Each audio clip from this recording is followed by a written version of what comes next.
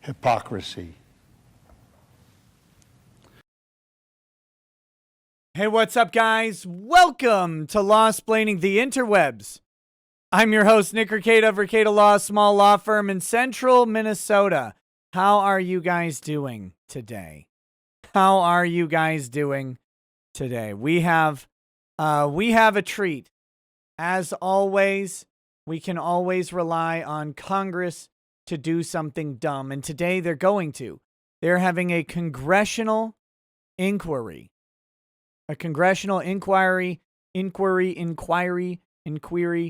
whatever you want to say, into the GameStop stock fiasco. Because what better group of people to tackle this than Congress?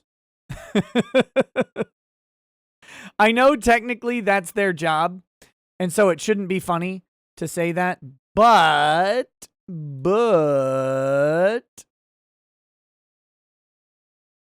you know, I don't have any, whoop, that's not what I want.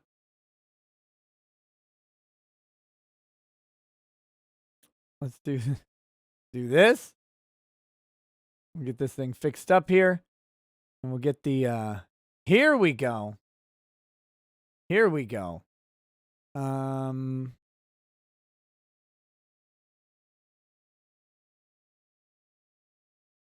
We got to shrink this down a little bit. There. Yeah. Yeah. Yeah. Okay. This will start here in about 9 minutes. Whew. But yeah, I know it's Congress's job to tackle this, but these people are not experts. These people don't typically even know what day it is, much less deciding, critical elements of complex systems like stock trading, for example. What are the chances anything comes of this? Oh, I think the chances are high that something comes of this. I don't think what comes will be what we want to see. Just so you know, the Robinhood CEO has a proposed rule for this. The Robinhood CEO has a proposed rule for Congress. Surely the CEO of Robinhood is going to propose a rule to rein in their own practices, right? Like that's what's going to happen here. We'll see. I think that's well, and remember they're the expert.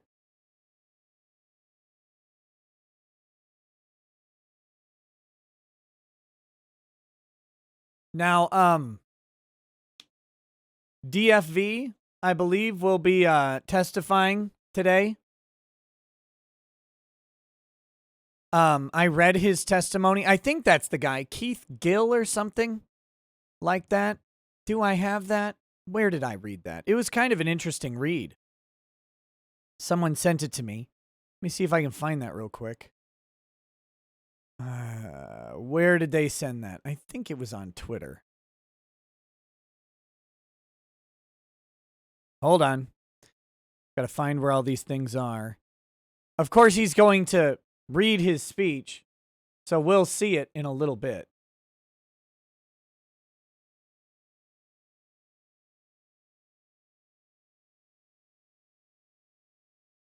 Where was that? Maybe it wasn't on Twitter.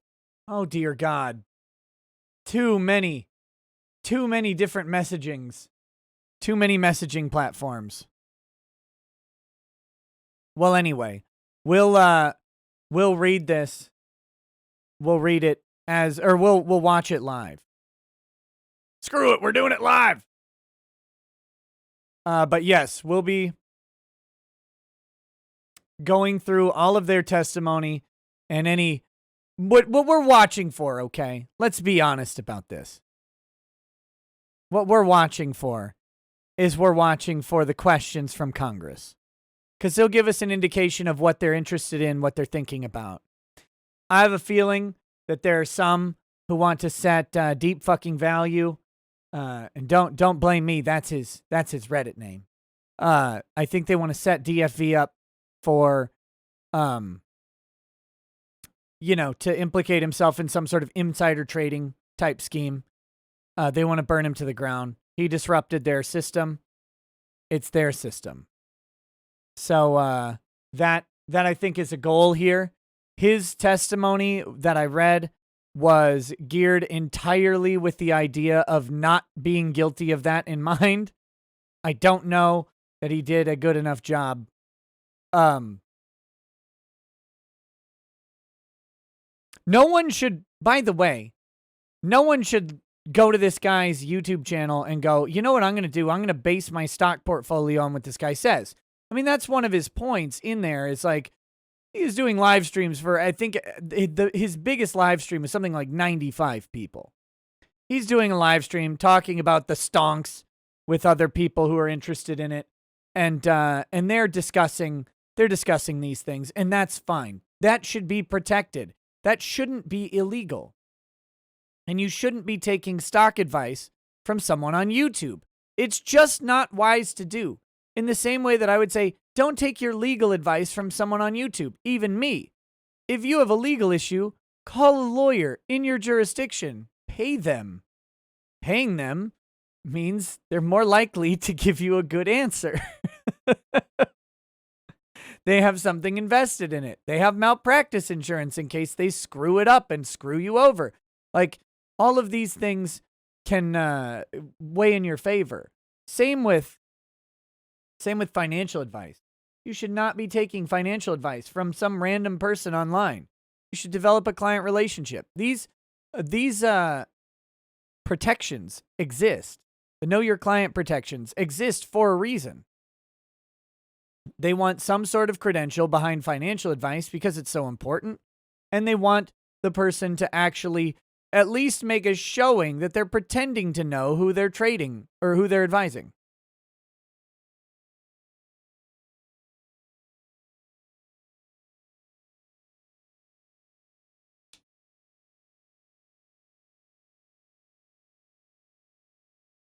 But in matters of personal importance, you should always, always seek out the best professional help that you can afford.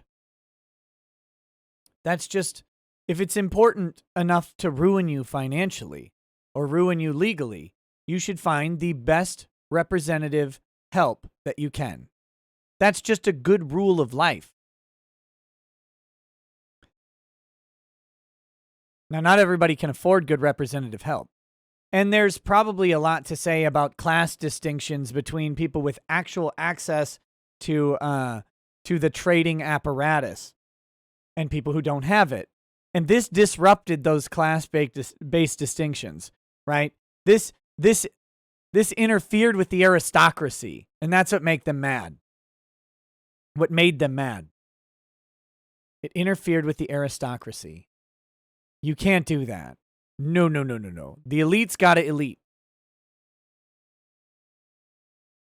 Elite's gotta elite. And if you mess with the elite's ability to elite, then they have to change the rules. Make them more exclusive. Get them away from the plebeians. That's you people. You should be in the top 10th of 1%. Only we can trade the stonks. So that's coming. Play Phoenix right. SNES, NES, how dare you? I will not. The funny thing is, if you look at DFV, everything about DFV's situation was limited in scope to an extremely outlying circumstance. And that would be that somehow GameStop would be undervalued, which it's hard for me to give GameStop less value than exists. Like, I think GameStop is one of the worst companies on the planet. Terrible. There are like companies that have slave labor that employ children that I'd probably prefer over GameStop. Because every time you go in there, You're accosted by some guy. Would you like to pre-order that? I've just picked up the box. I just picked up the box. Stop it. I don't want to pre-order it just because I picked up the box. I just wanted to see if there was anything on the back of it. But anyway, my personal issues with GameStop aside, this guy, so GameStop had to be somehow undervalued. DFV had to, for some reason, decide that GameStop had a future, which almost no one agrees with, generally speaking. There are very few people out there who's like, you know what? You know who could really turn this ship around? They have a demonstrated ability to do the right thing. GameStop. If GameStop just keeps making winning decisions, they'll eventually come back to the fold. They'll make it. It'll be great. No one's out there saying that except for a few people, and DFV was one of them. So for some wheels to start turning in motion, for this to happen, on an outlier stock that this guy happened to have some personal knowledge about and had done internet autism levels of research on, and for then that stock to subsequently start to take off. This stuff happens every day, but the real ending takes place. This is the director's cut. This is a cut that they played for the focus group and they didn't believe it. They're like, there's no way this guy wins on the stock. That's ridiculous. But he did. That's the difference here. Florian Eischatten says, that's why the orcs are the best boys. Everybody can hear the boss if he's good enough at the crumpin'. Dragon's Treasure says, I used to work with stocks for about a year. Something I don't see stressed enough. What happened with GameStop happens weekly. It's common. The only difference is just how many plebs were involved.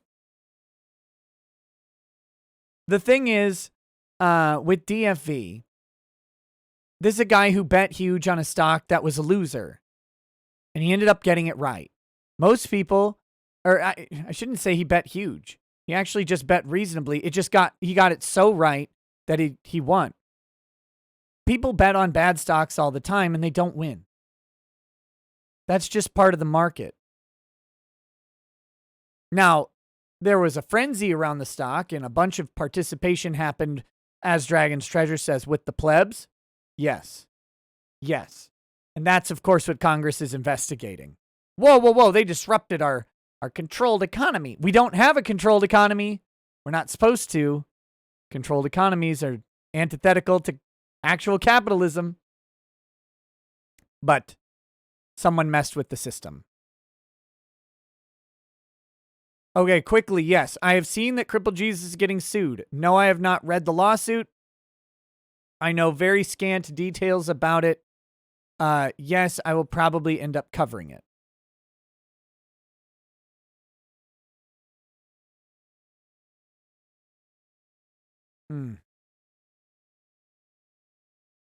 He got options wrong for months in 2020, short term, until he did leaps long and scored 40 plus million. Yeah.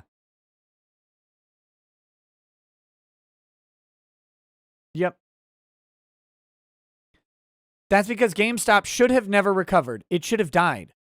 It should have died. Imagine a world in which we lose Rush Limbaugh, but we keep GameStop. That's a travesty. That's a travesty.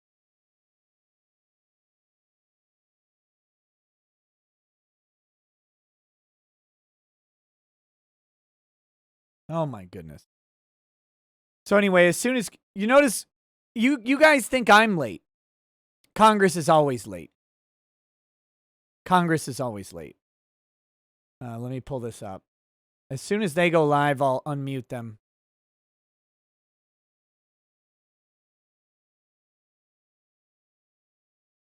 The other thing that happened with GameStop, and this was brought up by someone in the chat. Oh, SSAKV. And I think this is a really important factor of that. Is DFV, here's the real thing. Like there's always another ripple, another fat fold to the story. DFV wasn't just betting on GameStop. He was maybe unknowingly at first unknowingly betting against a hedge fund. Because a hedge fund was going to come in and short GameStop dramatically. Uh-oh. Uh-oh. Oh, God. Camera off. Today we will make Jeffrey Toobin, and allow members from Texas to participate without their video function if they are experiencing power outages that prevent them from having their videos working. Welcome to my torture chamber, where you will watch Maxine Waters. Please identify yourself by name to facilitate recognition. I would also ask that members be patient as the chair proceeds, given the nature of conducting committee business virtually.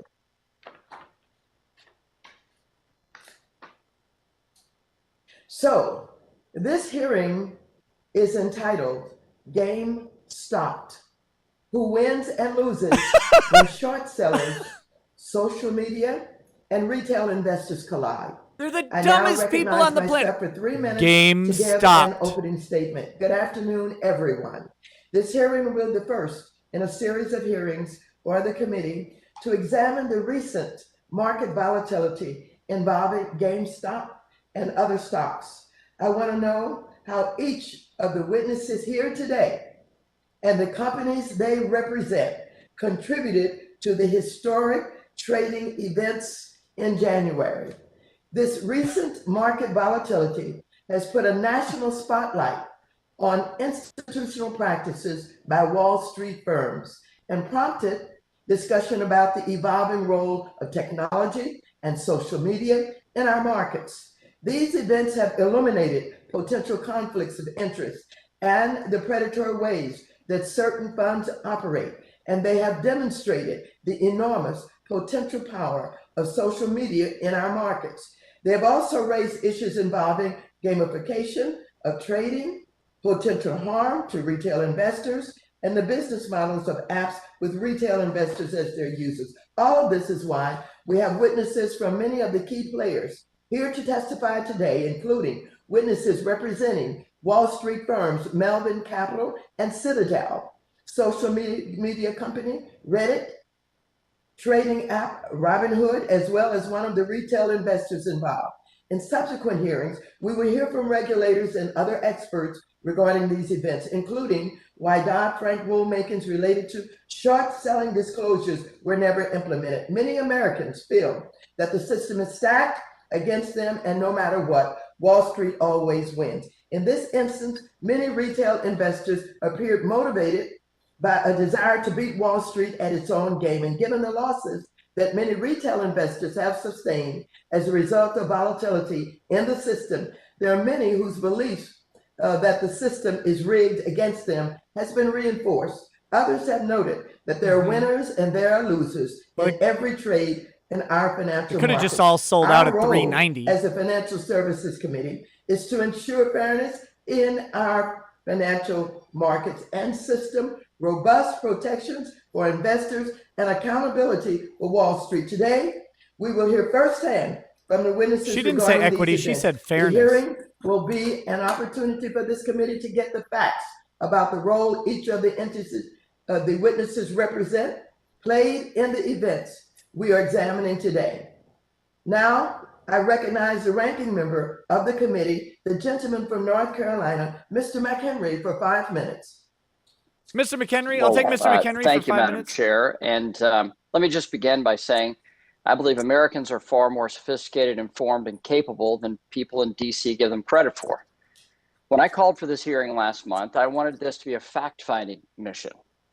We have speculation, we have headlines and finger-pointing, but we don't have the facts. We need facts, not just the salacious bits or nasty comments on Reddit. And look, there's plenty of that. We need the facts today. Now, some on the left are already floating new restrictions or things to, quote, protect these so-called uninformed retail investors who in their eyes don't know the difference between the Dogecoin and the Dow Jones without Congress telling them. I think if we've learned anything from the past few weeks, it's that these average everyday investors are pretty darn sophisticated. There is wisdom to the crowd. So let's zoom out on that idea just for a moment. The GameStop story represents a larger truth. A fundamental change is happening. Over under on how many Like of these never morons before, are going to be wearing everyday AirPods. investors can communicate, access more information, and work collectively to move markets, all in real time. This guy's broadcasting from a Technology closet. is fueling this revolution. Congress cannot put technology back in the box. GameStop is the culmination of years of pent-up frustration. That frustration is now paired with faster, cheaper, and better technology. Consider for a moment that for every story of someone being able to pay off their student debt from the GameStop trade, or conversely, every story of someone who lost money, there were stories of those who said they were investing in protest. In protest. Oh. They would gladly risk losing money just to prove a point.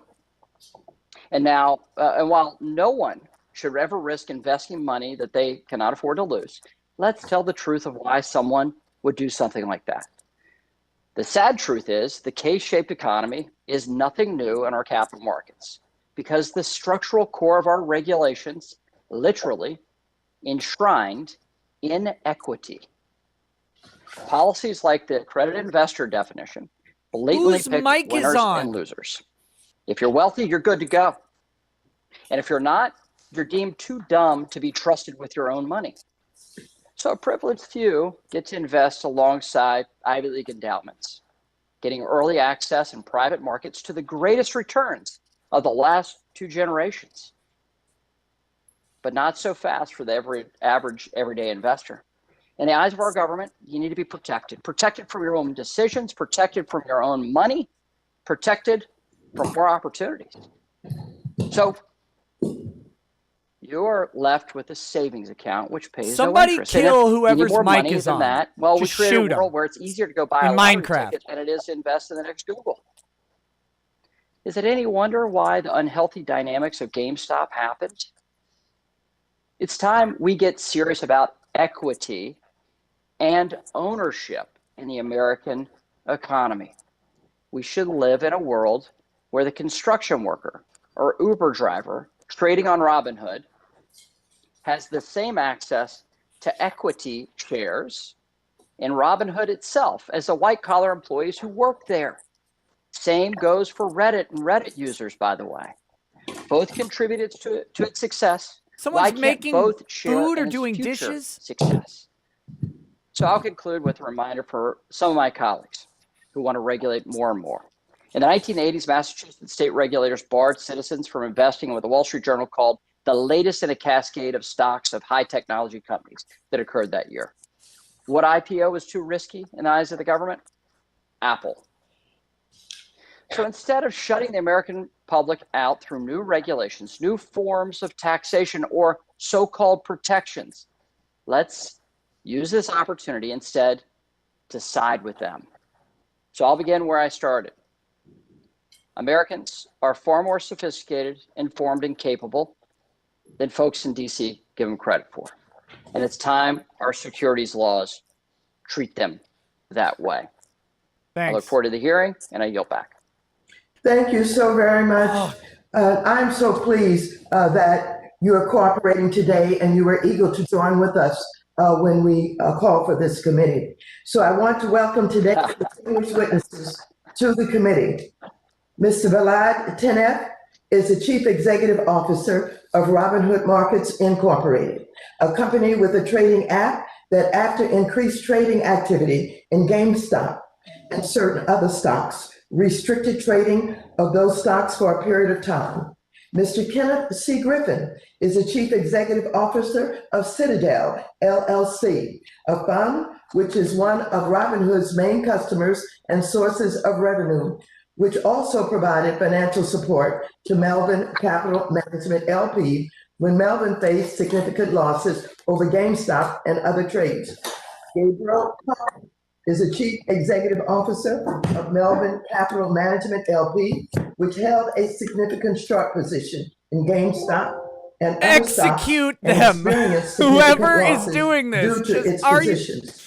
Steve Huffman is the Chief Executive Officer, co-founder I'm joking, of YouTube. Reddit, I'm a joking. social media platform which is home to the subreddit Wall Street Bets, where retail investors discuss trading and where a large number of members discuss the purchase of GameStop and other stocks which experience volatility. Mr. Keith Gill is a retail investor who posted on Reddit and YouTube regarding investing in GameStop and other stocks. Jennifer Gall is a director of financial regulation studies at the Cato Institute.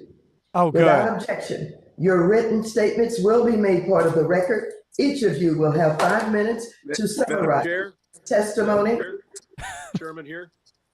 It was I believe that there were only 3 minutes of Democratic opening statements with the idea that the subcommittee chair on the Democratic side would be called as well. Gunnar Renee Oy says, if we just pass a Ricada coin between ourselves for $1 million, the Ricada coin is worth $1 million. That's how it works, right? That is the order that has been organized. I will cease my introductions and I will call on you, Mr. Sherman, to please go ahead and make an opening statement. Thank you. Thank you so much. Back in the day, the law school professor would create an exam where he pieced together a story that would exemplify each of the issues in that area of the law. Fix your camera. But never did the professor do it as good a job as the GameStop saga, which identifies most of the issues facing our capital markets. Short selling. Could there be limits or required additional disclosures? What do we do with market participants, whether they be on Reddit or on Wall Street, who are someone eating their microphone a stock for the purpose of influencing its price? What is this payment for order flow model? And what does it mean when some participants get best execution and some get enhanced best execution? In price enhanced best execution, and all traders being treated fairly, and is payment for order flow free to the consumer?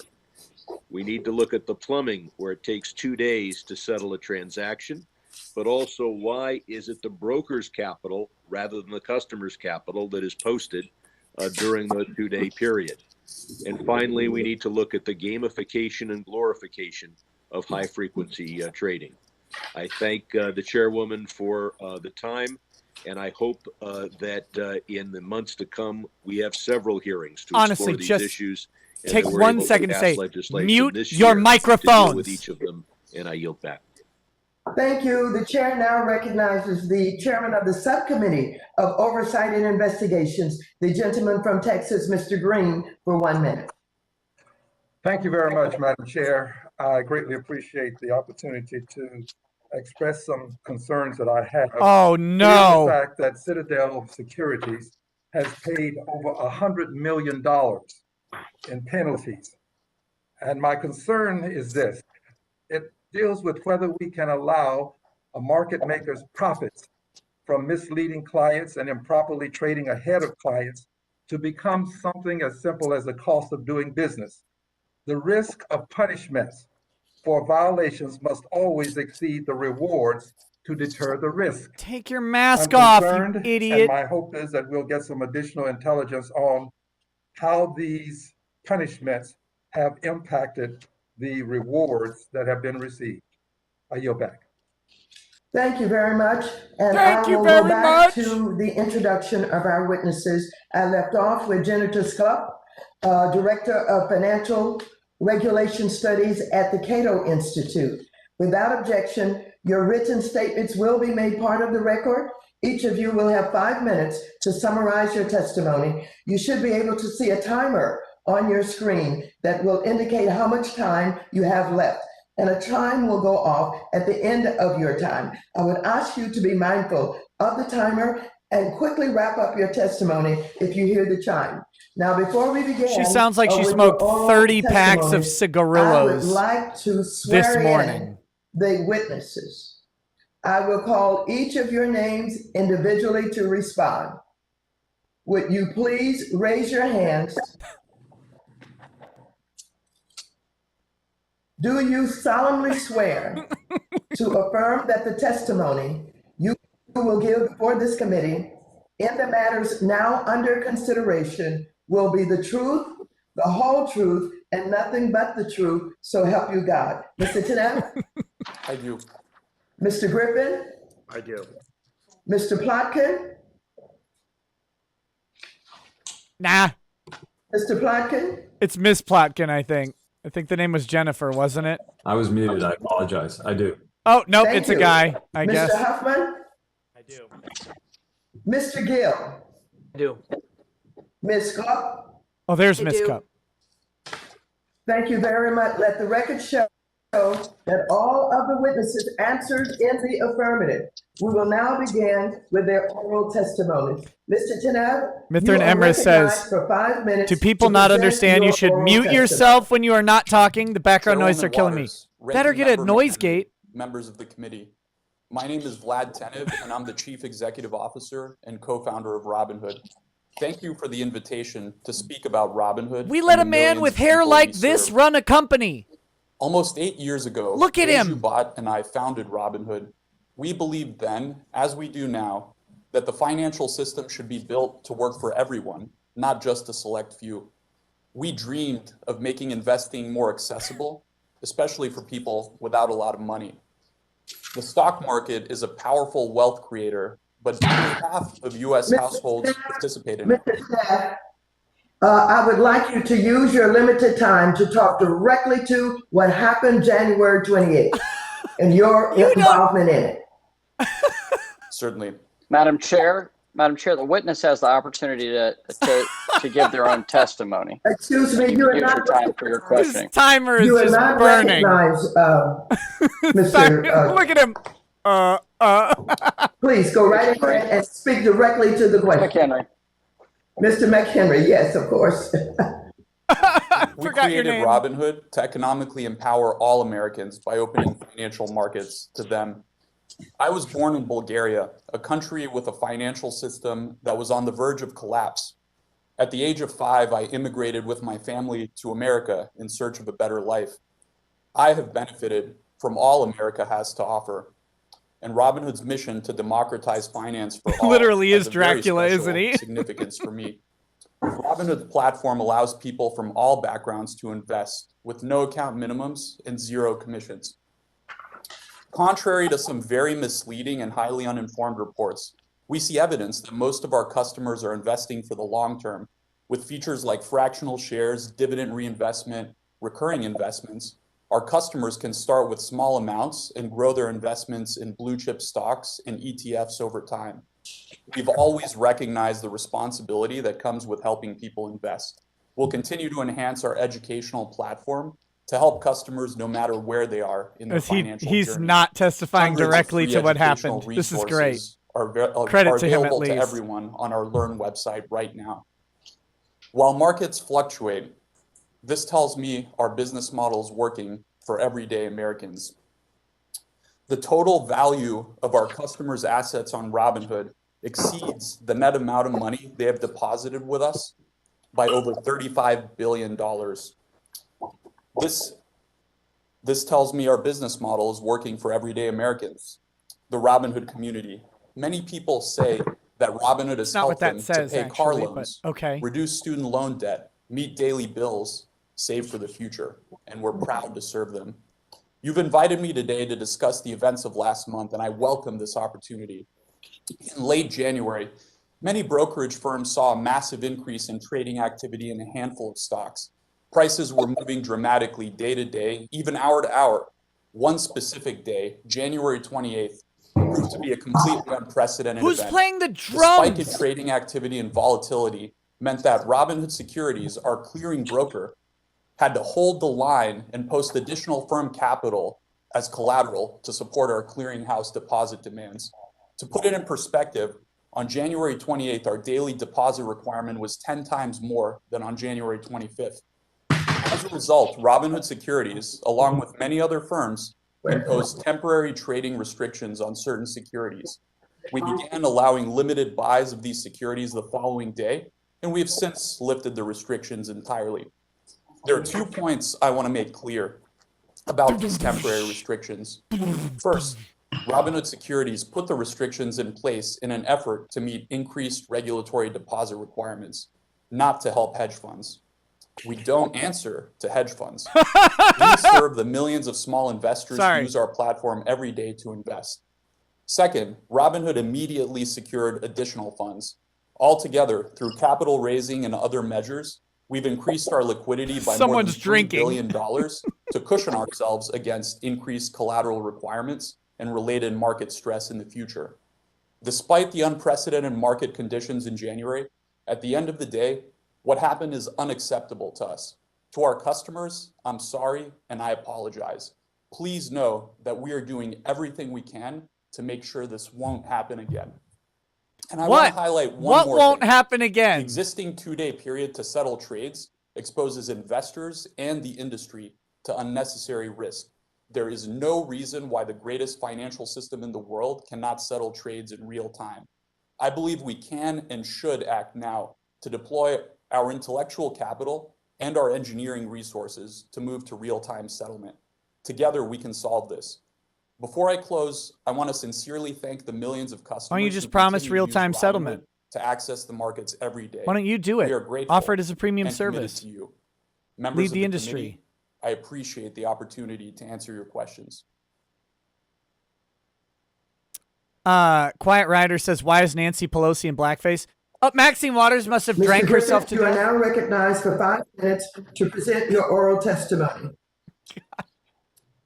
Chairman Waters, Ranking Member McHenry, distinguished members of the committee, thank you for the opportunity to testify today on the recent market events. The U.S. capital markets are the envy of the world. Our nation's ability to allocate capital to its best and highest use creates jobs, drives innovation, and fuels our economy. America's retail investors play an important role in our capital markets. According to Gallup, about 55% of Americans own stock right now. Citadel Securities, as the largest market maker in the U.S. equities market, executes more trades on behalf of retail investors than any other firm.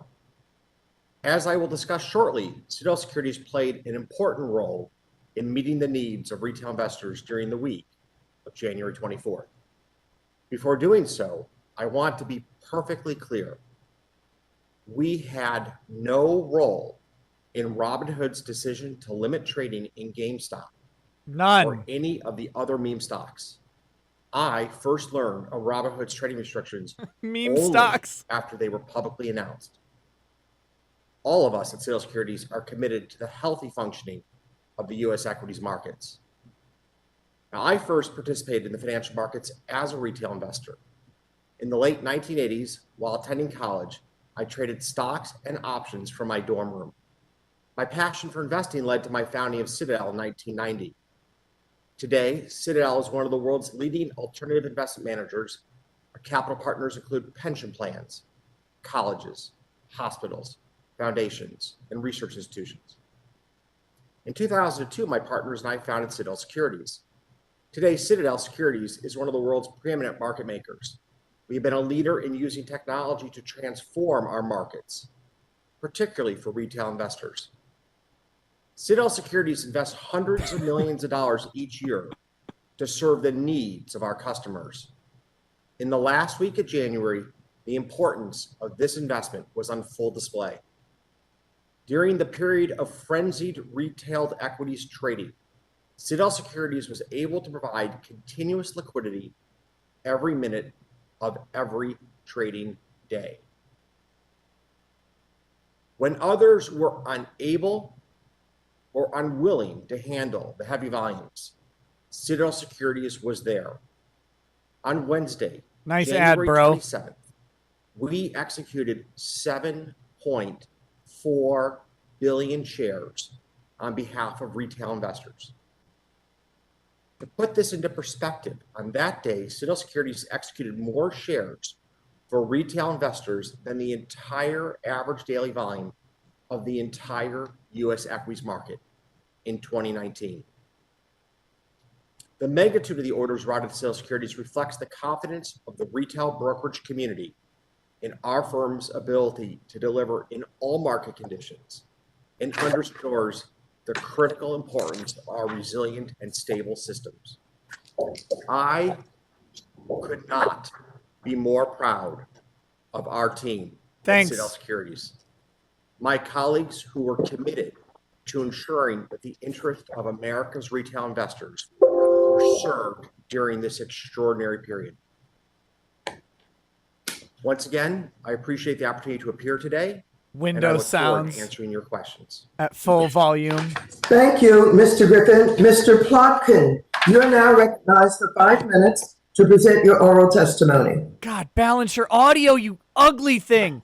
Uncivil law says Chairwoman meme Waters, stocks. Ranking Tiki Member Mickler says McHenry, and members of guaranteed the we'll committee, hear some I hand would like to lotion in thank you motion for at this some point. opportunity to share Melvin Capital's perspective on the recent trading activity. This in guy's GameStop. face is 8 feet I am the tall. founder and chief investment officer of Melvin Capital. I am humbled by these unprecedented events. Many investors on all sides. Why does your have office look experienced empty, losses. bro? I am here today to share my own personal experience and to be helpful in this conversation. I understand that part of the focus of this hearing is the decision of stock trading platforms to limit trading in GameStop.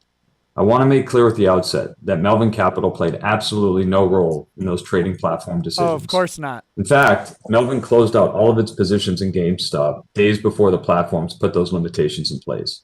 Like you, we learned about those limits from news reports. I also want to make clear at the outset that contrary to many reports, Melvin Capital was not bailed out in the midst of these events. Citadel proactively reached out to become a new investor, similar to the investments others Just make in our happened funds. to. It was an opportunity for Citadel to buy low and earn returns for its investors if and when our fund's value went up. To be sure, Melvin was managing through a difficult time, but we always had margin excess and we were not seeking a cash infusion. I am here testifying today far removed from my background. I grew up in a middle-class family in Portland, Maine. I went to a public high school. We are going to temporarily step away from this hearing on GameStop stock trading. What? Keep our over 40-year commitment to live coverage of Congress. And continue watching online at cspan.org. What U.S. the House holding a brief pro forma session What the today. fuck is Back to the happening? hearing after this. No! God damn it! Why would they do this?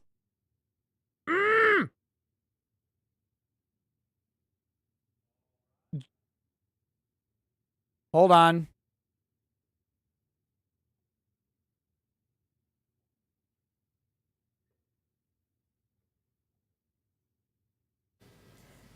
The House will be in order. Oh, God. Shut up, you fucking necromancer. I'm trying to find an alternative link. Jesus Christ. It's a pro forma session. It's completely pointless.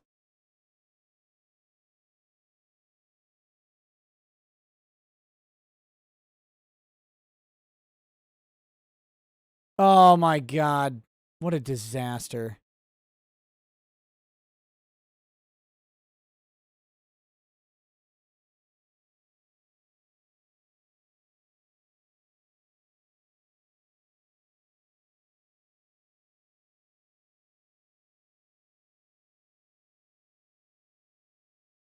They took information contained in our SEC filings and encouraged others to trade God in the damn it. opposite I'm direction. sorry.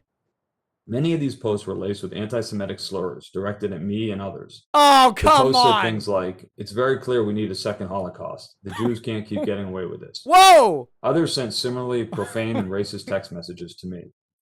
In the frenzy during January, Came GameStop back at the stock wrong rose from $17 to a peak of $483. I do not think anyone would claim that the price had any relationship to the intrinsic value of the business. The unfortunate part of this episode is that ordinary investors who were convinced by a misleading frenzy to buy GameStop at $100, $200, or even $483 have now lost significant amounts. When this frenzy began, Melvin started closing out its position in GameStop at a loss. Not because our investment thesis had changed, but because something unprecedented was happening. We also reduced many other Melvin positions at significant losses, both long and short, that were the subject of similar posts.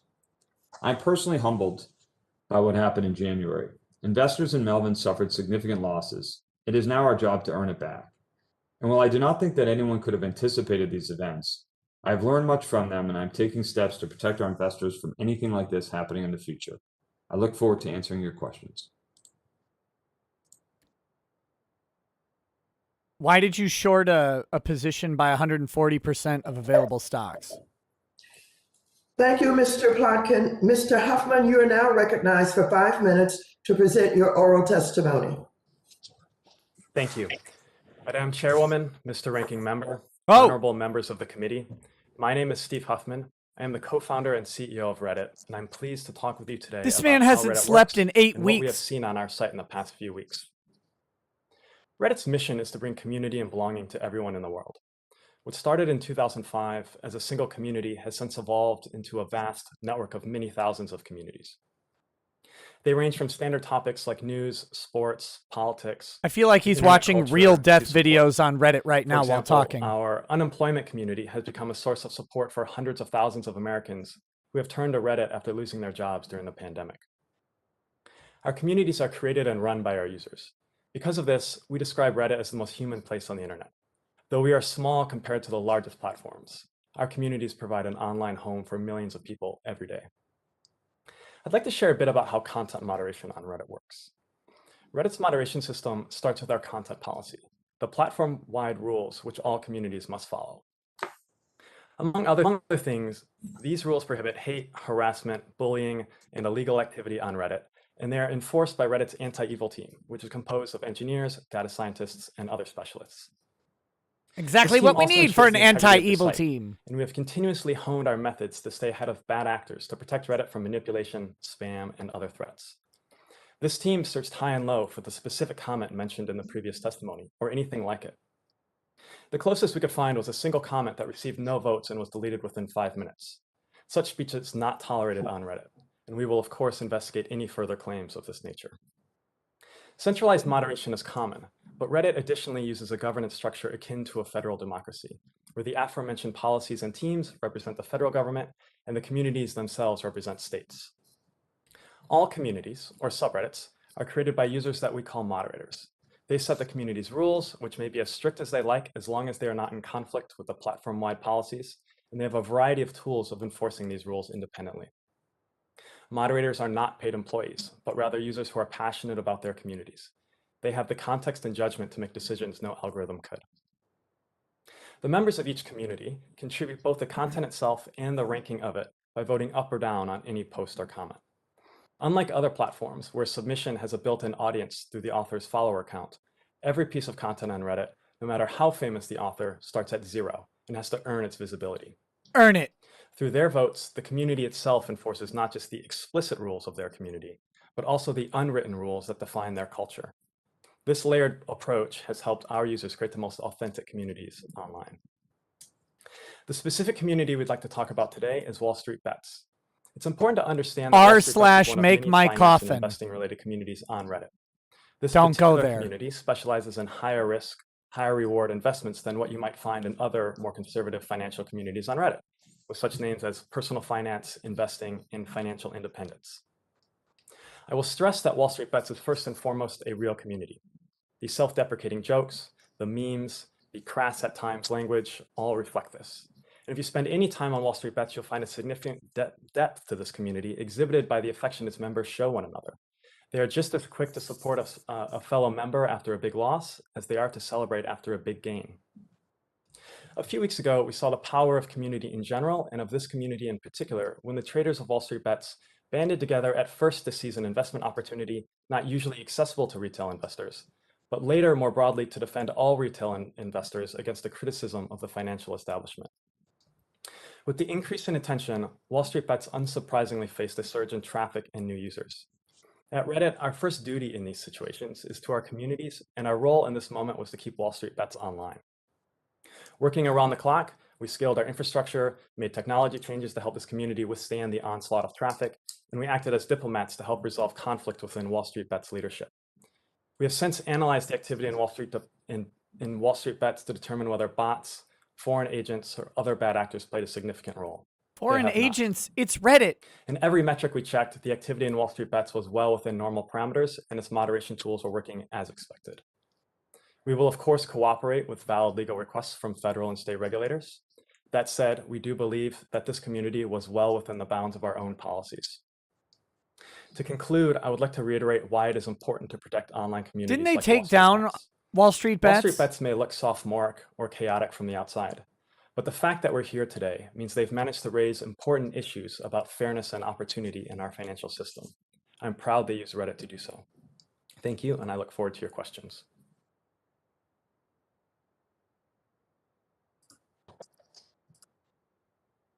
Their Discord. Thank you very much, Mr. Huffman. Mr. Gill, you are now recognized for 5 minutes to present your oral testimony. Thank you, Chairwoman Waters, Ranking Member McHenry, members of the committee. I'm happy to discuss with the committee my purchases of GameStop shares and my discussions of their fair value on social media.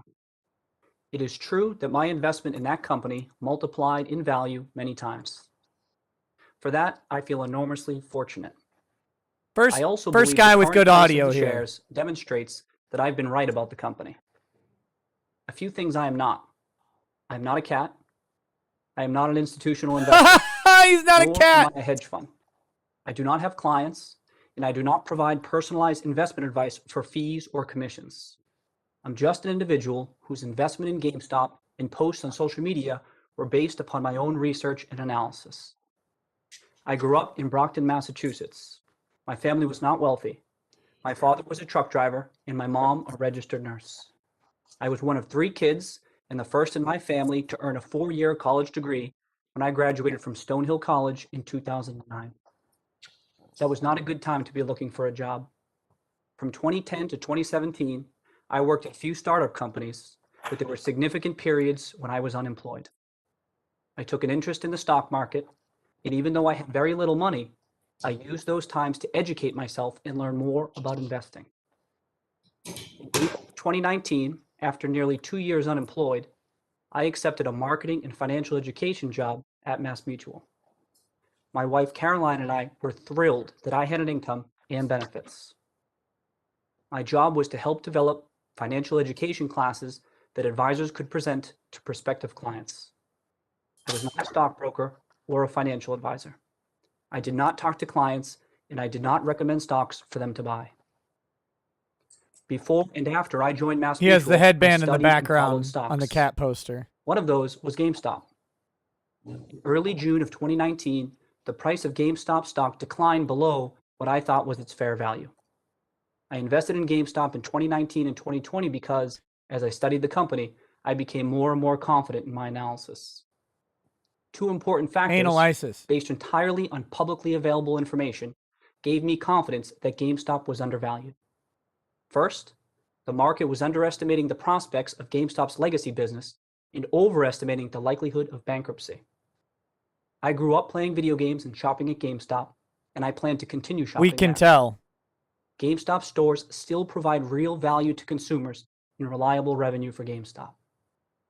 Second, I believe that GameStop has the potential to reinvent itself as the ultimate destination for gamers within the rapidly growing $200 billion gaming industry. GameStop has a unique opportunity to pivot toward a technology-driven business. By embracing the digital economy, GameStop may be able to find new revenue streams that vastly exceed the value of its business. I am hardly the only person who has advocated these points. When I wrote and spoke about GameStop in social media with other individual investors, our conversations were no different from people in a bar or on a golf course or at home talking or arguing about a stock. Hedge funds and other Wall Street firms have teams of analysts working together to compile research and analyze shares of companies. Individual investors do not have those resources. Social media platforms like Reddit, YouTube, and Twitter are leveling the playing field. The idea that I use social media to promote GameStop stock to unwitting investors and influence the market is preposterous. Yes, I My agree. post did not cause the movement of billions of dollars into GameStop shares.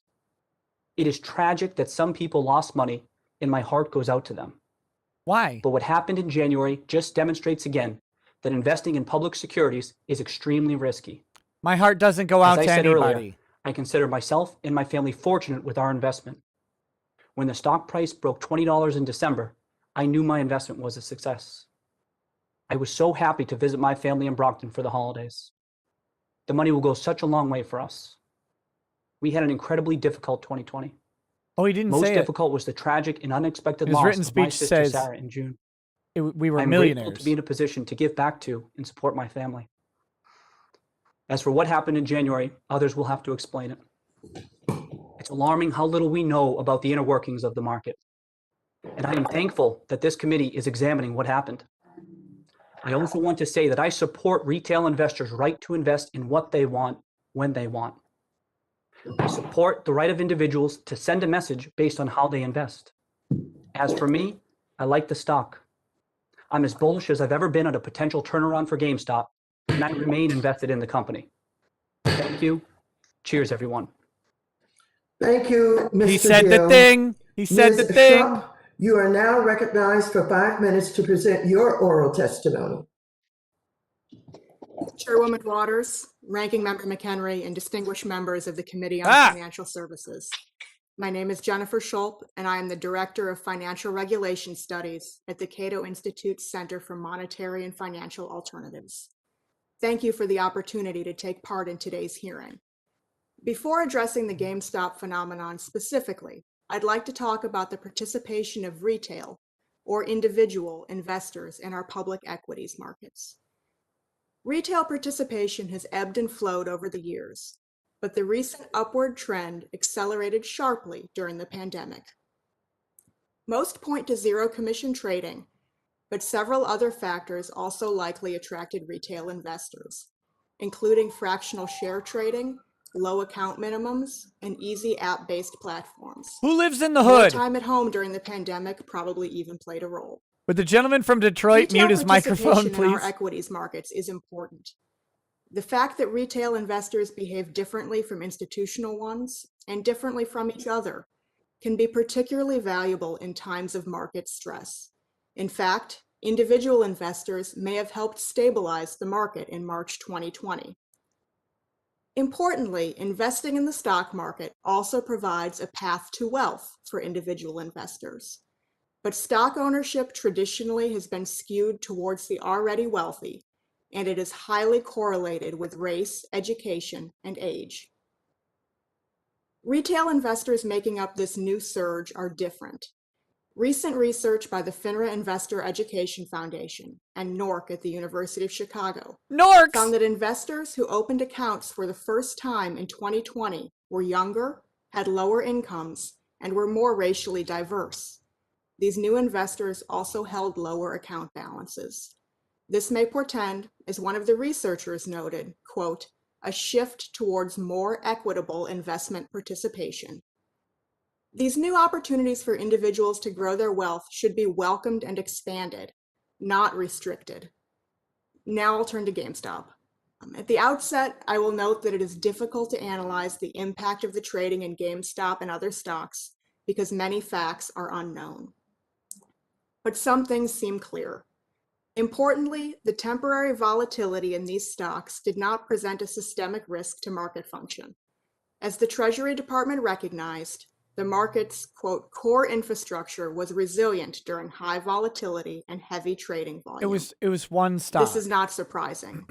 Despite the huge trading volume and rapid increase in value, only a small part of the market was affected, and spillover effects on the wider market were mild and short-lived. The fact that GameStop traded temporarily, and perhaps still trades above fair estimates of the company's value, is not, by itself, a reason for concern. Stock prices move in and out of alignment all the time, and markets are no strangers to bubbles. If a company is valued by the market differently than a review of its fundamentals suggests, it might indicate that the analysis is missing relevant information about a company's prospects, or it might indicate that the company's stock price is due for a correction.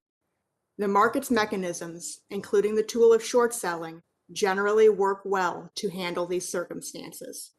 Stepping in to prevent trading where a stock price moves contrary to conventional wisdom could deprive the market of important information. Yes. The SEC, among a host of others, is reviewing the relevant trading and conducting a study of the events. The SEC will have access to far more information than has been made publicly available, and I believe it has the tools necessary to address any harmful misconduct that may have occurred. I cannot opine on whether any regulatory changes are warranted on this incomplete record. I tend to believe the answer will be no in light of the minimal impact on the market's function. But as regulators learn more, there may be areas identified for improvement. Regulators! By no means, though, should these events lead to restrictions on retail investors' access to the markets. Thank you, and I welcome any questions that you may have. Mithrin Emrys Thank says, you, Ms. Mad Shaw. Maxine is a great choice to oversee I the now Financial recognize Services myself Committee. She sure 5 has minutes tons for of questions. experience on making The market millions while being volatility a surrounding government servant and GameStop representing and a other district overrun with securities poverty. has highlighted how many people feel that the cards are stacked against them, and that market participants, like our witnesses, hide the ball. Mr. Teneve, you explained that Robinhood restricted transactions in certain securities to meet demands coming from your clearinghouse. And yet, on January 28th, you represented to the media that there was no liquidity problem. Isn't it true that being concerned about having enough capital to meet deposit requirements, isn't that a liquidity problem? Or could you just answer yes or no? Chairwoman Waters, I appreciate the opportunity to address that. Just answer yes or no. We always felt comfortable with our liquidity and the additional capital that Robinhood raised. Please answer yes or no. We always felt To get comfortable through my with 5 liquidity. minutes, I don't have time. I just need a yes or no answer. I stand by my statement. The additional capital we raised wasn't to meet capital requirements or deposit So the requirements. gentleman, Excuse me. I'm reclaiming my time. This liquidity problem had real consequences for your customers, but I wonder if they were all that surprised. Between December 2019 and December 2020, Robinhood customers experienced monetary losses due to system outages. Customer accounts were reportedly compromised. The firm repeatedly failed to testify its best execution obligations, and it misled its customers regarding its revenue sources. It seems retail investors often get a bad deal at Robinhood. Mr. Teneve, also, while you testified today that, quote, Robinhood's customers benefit greatly from payment for order flow, quote unquote, in December 2020, the SEC charged Robinhood for not disclosing that it was getting paid to send customer trades to Citadel Securities and other market makers, and for not seeking the best terms for its customers' orders. Robinhood provided such inferior trade prices, it cost your customers over $34 million. Is your testimony after Robinhood paid, is it your testimony after Robinhood paid the SEC $65 million to settle those charges, that this conflict of interest is in your customers' best interest? Yes or no? It's a loaded question. Chairwoman Waters, first let me say regulatory compliance is at the center of everything that we do. We've made mistakes in the past. I'm not claiming that I'm Answer yes or no to that question. So Citadel Securities is an important counterparty. Nobody's denying that. The reason that Gentlemen, can I answer yes or no? I'm reclaiming my time. Meanwhile, Mr. Griffin, Citadel's role in this event also raises significant questions for policymakers. He can't Citadel answer that Securities question. Pays Robinhood If he answers that question, he tens goes of to millions of prison. dollars to process Right next to trades by Shkreli. Robinhood's customers. This relationship gives Citadel Enterprise key non-public information as to direction and volume of trades by retail investors. Your firm makes use of private exchanges called dark pools and other off-exchange trading to trade large sizes without moving the market against you. In fact, at some point last month, 50% of all trades occurred in dark pools or via OTC off-exchange trades. Your business strategy is designed intentionally to undermine market transparency and skim profits from companies and other investors. One problem, though, Mr. Griffin, is that we don't really know how central your firm has become to the capital markets. Mr. Griffin, does Citadel handle 47% of the U.S. listed retail volume? Please, yes or no? Excuse me, Chairman Waters, what percentage? I couldn't hear that number. 47%. So, Chairman Waters, to the best Yes of or my knowledge, no? so to the best of my knowledge, we handle in excess of roughly 40% of all retail volume. Thank you very much for reclaiming my time. Mr. Griffin, on January 27th, Reclaiming my the time. Citadel executes 7.4 billion shares for retail investors, which would be more trades than the average daily volume of the entire United States. He already equities testified to market this. in 2019, yes He or no? already testified to this. Chairman Waters, that was by written and oral testimony. Thank you very much. And with that, I now recognize the distinguished ranking member, Mr. McHenry, for 5 minutes for questions. The distinguished wanking member, Jeffrey All right, Toobin. Thank you. Mr. Tanev, I'm going to come to you first. I just want to get to what happened on that day in January. So let's take a step back here. You get a call in the middle of the night, according to what I've heard you in interviews say.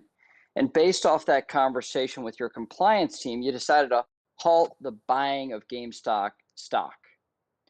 People were furious. We'll get into the regulations and the settlement parts of that today. We will get to that. But this is what I think needs to be answered about your decision. Why did Robinhood restrict the buying but not the selling of GameStop? And why did folks get locked out on the buy side only? Those are the Ranking same Member question. McHenry, I appreciate the opportunity to address that. The reason that Robinhood, first of all, let me say Robinhood is always committed to providing access. It's in our name. It's in everything that we do. The decision to restrict GameStop and other securities was driven purely by deposit and collateral requirements imposed by our clearinghouses. So buying securities increases our collateral requirements. Selling does not. Moreover, preventing customers from selling is a very difficult and painful experience where customers are unable to access their money. So we don't want to impose that type of experience on our customers. Oh yeah, I wouldn't want to do that. Unless we have no other choice. And keep them even from though making I money, recognize customers but not were keep them from very accessing upset it. and disappointed that we had to do this, I imagine it would have been significantly worse if we prevented customers from selling. But you didn't have to do that. So let me ask this question. Is payment for order flow legal? Yes, payment for order flow is legal and regulated and a common industry. And is this disclosed to those users of your app? Yes, payment for order flow is disclosed in multiple places. And moreover, payment for order flow enables commission-free trading. And that's why it's become the industry standard model, as other brokerages have replicated our model and started offering commission-free trading to their customers as well. Okay, so to that to this greater point of what happened that day and the model that you're using, let's be crystal clear. That decision you made to restrict the buying but not the selling of GameStop was based. What was it based on? Pressure from anyone on the witness panel here today? Not at all. Zero pressure from anyone. It was a collateral depository requirement decision made by our Robinhood Securities president. All right, so let me get into this other question. Let me get in this question. You want to democratize finance. You want to open up Wall Street to retail investors. You say that Robinhood's mission is to democratize finance for all. So let's talk about that. So yes or no, can a Robinhood customer invest in Robinhood, the company? Robinhood's currently a private company, so that's not possible, no. And so you mean to tell me that the people that use your platform, that make you a successful company, and I would say directly contribute to your company's exponential growth and success, they don't get the same access to equity shares as a Robinhood employee or your institutional investors. Is that correct? Currently, that is correct, yes. All right, Ms. Schultz, let me pivot to you. Why is MacGyver Man 87 says, who invited Jeffrey Toobin to this hearing? On the Robinhood app, people that I would argue contributed to its success can't invest in Robinhood itself. The SEC limits a lot of investment in private companies to those folks that are known as accredited investors.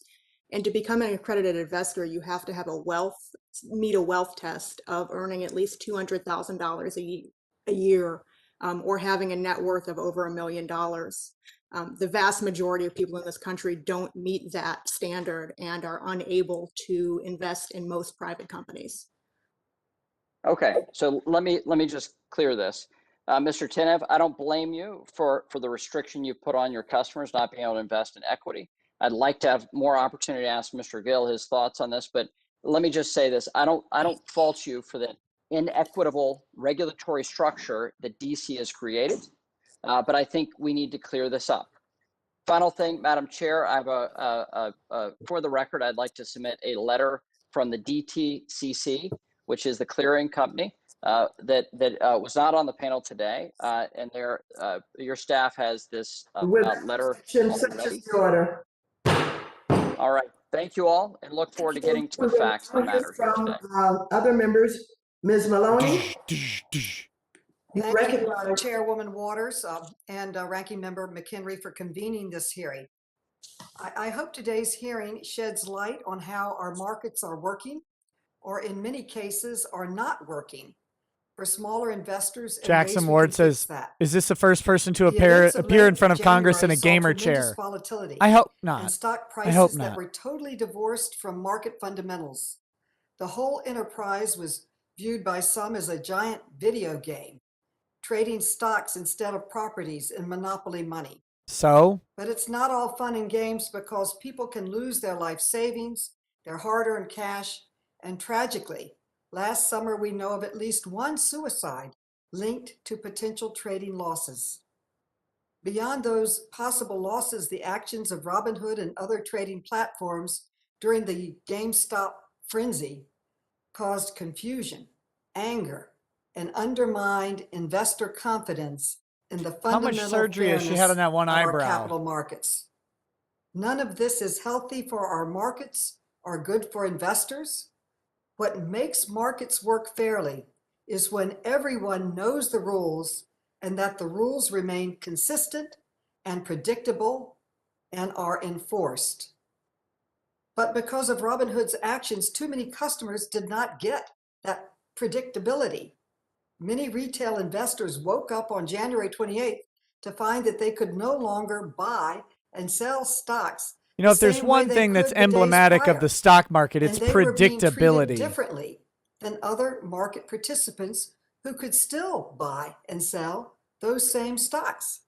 So I don't blame them for thinking that things were stacked against the little guy. Mr. Tinev, you stated in your testimony that Robinhood restricted trading for certain securities, including GameStop, in order to meet your financial requirements with your clearinghouse. But when I go to Robinhood's website and the blog post you initially released on January 28th, your financial requirements with your clearinghouse are not mentioned. You only mention market volatility. And when I review the Robinhood customer agreement, you don't include specifics on how and when you may decide to restrict trading, which you did. And you don't include any language or disclosures regarding your capital requirements. Those it only S's are includes killing vague language that at any time and in its sole discretion, Robinhood can restrict trading. In other words, you seem to reserve the right to make up the rules as you go along. Yep. So I have two questions for you. You don't explain when. You just say anytime. Do you think you owe your well, that's customers when. more disclosure and transparency than you gave them? And second, do you believe your lack of candor with your customers might have contributed to the wild speculation and confusion that resulted in the aftermath of your trading restrictions? Congresswoman, I appreciate the question. So to answer the second question, look, I'm sorry for what happened. I apologize. No, never apologize. I'm not going to say that Robinhood did everything perfect and that we haven't made mistakes in the past. But you just made one now, buddy. Is making sure that we improve from this, we learn from it, and we don't make the same mistakes in the future. And Robinhood as an organization will learn from this and improve to make sure it doesn't happen again. and I'll make sure of that. Well, I expect we will experience future events with increased volatility, and Robinhood's recent actions appeared arbitrary, which is why I don't blame customers for feeling treated unfairly. The lizard is strong with this trading lady. Restrictions came out of the blue, and your communication was not clear. So my next question, Mr. Tenev, looking forward, what operational changes is Robinhood making to better respond to future market volatility, to improve transparency with your customers, and to ensure retail customers don't get the rug pulled out from under them at the last minute? Thank you for that question, Congresswoman. Yeah, thanks. We'll be committing to reviewing absolutely everything about this. The $3.4 billion that we raised, I think, goes a long way to cushioning the firm from future market volatility and other similar black swan events. And I believe that even throughout this process, we improved our risk management processes and strengthened them so that the experience customers had on Friday of that week was much improved from Thursday. Thank you. We'll continue to learn and improve upon this. Ms. Wagner, you're recognized for Thank you, Madam Chairwoman. I'd like to welcome our witnesses for testifying today to discuss the late January market volatility that took place, along with what I hope is a broader discussion on Mute market your mic, you functions and old their bag effect of on everyday disgusting investors. bones. Since I was very first elected, I have advocated for America's Main Street investors and worked tirelessly to ensure that all Americans, especially those low and middle income savers, are given the investment choice, access, and affordability that they deserve. Retail investors are the strength of our stock market, and I have fought throughout my career for their best interests in the financial markets. And this hearing today is no different. The advances in financial technology that we've witnessed in the last decade have improved the way that Americans and our businesses perform financial activities. In just the past year, we have seen retail investors' market participation more than double. And I think this is great. I believe in the wisdom of the retail investor, and I will say I believe in the First Amendment too. This increase is attributed to Robinhood and other trading brokerages who are lowering account minimums, permitting fractional share trading, and implementing zero commission trading. It is critical that Congress focus on reducing barriers. I don't believe in the wisdom of a retail investor. To market participation, which is rarely want to do, let me sadly say, and allowing Main Street Americans access to the financial instruments that can create long-term investment savings. All of these changes have given millions of Americans the ability to invest better for their families and their future. My hope is that the majority does not use this hearing as an excuse to once again add new federal regulatory burdens to an industry that is already heavily regulated, that will prevent people from participating in our capital markets. Letting existing regulations work is key, not burdening everyday investors with new and more costly barriers to entry.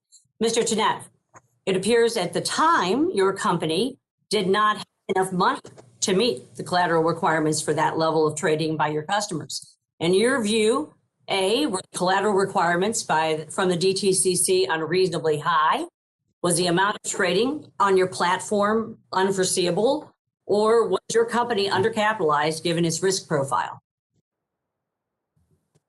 Thank you for the question, Congresswoman. So this event was a 5 Sigma event, which is a 1 in 3.5 million event. To put that in context, there have only been tens of thousands of stock market days in the history of the US stock market. So a 1 in 3.5 million event basically is unmodelable. Do it again. That said, we can learn from it. And in this particular case, our risk management processes worked appropriately to keep us in compliance with all of our deposit requirements and collateral requirements. Well, Mr. Tenev, I realize that you are doing a full review of your practices and such.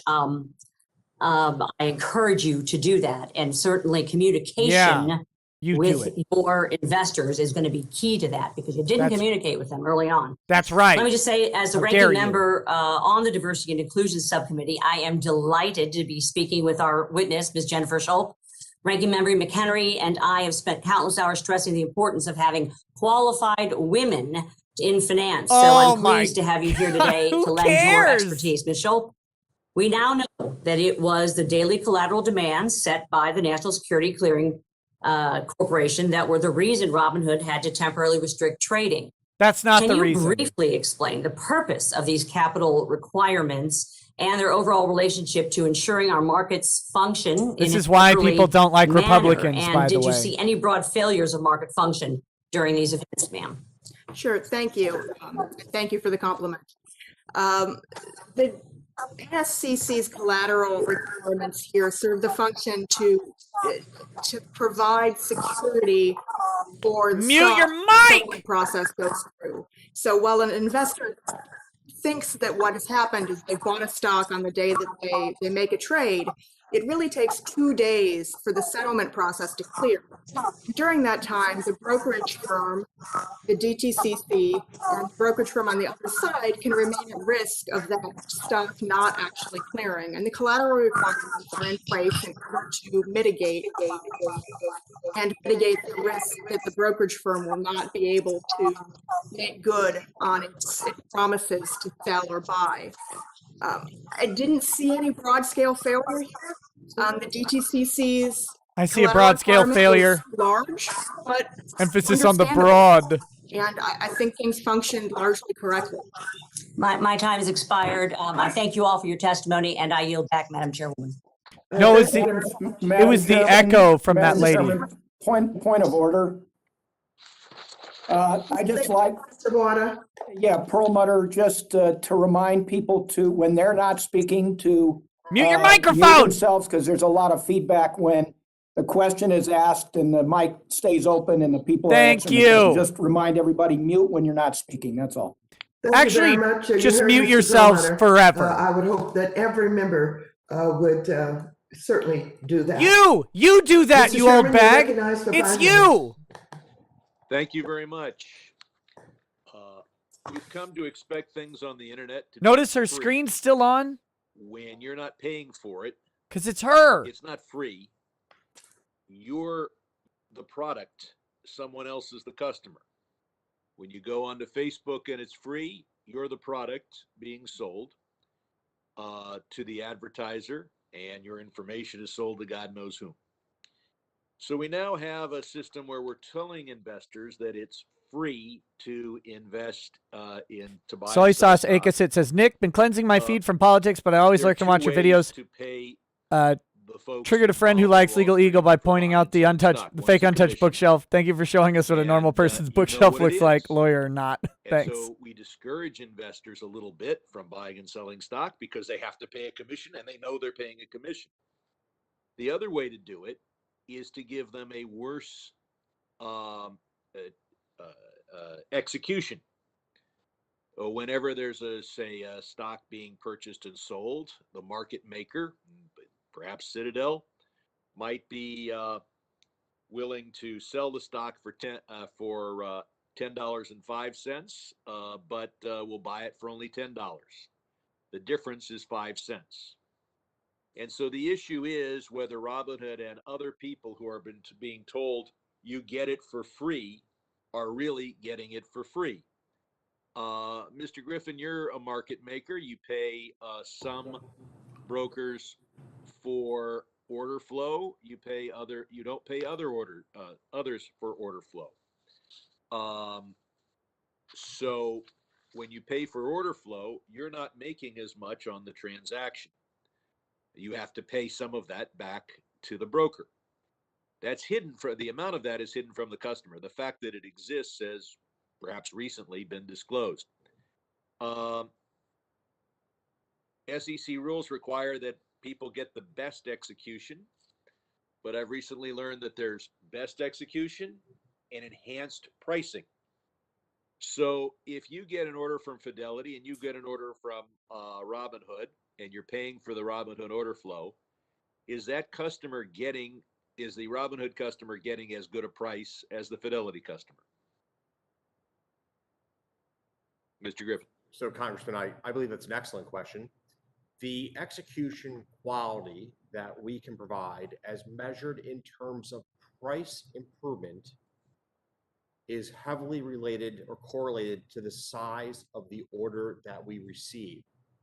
So if I were to speculate, don't tell me that that there are other factors involved and take us down. There are, though. I'm asking you a clear question. Assuming same size of order, one comes in from Robinhood, one comes in from Fidelity. Is it not true that one is going to get a enhanced best execution, and the other one is just going to get best execution? So as I was trying to explain, because the Robinhood order comes from a community of traders who tend to trade in smaller size. That isn't my question, sir. You're evading my question by making up other questions. Let me repeat. 2 identical orders come in. They're the dumbest people in the room. Same quantity. One's from Robinhood, one's from Fidelity. What happens? The quality of the execution varies by the channel of the order. This is a commonly understood phenomena in economics that channels matter. So, for example, when you go get a mortgage from JP Morgan to their clientele has a different rate of interest than a mortgage. Okay, reclaiming my time, sir. Who gets the better deal? The one that comes from a broker who is being paid for order flow, and get one mad. not. Get mad at you being dumb. That on balance, there's no difference, assuming the same size of the order. So, as I said earlier, size of the order is only one factor. You are doing a great job of wasting my time. If you're going to filibuster, you should run for the Senate. Everyone else I've talked to in this industry says when you pay for order flow, you get when your broker is being paid for order flow, you get a worse execution. Otherwise, you're in a peculiar circumstance where you're making more money on a Fidelity transaction than a Robinhood transaction, which would be an absurd business practice. Maxine has expired. Mute your mic. Mr. Lucas, you're recognized for 5 minutes. Thank you, Madam Chairman, for holding this hearing, and thank you to the witnesses for agreeing to testify. It's been reported that approximately 20% of market volume is now attributable to retail customers, which I think is just fascinating considering that's up from 10% in 2019.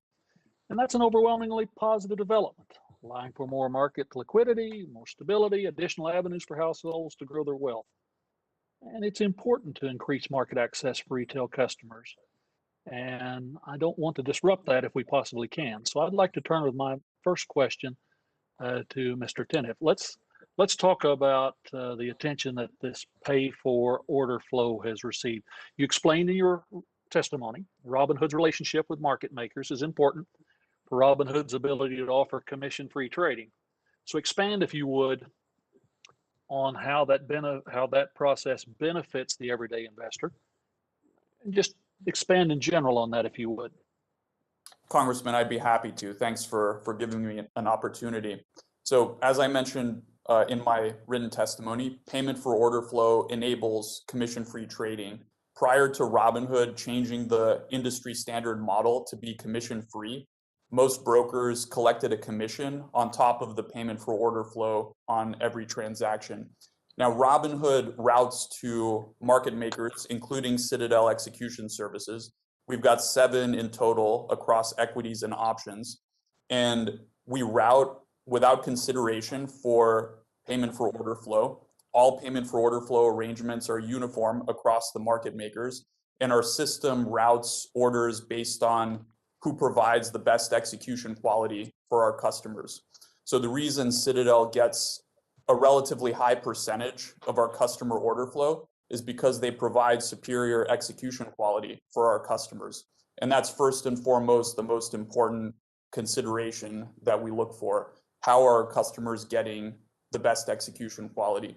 if another market maker were to improve upon the execution quality that Citadel Execution Services provides on any subset of orders, our system is set up to automatically route more traffic to that market maker. Continuing down this line, I can think because of clearly some this people is who one don't of the have good things enough that my execution colleagues and the services. public has a very strong interest in. And having lived through Dodd-Frank before, I see where sometimes major things can occur. I want to turn to Mr. Griffin. Now, could you also elaborate on how payment for order flow provides, whether it's the best price to the retail investor from the market maker perspective? Could you expand on that? Congressman, As you outlined in. Absolutely, Congressman. No one has asked about the short sale. CEO of Robinhood just said no one clearly, the orders that are allocated amongst the market makers today are allocated principally on the basis of price improvement. We have fought for 15 years to make that the basis by how which orders are allocated, because we strongly believe that Citadel is able to provide a better execution for retail orders in the long run. We make a huge investment in our team and our technology to do so. How is it that we are able to provide better execution quality than exchanges? Because exchanges are limited in their ability to do business by regulatory mandate. Exchanges by law have a minimum 1 cent wide market, which for low price securities means that they are less competitive than they otherwise could be. We're able to No, are you here and what are you doing? Excuse me? That wasn't either one of us. Continue, Mr. Griffin. God. So we're able to share our trading acumen with retail investors, and we're able to give them a better price, and we're able to make payments for order flow to firms like Robinhood that allow them to have lower, or today in most cases, no commission. And of particular note, we're able to help Robinhood and other brokers pay exchange fees to the exchanges at the time of execution. This has been very important to the democratization of finance. It has allowed the American retail investor to have the lowest execution cost they've ever had in the history of the U.S. financial market. Kind of in the Dodd-Frank process that the chairman and I went through a decade ago, plus there was much discussion about margin requirements.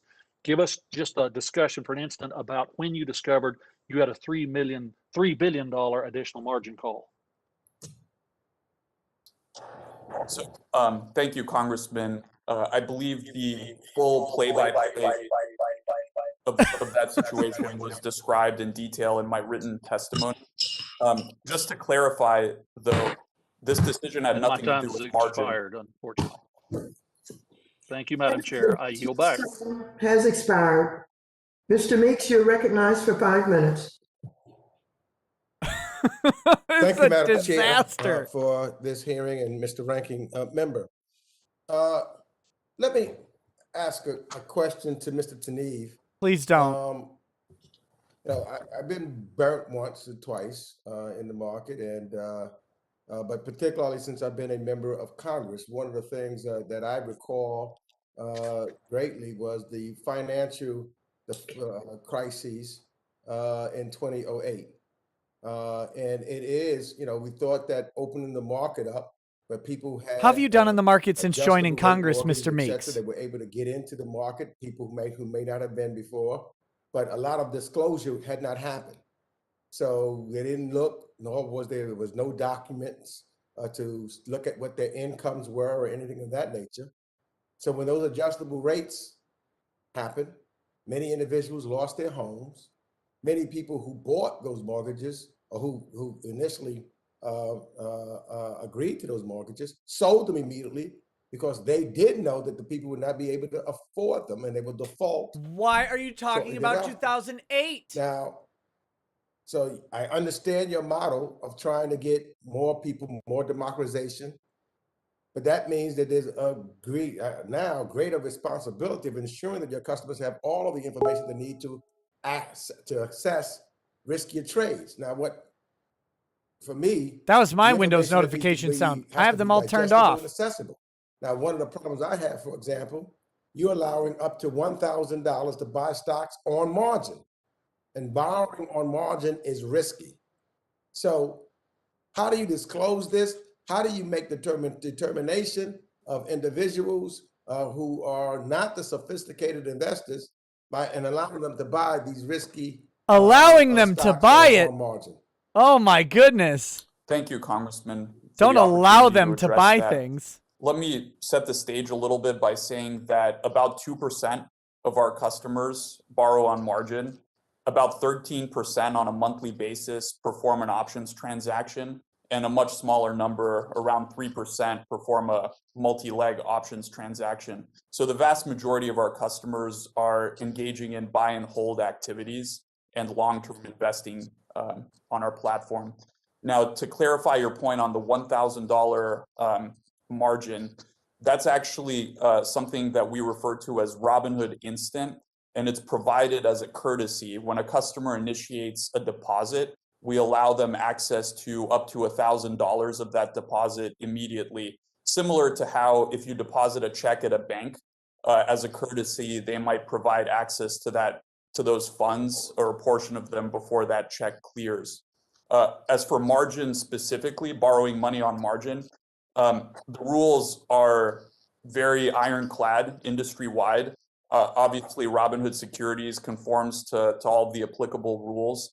And Robinhood's product is in many ways more restrictive than that of our competitors, because in order to even None of these qualify people, for borrowing on margin, you can have tell, to be a Robinhood have any Gold idea what customer, happened. which involves paying They're not $5 asking a month for the service. any of the right questions. So I think that you have, you say that everything is restrictive, but when you are going after the less sophisticated investor, it's more than that. There's a greater responsibility that you have because they have, they could lose. And when they lose, it could make a determination of whether or not they can pay their mortgage or their rent or not. And they can be taken advantage of. Oftentimes we find in the financial industry, it is those that have the least that are really taken advantage of. So the big guys, it becomes a reverse. I think you know all about that, Mr. Meeks. Which really concerns me. Let me get to this real quick because there was just something else that you said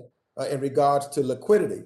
And you said that you didn't borrow the money because you needed it at the time. But that then you later in a question you asked that you raised the additional money because I want to know how you spent the money for future situations, which means to me that you did have a liquidity problem or you anticipated possibly having a liquidity problem or would have one in future transactions. Could you, what's the deal there? I appreciate that question. I stand by what I said. Robinhood was able to meet our deposit requirements. We were in compliance with firm net capital obligations throughout the period. And that additional capital, the $3.4 billion, wasn't to service our requirements. It was entirely to prepare for a future, even greater black swan event and to unrestrict and remove restrictions on the trading and buying of these securities. Literally Maxine The gentleman's time has expired. Mr. Huizenga, you're next with 5 minutes. Endless N 2646 says, holy crap, they should require mic ethics classes before allowing anyone to join public office. Mute your mic. But I'm going to go back to Mr. Griffin and the of the Capital Markets Subcommittee. Ranking member, I think, was filibustering himself. And I just wanted to make sure, Mr. Griffin, you had that opportunity to feel comfortable with the explanation of that best execution and what was attempted apparently to try to be asked. Congressman, I hope so. I think it's important to emphasize that we have vigorously advocated for execution quality to be one of the dominant decision-making factors in the routing of order flow in the United States. This has saved retail investors billions of dollars over the year, in contrast to the executions that they would receive through other execution strategies. Okay. With respect to payment for order flow, we simply play by the rules of the road. Payment for order flow has been expressly approved by the SEC. It is a customary practice within the industry. If they choose to change the rules of the road, we need to drive on the left side versus the right side. That's fine with us. I do believe that payment for order flow has been an important source of innovation in the industry. As the CEO of Robinhood has testified, they drove the industry towards $0 commissions. Only This has been Congress a can make big this win guy for sound American good. investors. Get to Ms. Sculp from Cato Institute. And I know that there was Greenwich Associates had a study and others are out there. Do you concur that this has been good for consumers in the most part? I think that there's still ongoing studies, but I do think that payment for order flow and the price improvements have largely been good for improvements for customers. And I agree with Mr. Griffin that this has helped drive innovation in the industry. I think disclosure can always be better, and I think people should understand that their broker still needs to make money even if they're providing a zero commission trading service. Yeah. Okay. All right. I've got about 3 minutes left. I was going to start actually with this and ask each one of you why you thought you were here today. Oh, God. But I'm going to dispense with that because it's going to take too much time, and I'll provide the answer. Political theater for the most part. That's what Thank you. this hearing The is Pie Baker today. says, I mean, it's we're on true, the, Australia business isn't real. channels right now I on was a Fed, C-SPAN. got tired of the You lies, can and see now a I'm few of hiding my in the true colleagues land down pointing to the under cameras. with the Mothman. But we need I don't have to much have time. some of these Hollow Earth theory is fundamental and true. important questions Earth is in answered 64 controller at the shape. end of the RBG is day. still live. Epstein And did. one of the assertions that you've heard already today is that investing is, quote, casino gambling. It's using monopoly funny money. I guess I want to know, is individual retail participation in the marketplace gambling, casino gambling, or using funny money? Mr. Gill, why don't we just start with you? Very quickly. Oh, I'm here still? Mr. Gill. I don't hear him. Is he Mr. flogging his Huffman, tubin? let's move to you. No, I believe that investing is investing. Okay. Mr. Griffin. I believe the vast majority of retail participation are people saving to meet their dreams. All right. Mr. Tanev. Congressman, thank you. As I mentioned in my opening statement, Robinhood customers have essentially made over $35 billion in unrealized and realized gains on all of their assets. It's been a thing for them, correct? Absolutely, it's investing and it's building wealth.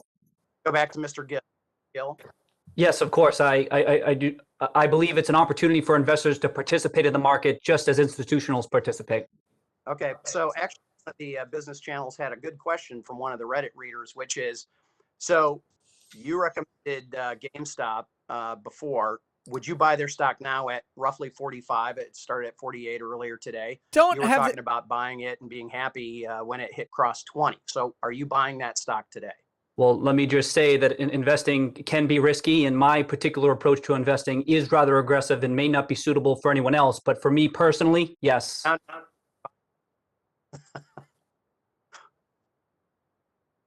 So yes or no, are you buying the stock? And for me personally, yes, I do find it's an attractive investment at this price point. Quick question. Did you invest in GameStop because you were not aware of the payment for order flow? That's one of the accusations. People bought into this because they don't know that. Sorry, could you repeat that question? Did you buy GameStop because you were not aware of the payment for order flow? My investment in GameStop was based on the fundamentals. Okay. I think that answers it. I believe my time has expired. I hope Ms. so. Velasquez, you're recognized for 5 minutes.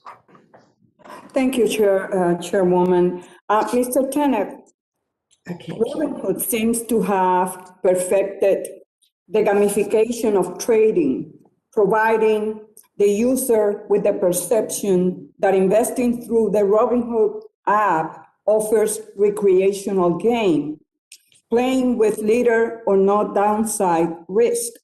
Of course, many of us understand that investing is not a game and carries significant risk. But the dumb normal people Robinhood don't. balance disclosures around the potential downside risk of investing, including the risk of substantial loss and the more enticing claims of profitability and the ease of trading? Congresswoman, I appreciate that question. Giving people what they want in a responsible way is what Robinhood is about. We don't consider that gamification. We know that investing is serious, and we're investing in all of the educational tools and customer support to help people on their investing journey. What we see is most of our customers are buy and hold. A very small percentage are trading options, about 13%, and less than 3% borrow on margin. So most people use Robinhood to build up portfolios over time. But can you answer my question? How do you balance disclosures around the potential downside risk of? They put them on everything. So we make lots of disclosures, Congresswoman. Lots. We also we're also a self-directed brokerage, so that means we don't provide advice and we don't make recommendations for what customers should or should not invest in. So you don't think that as a result of the emphasizing profitability and ease of trading over the risk of loss, that many amateur investors were unaware of the situation they currently find themselves in? What? Well, I want to mention again, as in my opening statement, Robinhood customers have earned more than $35 billion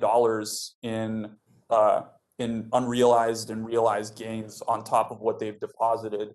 So I think this shows us that the product is working for customers and our mission is working. Okay, thank you. Mr. Plotkin, over the course of my time in Congress, I have been concerned and spoken out about the dangers of short selling. While I understand that short selling can be used for legitimate purposes, too often I have seen abuse, and it ends up harming ordinary workers and families. I first saw it against the people of Puerto Rico, and now we are seeing it here against GameStop. Large investors, including hedge funds like yours, have to disclose their long positions when they own 5% or more of the company's shares, but not such disclosure is required for short positions. As we consider reforms, is this type of disclosure for short positions something you will support? Who are you asking? They don't even know who you asked. Mr. Plotkin? Yeah, Congresswoman, thank you very much for the question. I think it's a really good question. Whatever regulation is put forth in the marketplace, we will obviously, operate within those rules. It's certainly something I'd be happy to follow up with. But what about my question about short selling? Yeah, I think it's a really good question. It's not really for me to decide, but if those are the rules, I'll certainly abide by them. Okay, well, I'm glad to hear that answer. Ace Brain says, wow, Consuela from Mr. Family Guy has come up in the world. Foreign reports credit you with helping to start the GameStop craze by encouraging other amateur investors to bet against the short positions that Mr. Plotkin and others took. But the stock has now fallen from its high, and many amateur investors have lost hundreds of thousands of dollars. It is my understanding that you are a registered broker. Is that correct? The gentle lady's time has expired. Okay. Thank you. I yield back. Thank you, and I appreciate all of the members who are participating today.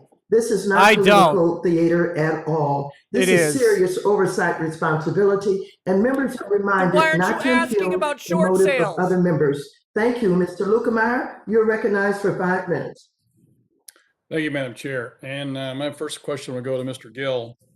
Mr. Gill, I guess the question is, you're a very serious investor, somebody who does his homework, invests in the market, your own personal funds. And so I guess the question would be, here today, we're discussing the actions around Robinhood, all the transactions that took place. And I guess, do you think we need more legislation as a result of what happened here, or did the system actually work? And let me just make a couple comments on that part. From the standpoint that, did it work?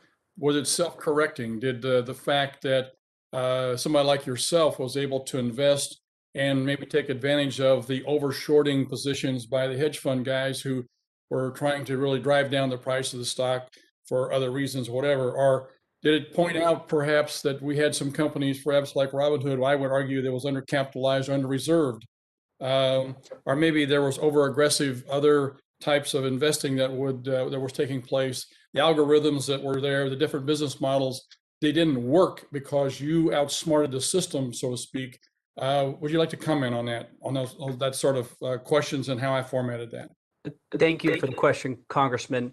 I would say my expertise is in analyzing the business, the fundamentals of the business, not so much on the inner workings of the market. I'm not so sure about legislation per se. What I would say is that increased transparency could help.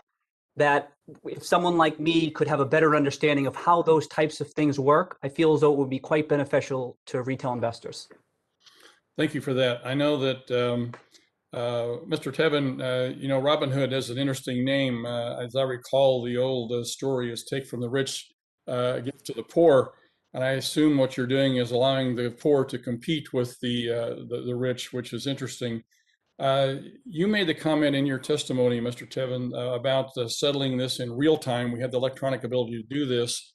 I think that would probably help the situation that occurred here. But what other problems occur when you do this in real time? What other things would we have to look at? What other unintended consequences would there be if you did something like that?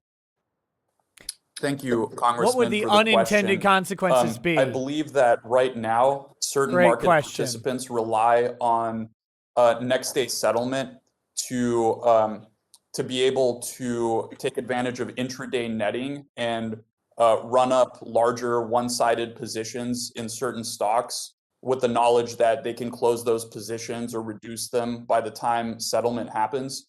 And I understand that would be a limitation to the trading activities of some of these institutions. So that's certainly one area to consider.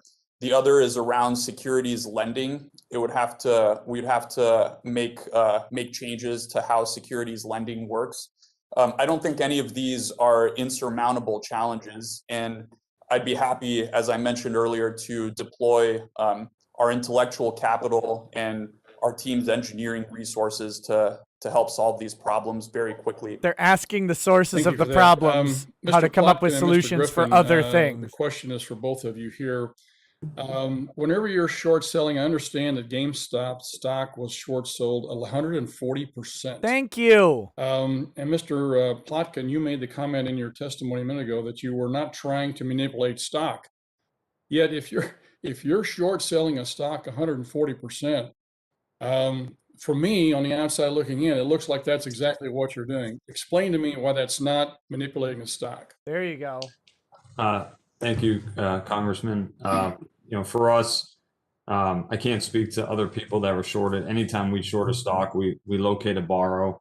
Our systems actually force us to find a borrower. So we always, short stocks within the context of all the rules. Mr. Griffin, would you like to comment on that? You guys are both market makers and didn't answer that question at all. Hedge fund guys. I mean, you do all of it. Why is this not considered manipulating a stock whenever you can short sell at 140%? Don't you think there should be a limit on something like that?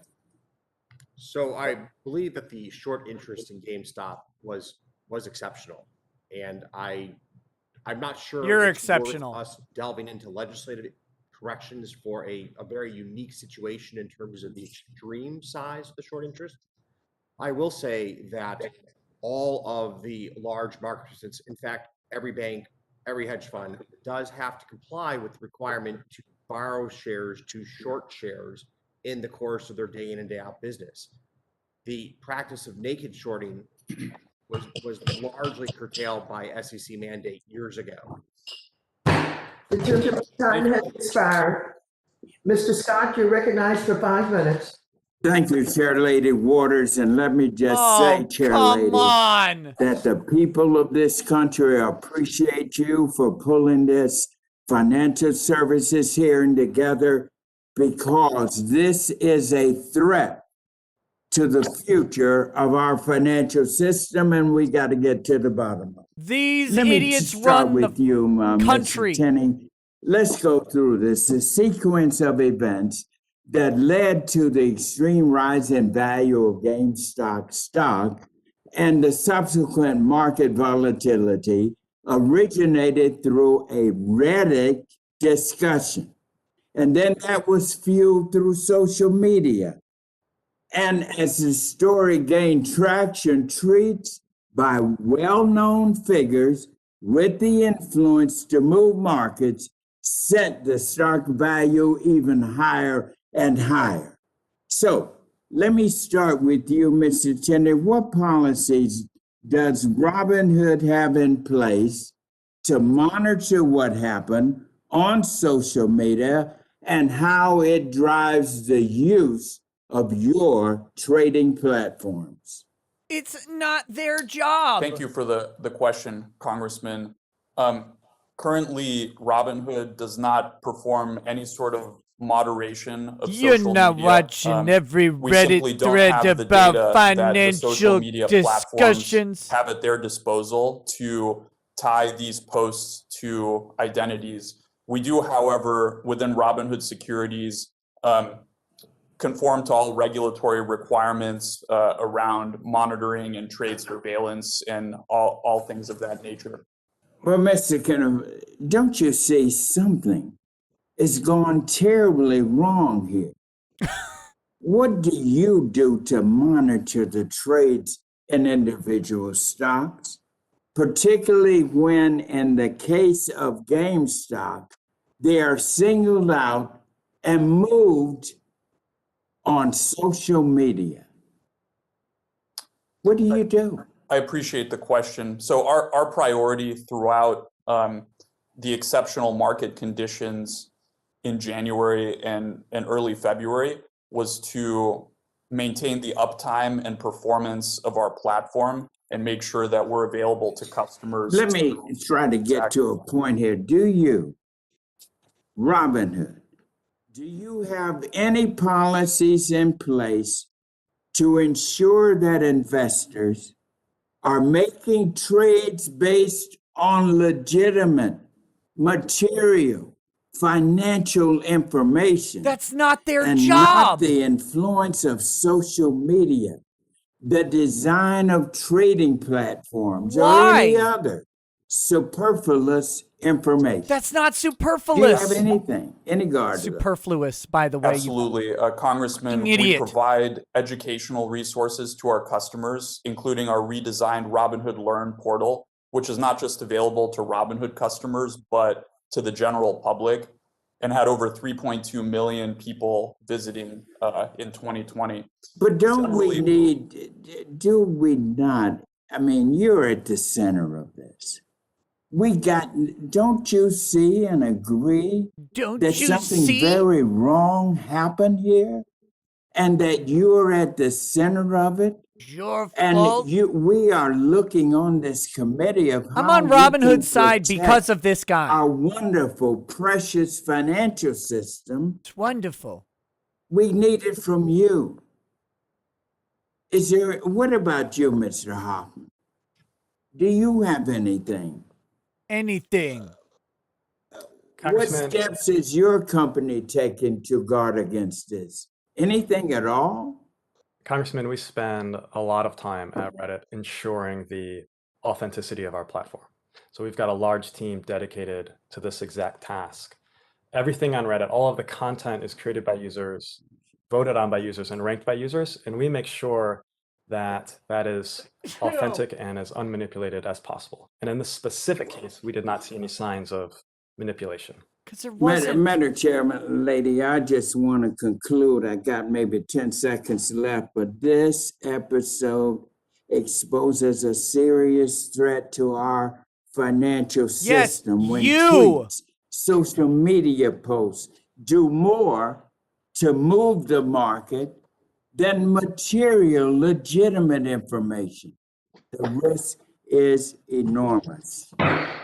Thank you very much. Mr. Stivers, you now have 5 minutes. Thank you, Madam Chair. I appreciate you calling this hearing. Nice The green American screen, financial bro. Markets, I believe, are the envy of the world, but they're still imperfect. I would have liked to seen this committee have a meaningful discussion about capital requirements and the T+2 clearing rules that may have contributed to some of Robinhood's customers not being able to purchase stock, including GameStop, for a period of time. But because the majority didn't include the SEC, the Depository Trust Clearing Corporation, or the National Securities Clearing Corporation to testify, we're left with what we have. That's because I believe the majority is attempting to use this hearing to drive a narrative about the U.S. capital markets being rigged. But I do have several questions. Mr. Tanev, you decided to stop allowing your users to buy GameStop and other stocks as a result of capital requirements on Robinhood securities. Is that correct? That's correct, yes. Deposit requirements with our clearing houses. And you know, those got resolved, but for a period of time, some of your users could only sell and not buy, and that could have contributed to the stock actually going, you know, not going up as fast because some of your users were prohibited from buying. Do you think that is possible that could have happened? I shouldn't speculate on what could have happened if there's more sellers than buyers, does the stock price go down or up? Well, to be clear, Robinhood, Congressman, is a minority of trading activity in these securities. I understand, but if your buyers can only sell and not buy, then it clearly keeps you from putting upward pressure on the stock price. Is that correct? On Thursday, customers on our platform could only sell, so there was no ability to buy. That's correct. Great. So, you know, I know, and you said earlier, by the way, I know some people have attacked your arbitration agreements, but I want you to be clear. If your users were harmed as a result of these actions, they can recover through arbitration. Is that correct? Yes or no? Yes, that's correct. And our arbitration is FINRA supervised and overseen. And we do believe arbitration gives customers a fair and speedier resolution to their claims. Thank you. Does your user agreement and your arbitration allow for group arbitration or only individual arbitration? Only individual. Let me get back to you on that. If a group was treated similarly and similarly only individual affected or lost upside or lost money, can they do it as a group, or is it only individual in your arbitration agreement? Well, Congressman, I'm sure you're familiar of the number of class action lawsuits filed against Robinhood. And I'm not asking about a class action lawsuit. I'm asking, in your arbitration system, can a group of people come together, or is it individual? And this is not a trick question. I'm not a fan of trial lawyers. I'm just trying to understand. Yeah, I appreciate the question, Congressman. I think the best thing I can do is get back to you after making sure that we get you the right answer. Thank you. That'd be helpful. Mr. Plotkin, are you a frequent short seller? Yes or no? And we run a long short portfolio. The majority of our investments are long investments, but we also have short investments to hedge out market risk. Thank you, Mr. Plotkin. Has Melvin Capital ever engaged in short selling of the stock Tesla? We have been short Tesla in the past. That's correct. Mr. Plotkin, also, this is a longer question. Did you see the tweet from Tesla CEO Elon Musk about GameStop stock? I did see that after market hours on, yes, on a Tuesday. Do you believe that Mr. Musk's tweet had any significant effect of driving the rise in GameStop stock? Yes. I don't want to speculate on what the actions of his tweet were. The stock did rise after hours. Then do you believe that tweet was targeting you because you had shorted Tesla stock in the past? Are you fucking? Are you kidding me? We had me? a very small short position years ago in Tesla. That would be pure speculation as to his motives of putting that tweet out. Okay. Thank you. I'll go back to Mr. Tanev on the, what a dumb question. On the regulatory requirements, do you believe that the SEC and the Depository Trust Clearing Corporation should modify any of their rules as a result of what happened to your users because of capital requirements? I do believe. The gentleman's time has expired, and the SEC is not here today because they're in transition with a temporary chair, awaiting the confirmation of the person who's been appointed by the President of the United States. This is a serious hearing. Members are reminded This not is super to impugn serious, the motives guys. of others. Thank you, Mr. Green. You're recognized for 5 minutes. No, Thank you, Madam no, Chair. no, not Al Green. There is a reason for penalizing a market maker for improperly trading its own accounts ahead of its clients' accounts. Note that I said improperly trading. I don't want to go through the scenario of there being a time for proper trading ahead of accounts. I'd like for you to tell us what that reason is, please. What trading ahead of customer accounts is illegal, and it does not. I understand that it's illegal. I don't mean to be rude, crude, and unrefined, but I have to ask this question quickly. What can happen that can benefit the market maker? How can that be monetized such that the market maker profits greatly from doing it? Right. If a market maker trades improperly ahead of the own customer accounts, he can get a better price and can move the market in the process depending on how big the trade is, thus hurting the customer. If they're doing it, charge them. And if this trade is huge, and you can see that this trade that the client has is huge and will have an impact on the market, how does that benefit the market maker to trade ahead of the client? The market maker can get a better price for himself before the price changes by the client's trade. You can also engage in charge them with the crime then. Charge them with the crime. So you does can't. it benefit a huge market maker to have a great deal with, let's say, a Robinhood because of the flow that will be coming through that the market maker can take advantage of? Does it benefit someone to rob a bank? I don't think that they're necessarily congruent situations. When you're trading ahead of a customer order, which is something that is illegal and that the SEC does monitor for, it's very different from having knowledge as to the way that the market might be moving based on. I understand, but I want to talk about the circumstance where it's improper, not where it's proper. Remember, we started with improper trading. Here's my point. Let me go to it quickly. The market maker Citadel traded. Is there a benefit to the embezzler if they embezzle $50 billion? Yes or no? 2014, while simultaneously delaying client orders for the same shares. And it was fine for this. Citadel has been naughty for some time. 2014, Citadel faced $800,000 in penalties. 2017, 22.6 million.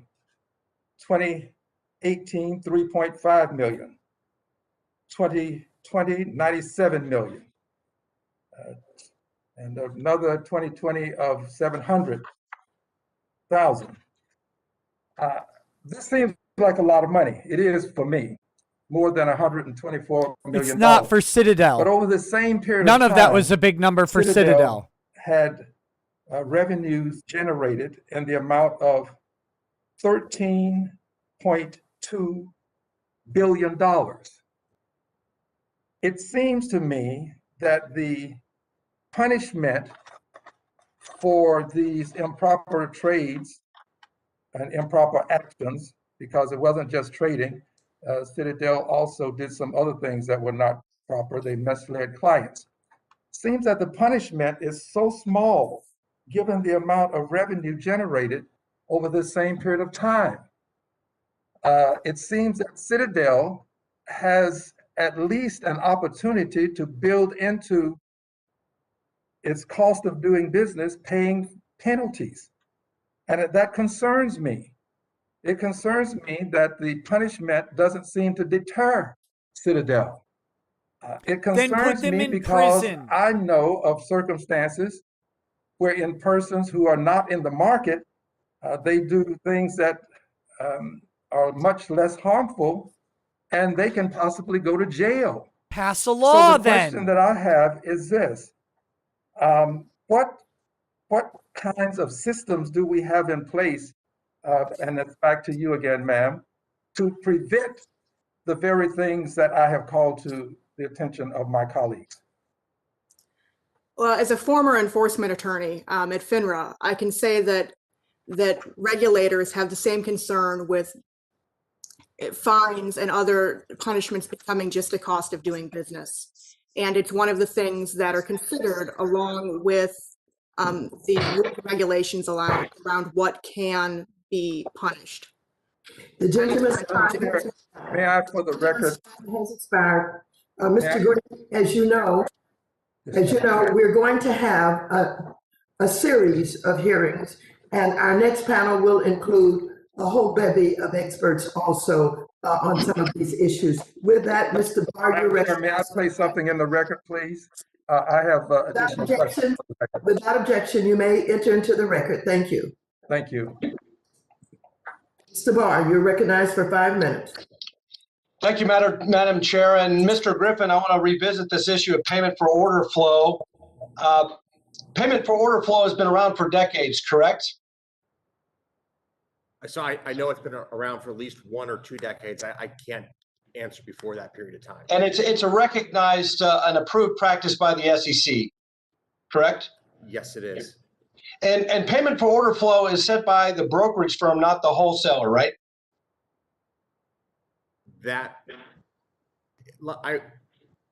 It is ultimately a negotiated number, but it is a number that is set by the brokerage firm and not by us as the market maker. Well, as a market maker that provides execution services to retail brokers, you are required to meet best execution requirements. Is that correct? Yes, it is. And in other words, market makers are required to provide the same or better pricing than the exchanges, correct? That is correct. And how can market makers offer that better pricing to Mr. Sherman's line of questions? So there are a number of drivers that permit us to offer better pricing than what is available on exchange. The first is that exchanges have legally mandated minimum tick sizes of a penny. So if you look at a stock like AMC, it trades $5 bid, 501 offered. If the exchange could trade with a half-cent increment, it would probably trade $5, 0.005 bid, 501 offered, or vice versa. But the exchanges are limited to a 1 cent minimum tick size. And we have been clear on the record in prior testimony that exchanges should be permitted to have a smaller and more competitive tick size. That's factor number one. Okay. Number two is that the average retail order is much smaller in totality than the average order that goes onto an exchange. Yes. Because this order is smaller, and I'll share a number with you, the typical Robinhood order is ballpark about $2,000 in size. Because it's a small order, the amount of risk that we need to assume in managing that order is relatively small as compared to an order that we have to manage from our on-exchange trading. And as I'm sure you're well aware, we are the largest trader of stocks on exchanges in the United States. So let me move to Mr. Tenev really quickly on that point. What impact might greater restrictions on the payment for order flow model have on your ability to offer zero commission trades? We do believe, Congressman, that that's an important question, and payment for order flow helps cover the costs of running our business and offer commission-free trading to customers. When we started, people didn't even think like that Kylo there was enough lent margin chromosomes left to make this to business Keanu work. Reeves But and created we've been this fortunate to make it work and to make it work for our customers. Well, let's talk about why Robinhood restricted trades. I think your explanation about margin requirements charged by your clearinghouse makes sense. Is your clearinghouse supervised by the Fed and the SEC? I believe that's the case. Are the margin requirements charged by your clearinghouse in turn approved by federal regulators? Yes. And did federal regulators approve the value risk charge that was imposed on Robinhood?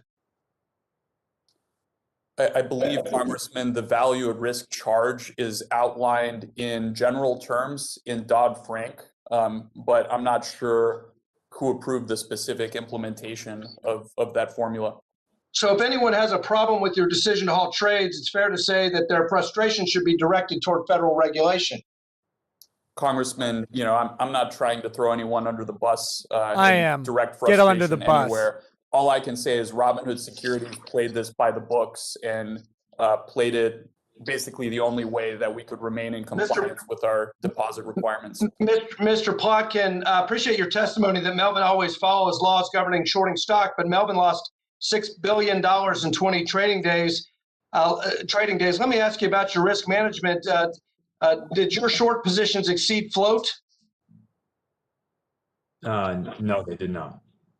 Well, shorting has an important role to play in our markets, allowing for legitimate hedging and price discovery. But we are interested in naked shorting, and so we would hope that you would clarify that and how it is that you make sure that you're first locating the borrow. Has expired. Mr. Oh, Cleveland, of course. Right when the good question comes. Thank you, Madam Chair. And I too would like to thank you for this hearing. It's a question that a lot of people are asking, probably many of us as we go throughout our districts. But let me start with you, Mr. Tanev.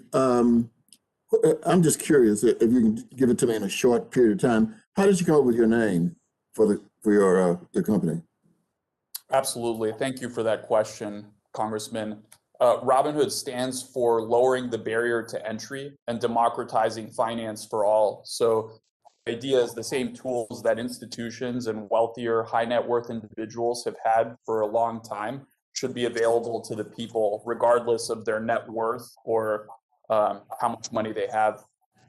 Okay, I appreciate that answer. Because it's something I would also embrace. However, I have a 23-year-old on the other side of the house who I love dearly. But he has no training, no income, no qualifications. Tell him to get a job. How in the world could he get like $1 million worth of leverage? He can't. Thank you, Congressman. So the leverage that we provide to our customers, which less than 3% of our customers actively use, is regulated strictly by requirements. So the only way to get that amount of leverage in a margin account through borrowing is to deposit a similarly sized amount of capital. You don't just give people $1 million or by mistake. Congressman, I'm not sure what you're referring to. Well, I mean, there's a record of a young man getting $1 million worth of leverage. He was only 20 years old. So I'm just saying, if that's not a policy, that was an error. Congressman, I appreciate the opportunity to address that really important point. You're referring to Mr. Kearns. I am. The man who unfortunately passed last year. Yes. First of all, I'm sorry to the family of Mr. Kearns. Stop apologizing. Loss. The passing of Mr. Kearns was deeply troubling to me and to the entire company, and we have vowed to take a series of steps, very aggressive steps, to make our options product safer for our customers, including changing the customer interface, adding more additional options education, as well as strengthening and tightening the requirements for people getting options, and adding a live customer support line for acute options cases. So it was a tragedy, and we went into immediate action to make sure that we made not just the most accessible options trading product for our customers, but the safest as well. Okay, I asked that question. In my real life, I'm a United Methodist pastor, and so I've read your statement after the tragedy of this young 20-year-old. But I mean, and I don't think you nor I want to get in. I mean, to litigate that right here today. But you know. What improvements did you make in the aftermath to your platform, or were there improvements? Thank you, Congressman. There were several improvements. Questions aren't even hard. One, we added the ability to instant exercise as well as exercise options positions in app.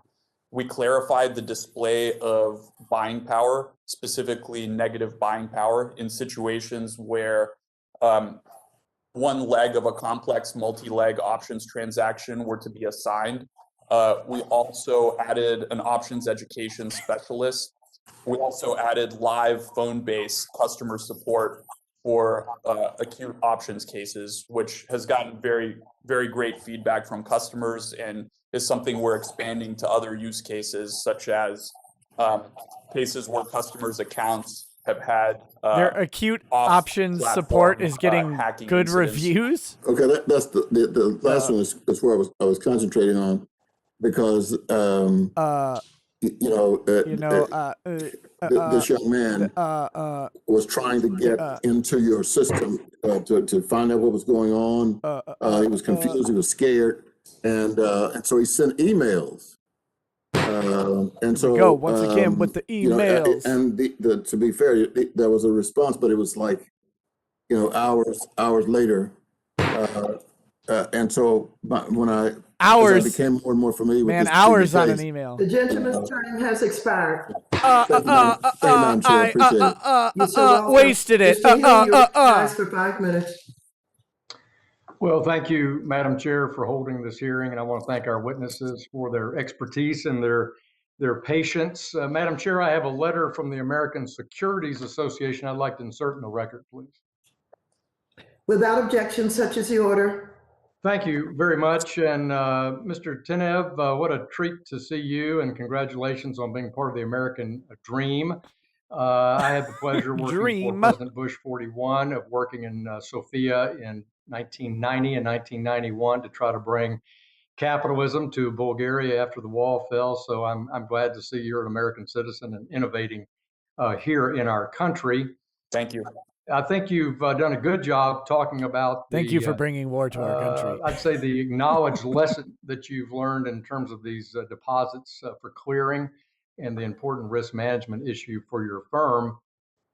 So I'd like to turn to follow up on some of the discussions about retail service that you've also touched on today. Do you have a call center generally for Robinhood investors? Thank you for that question, We're an app. No, we don't. And I want to start by saying customer service is fundamental to everything that we do, and it's one of the areas where we're investing the most. We have customer service centers in a number of states: Colorado, Florida, Texas, and Arizona. India, and we're looking to expand aggressively. Do you have a call center that I can call, a 1-800 number if I'm having a trouble in the middle of the trading day? We do offer, Congressman, live phone support in app for certain use cases. We're expanding that as fast as we can. Yeah. So as I mentioned earlier, options, advanced options cases, as well as account takeovers, which typically happen through a customer's personal email who's been compromised. And the feedback's been great, and we're looking to expand the live phone channel, as well as make improvements to our email channel and even upstream within the product. Thank you. That's helpful.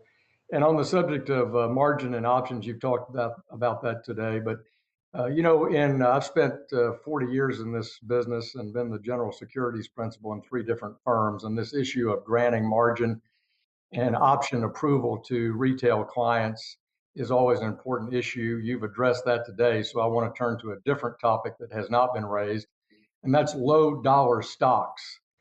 As I understand it, your policy and procedure manual simply said that you allow low dollar stocks if they're on an exchange, but many brokerage firms are very reticent to allow retail investors to invest in stocks that are under $5. Could you address that issue today?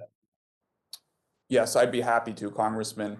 So Robinhood allows customers to trade in and invest in exchange-listed securities. So that's the objective criteria that we use. And it actually excludes several types of securities that customers commonly request to trade in. So on Robinhood, you can't trade over-the-counter bulletin boards, except in limited cases where a listed stock falls to over-the-counter. You can't trade pink sheets. And of course, you can't short sell or enter undefined risk options trades. Okay. So our objective criteria involve whether exchanges list these securities. Thank you. And I think that probably, I'm sure you'll reevaluate that after these effects. Let me turn to Ms. Schulp. Thank you for being here. The Wall Street Bets Reddit platform. I'm curious, when you think about the obligation of this SEC pending investigation, based on your FINRA background, do you think the SEC should look at the bulletin board participants under Section 9A2 on potentially inducing trading in a certain direction? Is that worthy of their review? No. Thank you for the question, Congressman.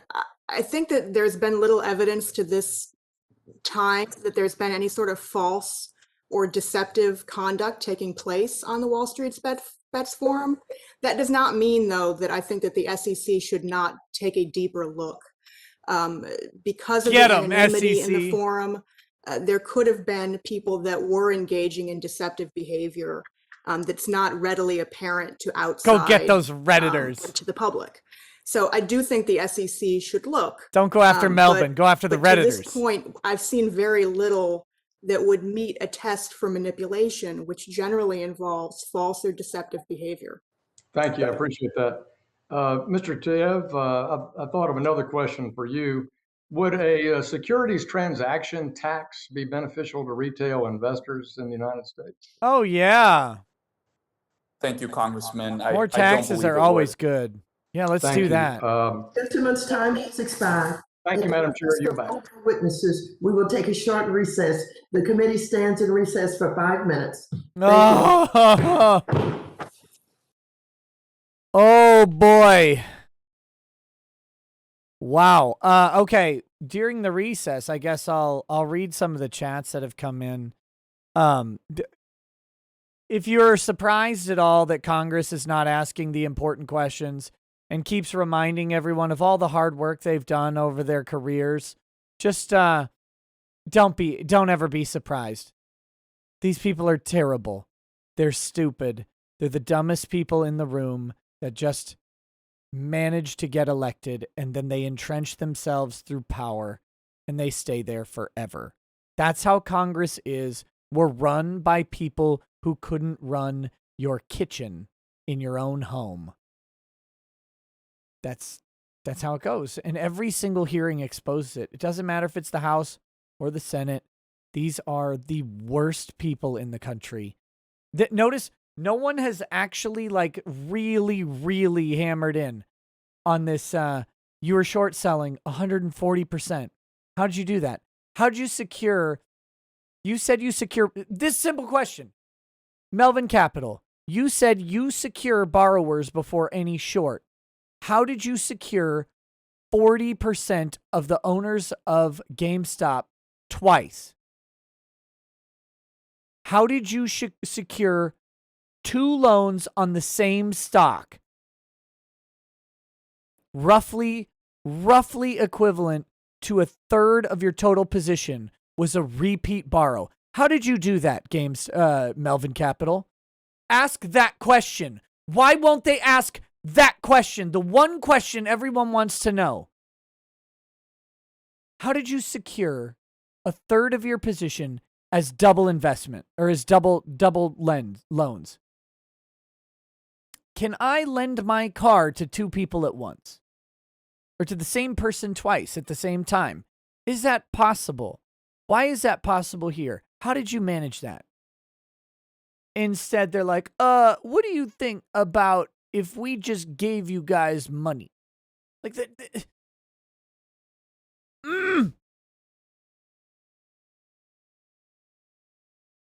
Lord Blackwind says, I really want DFV to enter in a spacesuit and ask them all how things have changed since going to the moon. David M., welcome to Super Lawyer Status. Guns Down in Hale says, what are they eating? Spaghetti? I hear a fork. That's just Maxine Waters' parts needing oiling. Russell Hall says, I've never seen a bobbed mullet before. Amtank says, Vlad's hair versus Dorsey's hair fight. Oh, gosh, Vlad's is really bad. MRJUPL says, I did not have sexual relations with that firm. Yeah, the one guy kind of looks like a fat Clinton. Uncivil Law says, meme stocks. Mithrin Emmer says, objection, Nick. Pelosi is a lich queen, not a necromancer. Russell Hall says, Melvin Capital changing its name to Wedgie Finance. G-Man says, if Robinhood wasn't liquid enough to allow more trades, why did they only shut down certain stocks? Why didn't they shut down everything down? Conspiracy. Yeah, I think they really need to ply into that more. I don't know why. I do know why. They don't have any interest in regulating Wall Street. If you notice that all of the restrictions that they're really talking about impact individual purchasers of stock more than anyone else. A tax on stock trades, that's going to get passed along to the customer. Everything they're talking about impacts individual investors, not institutional investors. Russell Hall says, I also feel terrible for the billionaires suffering from that GameStop short squeeze, but a $1,400 check should fix everything. Othamer says, Vlad straight didn't give a shit. Yes or no? How about I tell you anyway?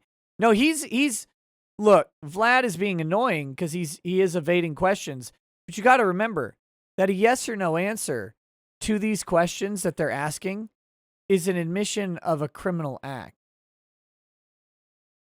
Oftentimes, it doesn't matter if you answer yes or no. So he's doing the right thing. Stall them out, anger them for himself. I mean, it doesn't help anybody. They shouldn't ask questions that are designed to entrap. That, of course, is their plan, and that's why it's failing. Their questions are designed to entrap these people. It's not productive or helpful at all. 200 Watt Studio says, wow, Waters is actually doing her job. Shocking. I don't know about that. Fire Sky 15 says, stop, he's already dead. Avataz says, did she call the guy wanker? Lol. 200 Watt Studio says, Robinhood are scumbags. Yes.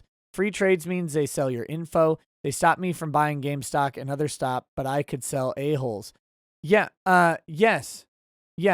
And no one's asking why they were able to do that, or why they could limit it to these particular stocks, or why, it's regulation's fault that they're unable to do this. Automata says, they're going to mention Minecraft due to the markets. What about Minecraft rates in light of lockdown conditions, economic and otherwise? No, we're not doing that. Johnny Stoffel says, we need 28th Amendment Push-to-Talk Hearings Act. Yes. Anthony Siebert, thank you for the donation. The Gray One says, afternoon, Nick, hope you're well. What have I missed? You missed everything. BGM says, this is just sad. All of Congress needs to take a computer literacy 101 class, and these are the people that thought online learning was ideal. They think they're doing well. This is probably a well-run meeting of Congress. Ray Ivory says, boomers in tech has me dying laughing. Grandpa's Place says, there's nothing funnier than being on a corporate call with hundreds of people and hearing someone take a hit from a bong.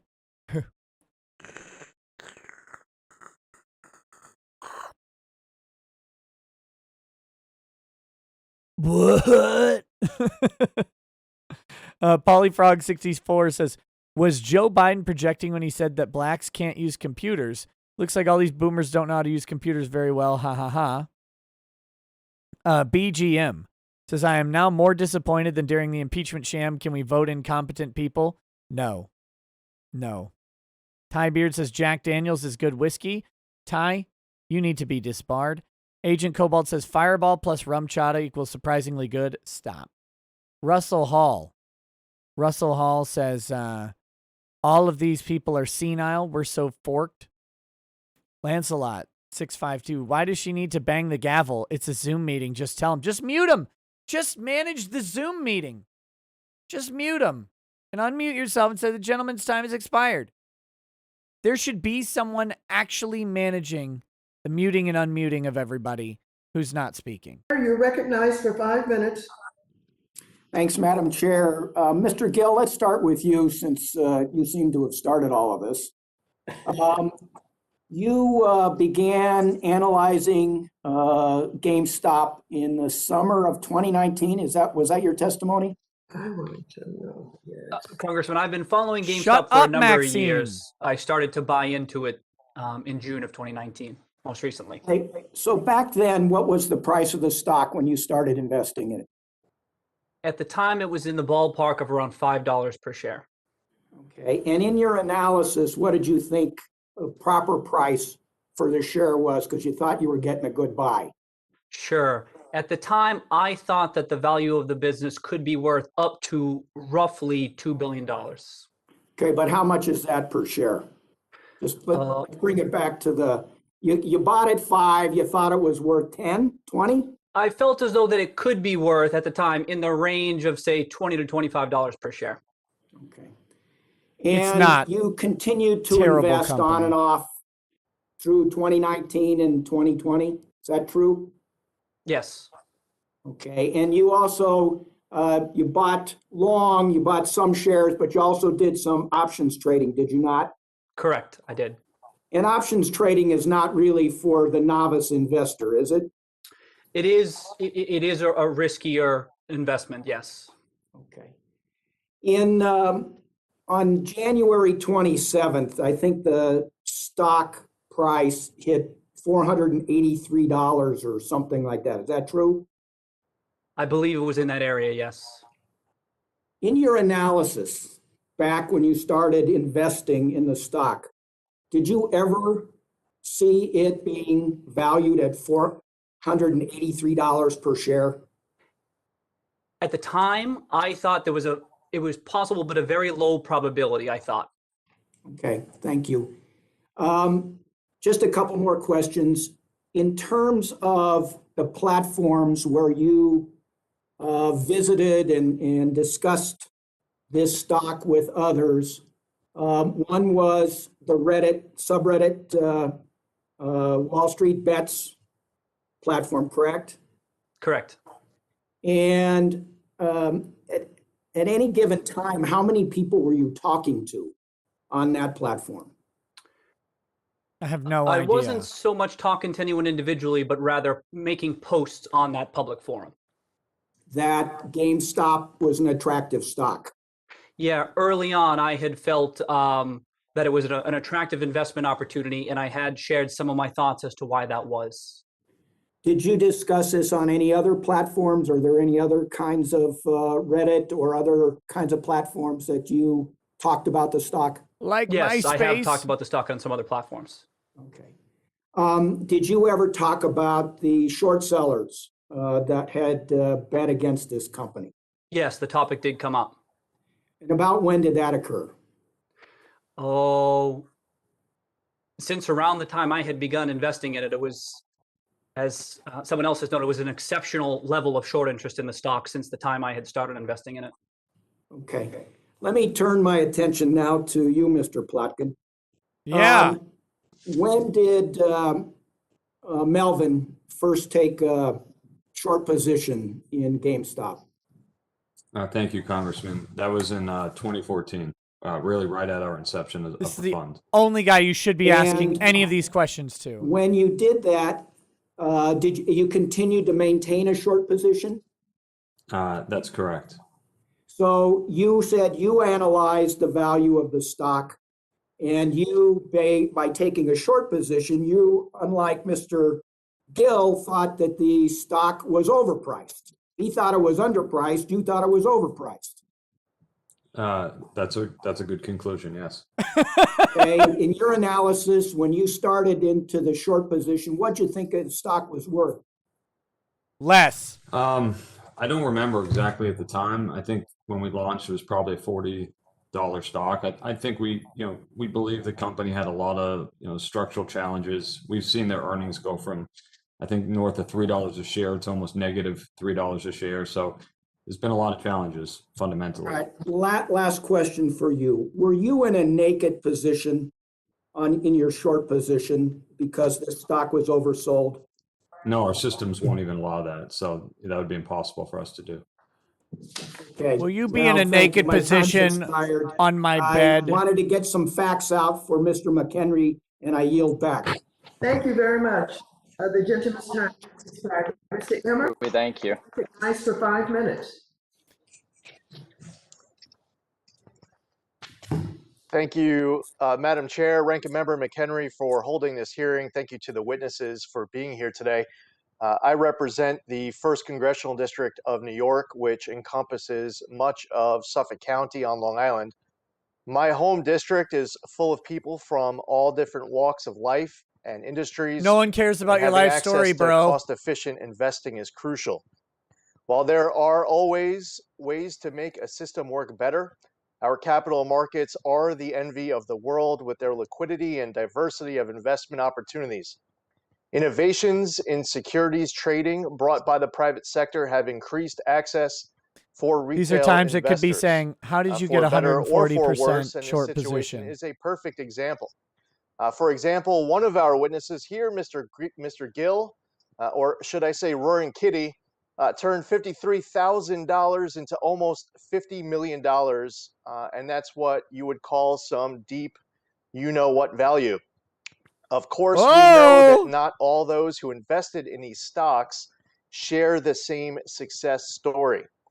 However, I want to highlight a potential vulnerability in these innovations. I've been concerned for some time in general with the sharing of U.S. individual user data with the Chinese Communist Party. I sent a letter, for example, to the Treasury Department in October 2019, expressing concern with the potential sharing of user information by TikTok to its parent company ByteDance and asked for a CFIUS review.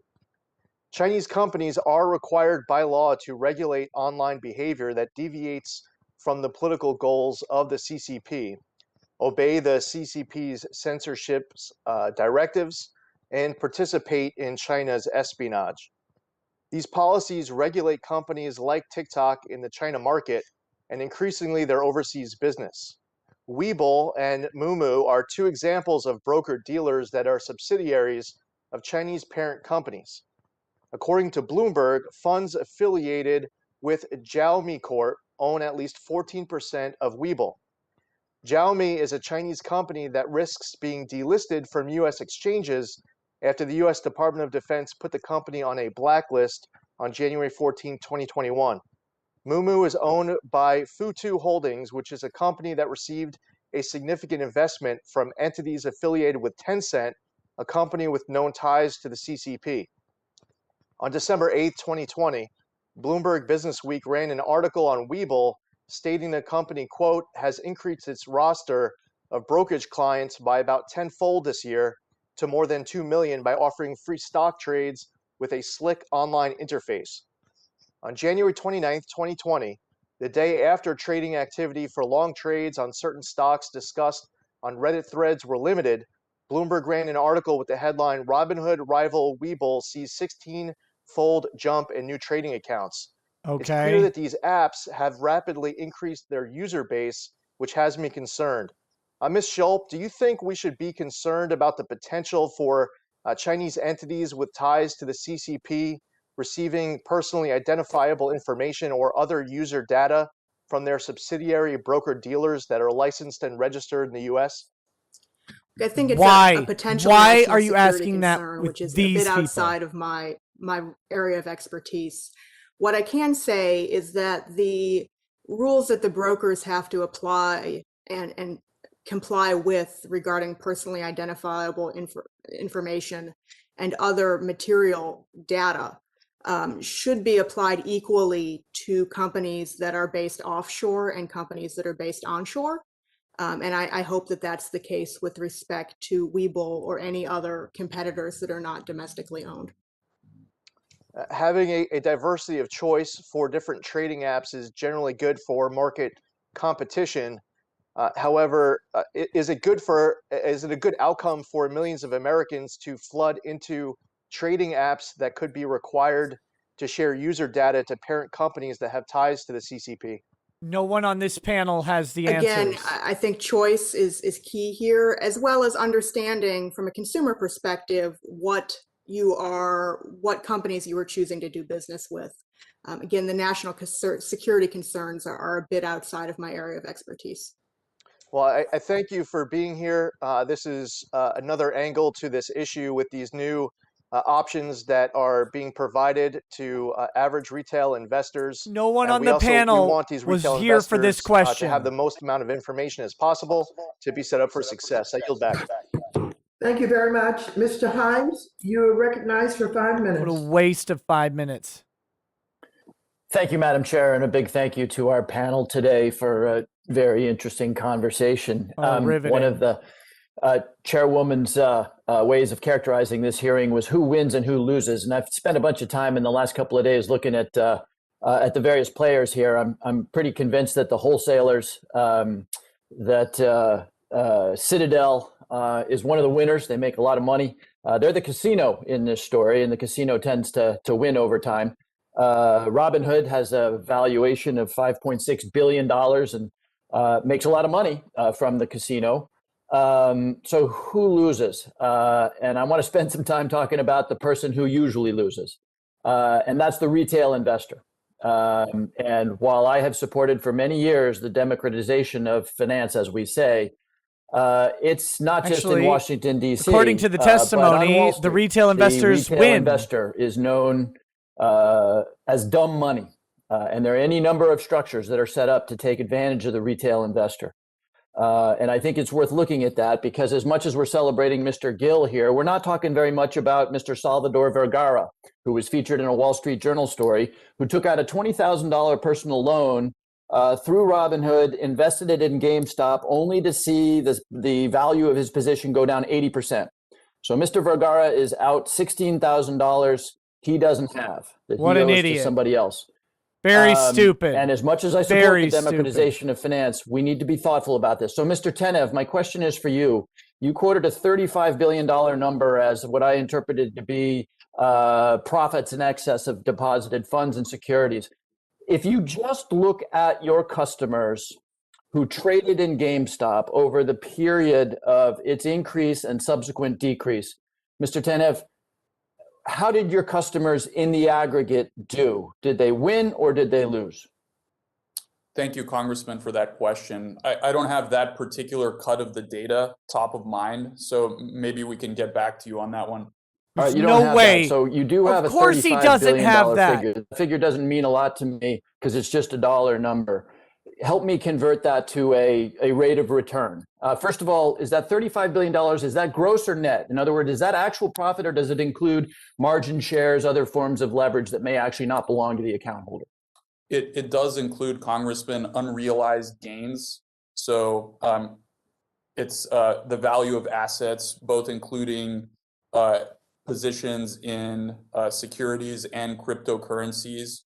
Okay, I get that. I get that. I don't think but you get again, it. 35 billion doesn't mean anything to me unless you can convert that into a rate of return. So do that for me. What is that on what asset under management number is that 35 billion unrealized against? The asset under management number is not one that Robinhood has publicly shared. Okay, but you can't share $35 billion. Sorry, Mr. Tenev, I just don't have a lot of time. You can. $35 billion is a meaningless number. I need to know what that is in terms of return. So convert that for me into rate of return. So I can compare it to Treasury, so I can compare it to the S&P 500.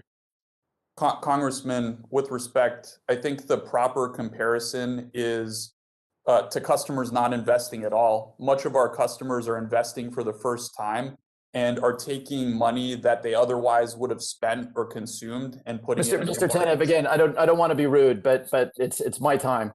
Again, you offered up the $35 billion number, which, as you and anybody else schooled in finance knows, is meaningless unless you convert it into a rate of return. So just please convert that $35 billion number, which to the folks watching at home sounds like a lot of money. But what does that actually convert to in terms of rate of return, which is what matters? Congressman, $35 billion is indeed a large amount of money, especially for our customers who are mostly small investors. It's more than most corporations, nearly all corporations have paid. Mr. Tenev, again, don't make me be rude here. You and I both know that $35 billion of unrealized gains, if that's on a base of $100 billion, that's a 35% of return.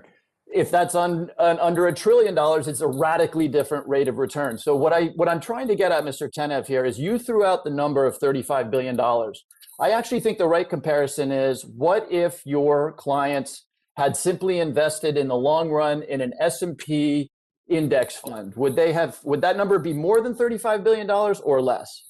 Congressman, with respect, I don't believe the right comparison is investing in an S&P index fund. I think the right comparison is not having invested at all and having instead spent that money and consumed it. No, it's most certainly not. It's most certainly not, Mr. Tenev. And so I'm going to ask you, I'm out of time, but again, you put out the $35 billion number. So I think it's only decent, because you and I both know that a hard dollar number is meaningless unless you can convert it to return. So I'm going to ask you to convert that, obviously I'm out of time, into a rate of return for us. You're out of time. Mr. Laudermilk, you now recognized for 5 minutes. Maxine Thank you, Waters Madam is Chair, too and I good for appreciate, headphones. all the members of the panel being here. I think you've seen that there are occasions with some on the committee here that if you're not giving them the answer that they want, that they can use, they're just going to continue to push on you. And I just encourage you to continue speaking the truth. And what is wrong with your microphone? Head and shoulders. I see a above everyone. Bible. Not surprisingly, the situation with GameStop trading has resulted in commentators and even some of my colleagues engaging in knee-jerk reactions, calling for new laws and regulations to be hastily enacted. It just seems to be a trend in Washington, D.C. to never let a crisis go to waste. Some have even spread conspiracy theories and alleged that crimes were committed before knowing what even happened. I can even testify to what was just being said is I know numbers of people, personal friends who have never invested before, but because of Robinhood and other retail platforms, many of them took the stimulus money that they received during the CARES The feedback Act, is terrible. which they were still working, they didn't need, and they actually started an account and started investing. So yes, more and more people who have never invested before are now investing using these platforms. Great. This hearing is a reminder that with complex situations, we should take time to understand what actually did or did not happen, especially with this GameStop situation. Now, the SEC is the proper authority to determine if any rules were broken, and they are looking into it. Congress has already given the SEC broad authority to oversee the capital markets, and we do not need to rush to enact even more big government regulations until we that could ultimately harm the investors. Now, question, Mr. Tenev, can you remind us again why Robinhood temporarily paused trading of GameStop and other stocks? I never want to hear about a mic issue ever again Thank from you, you guys. Congressman. Robinhood paused trading temporarily, or I should say paused buying of about 13 securities on Thursday so that we could meet our regulatory deposit and collateral requirements. Okay, so what you're saying is you were paused because you had to comply with regulations. Is that true? Correct. All right, so it's ironic that the people who are criticizing brokerage firms because they pause trading, which they sometimes have to do to comply with regulations, these same folks are now saying, we need to respond to this with more regulations. I would say if people don't like brokers occasionally having to pause trading, I'd suggest they look at the regulations that required it. At some point, we need to recognize that piling on more and more regulations only increases complexity and does not help investors. Question for Ms. Schultz. Despite the volatility and the frenzy of media and social media activity, it seems to me like the markets functioned as they were supposed to during this situation, and that markets are not broken. In fact, they are working well. Do you agree with that? I agree with that. Okay, thank you. I appreciate that. I think I think most reasonable people that are listening to this would agree that there are regulations in place. The SEC has those to pause activities that could be harmful, not only to the markets, but to the individual investors. And so what I'm understanding you saying is that it did work in the way it was supposed to. As the facts that I know now, it does appear to have worked the way it was supposed to. This is not a sign to me that the market is broken. Thank you. Mr. Griffin, what are some of the issues that policymakers should consider in the T+2, T+1, T+0 debate? Obviously, margin requirements exist to make sure firms have enough capital to settle transactions, but faster settlement and lower margin requirements can be positive for the retail investors, and we need to balance those needs. Can you address what some of the issues are in the T2, T1, and T0 debate? So, Congressman, I cannot profess to be an expert on these issues, but I will give you my perspectives from having been in the industry for 30 years. We started at T5. We will one day be at real-time settlement. And the question is how long does that journey take? From T2 to T1, which reduces the amount of capital required by broker-dealers to meet the needs of their customers, that reduction in capital will be meaningful, would have been very helpful to Robinhood during this period of time. Reduces counterparty risk holistically, which is good for everybody in the market. We should push for T1. As we go to same-day settlement, you now bring into question the complexity of intraday cash movement, and you bring into play the necessity for all systems to be functioning every moment of every day with no room for error. On a T1 settlement cycle, I'm really glad that guy Let me remind pontificated for members 4 that, of his we're 5 going to have a minutes. series of hearings. Today is the first. There will be probably 2 more. I didn't hear anyone here today say that they were ready to pile on regulations. So let's make sure we. If you didn't hear that, then you're an idiot. Mr. Foster, you're recognized for 5 minutes. Thank you, Madam Chair, and to our witnesses. Mr. Tenev, I'd like to follow up a little bit on payment for order flow and best order execution issues. Democratization of finance is a good and noble goal, but for democracy to work, consumers need transparency and high quality information, and not only about fees, but about order execution quality. Your customers actually don't care directly about who you subcontract order execution to or any payment for order flow, but they need a simple way to compare the execution quality between your app and competing apps or other accounts. And while institutional investors can afford to run their own tests, and they do, and I'm sure Mr. Griffin is quite often on the receiving end of those tests and trying to measure up to his competitors to compete for market share there. The institutional investors have the market power to demand best execution statistics for their prime brokers. And everyday investors do not get the same transparency. In fact, I believe there's an SEC rule 606 that requires brokers to disclose at least some order execution data to institutional investors, but this requirement does not apply to retail investors.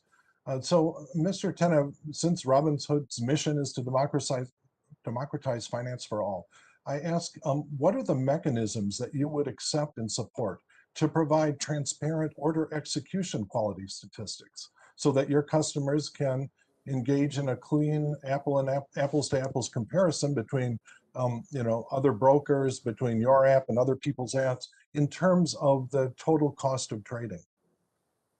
Thank you, Congressman, for that very important question. I'm generally in favor of a greater amount of transparency than what we've typically seen in the financial industry. And recently, Robinhood and me personally have engaged publicly on the topic of payment for order flow, short selling, and of course, T+2 and real-time settlement.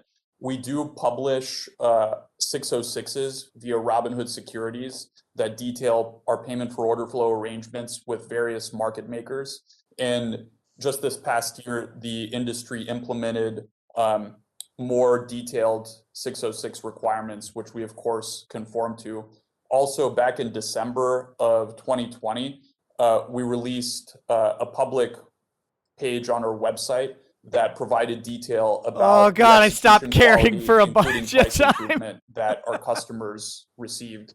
And we're proud to announce in 2020, our customers received in aggregate over $1 billion of price improvement on their executions. Right, but that's not a comparison to your competitors. You know, there are a lot of questions about the accuracy of the best execution reference price.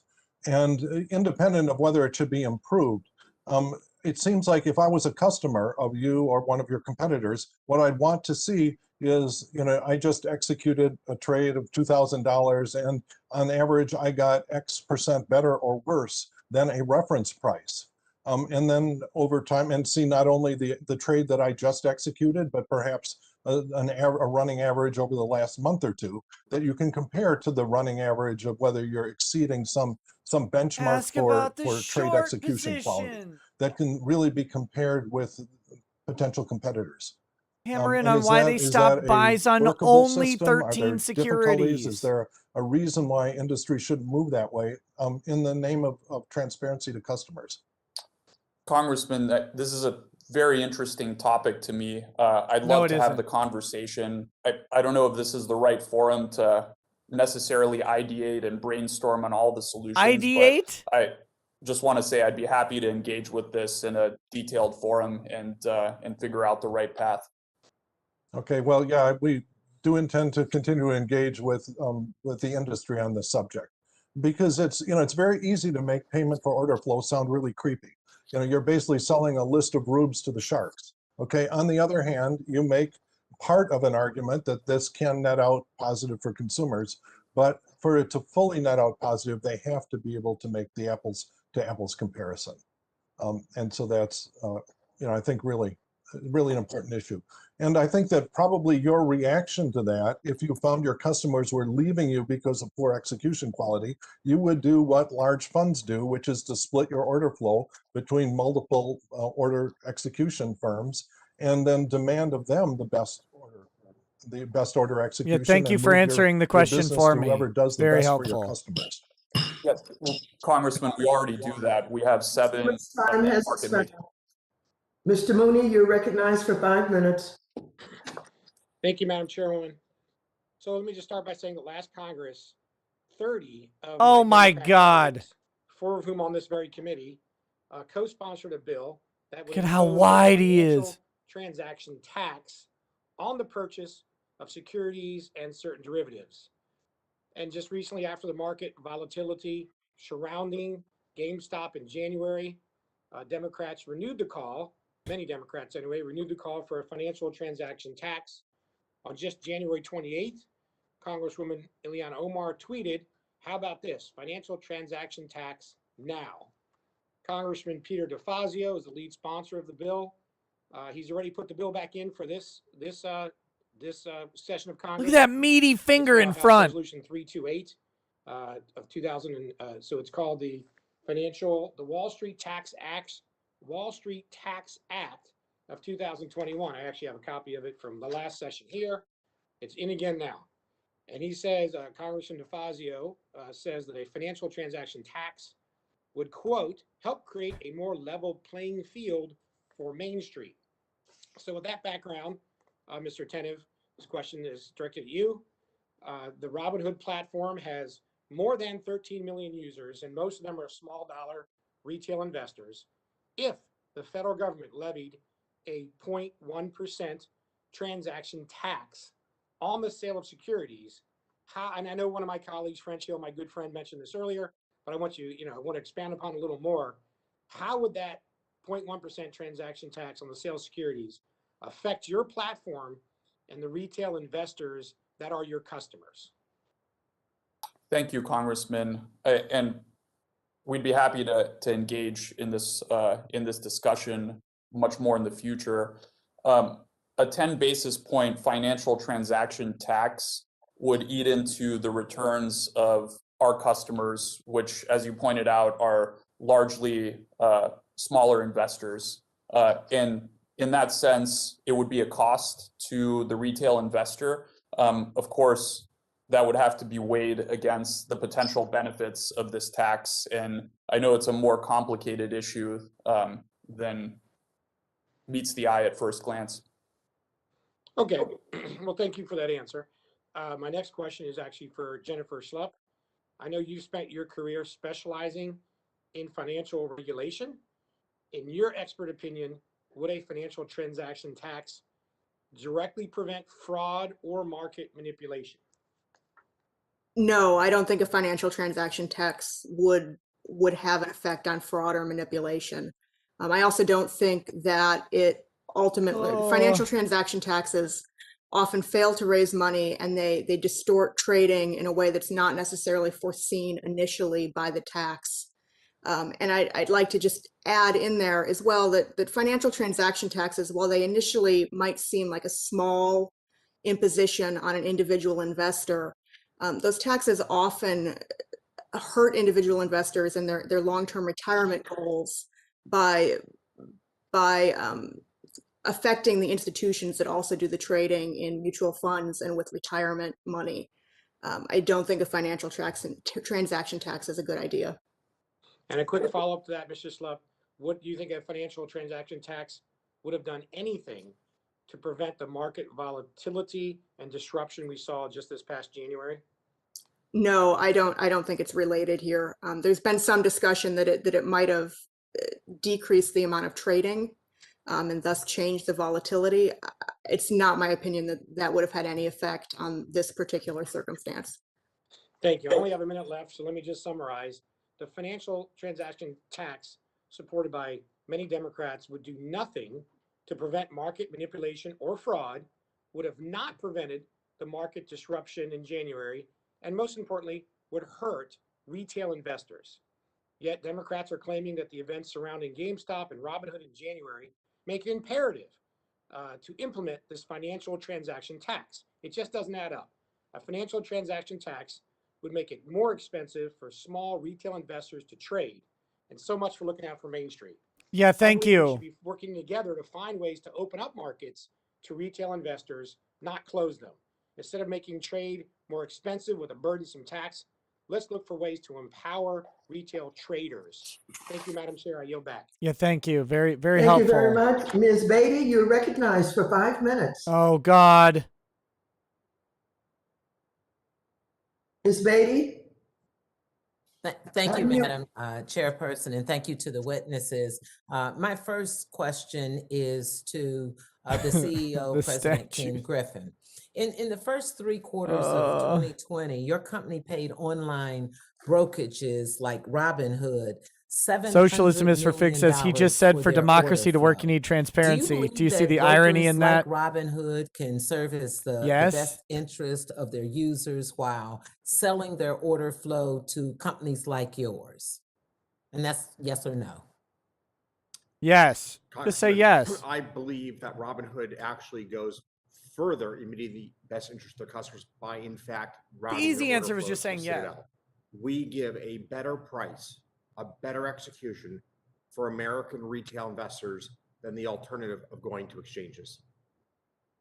So I'm going to take that as a yes, since you said they go further. Then can you tell me, why did your company urge the SEC to ban the payment for order flow models in a filing to the SEC?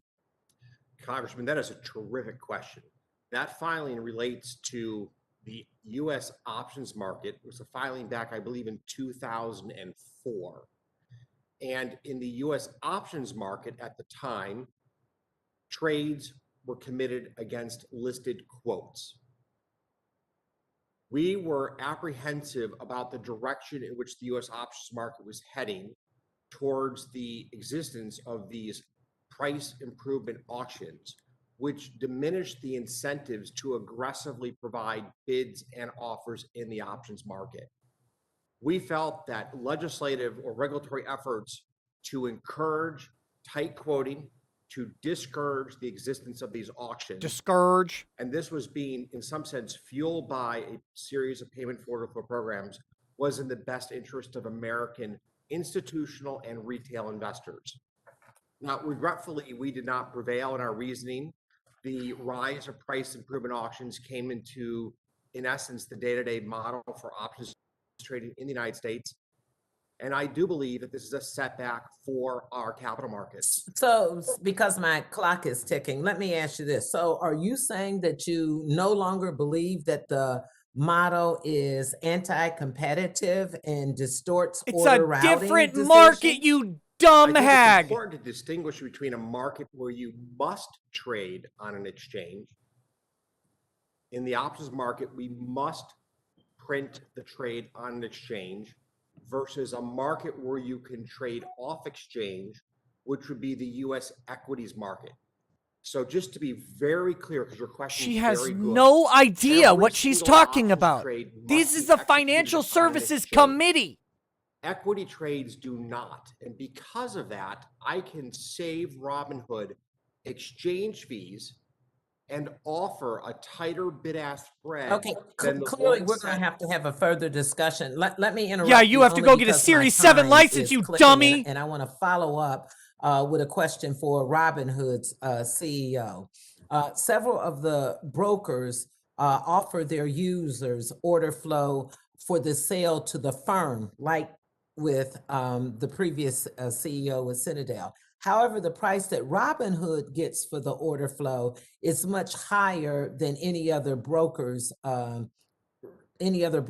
receives. And I could go on and tell you we've pulled the SEC filings that Robinhood receives 17% per 100 shares stock of traded and 58% to 100 shares, and I could go on. But the question is, why do companies like Citadel pay a premium for their order flows of Robinhood users? Thank you, Congresswoman, for that very important question. There's several reasons that may be the case. One important one is that our model and formula for payment for order flow works a little bit differently.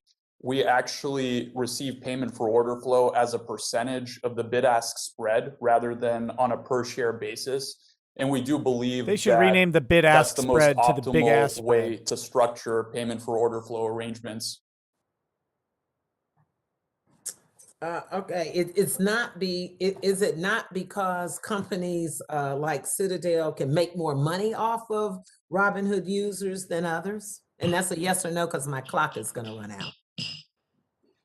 No. No. I'm sorry, I yield back. My time is up. Thank you very much. Next, we will have Mr. Vargas. These questions are so stupid. No, Mr. Davidson next, and then Mr. Vargas. Mr. Davidson, you're recognized for 5 minutes. Thank you, Madam Chairwoman. I thank our witnesses. I appreciate the work you've done today. And I just want to share that in May of 2020, the Depository Trust Clearing Corporation unveiled a working proof of concept called Project Ion. In this project, DTCC said they would examine the potential use of distributed ledger technology in accelerating the clearing and settlement process.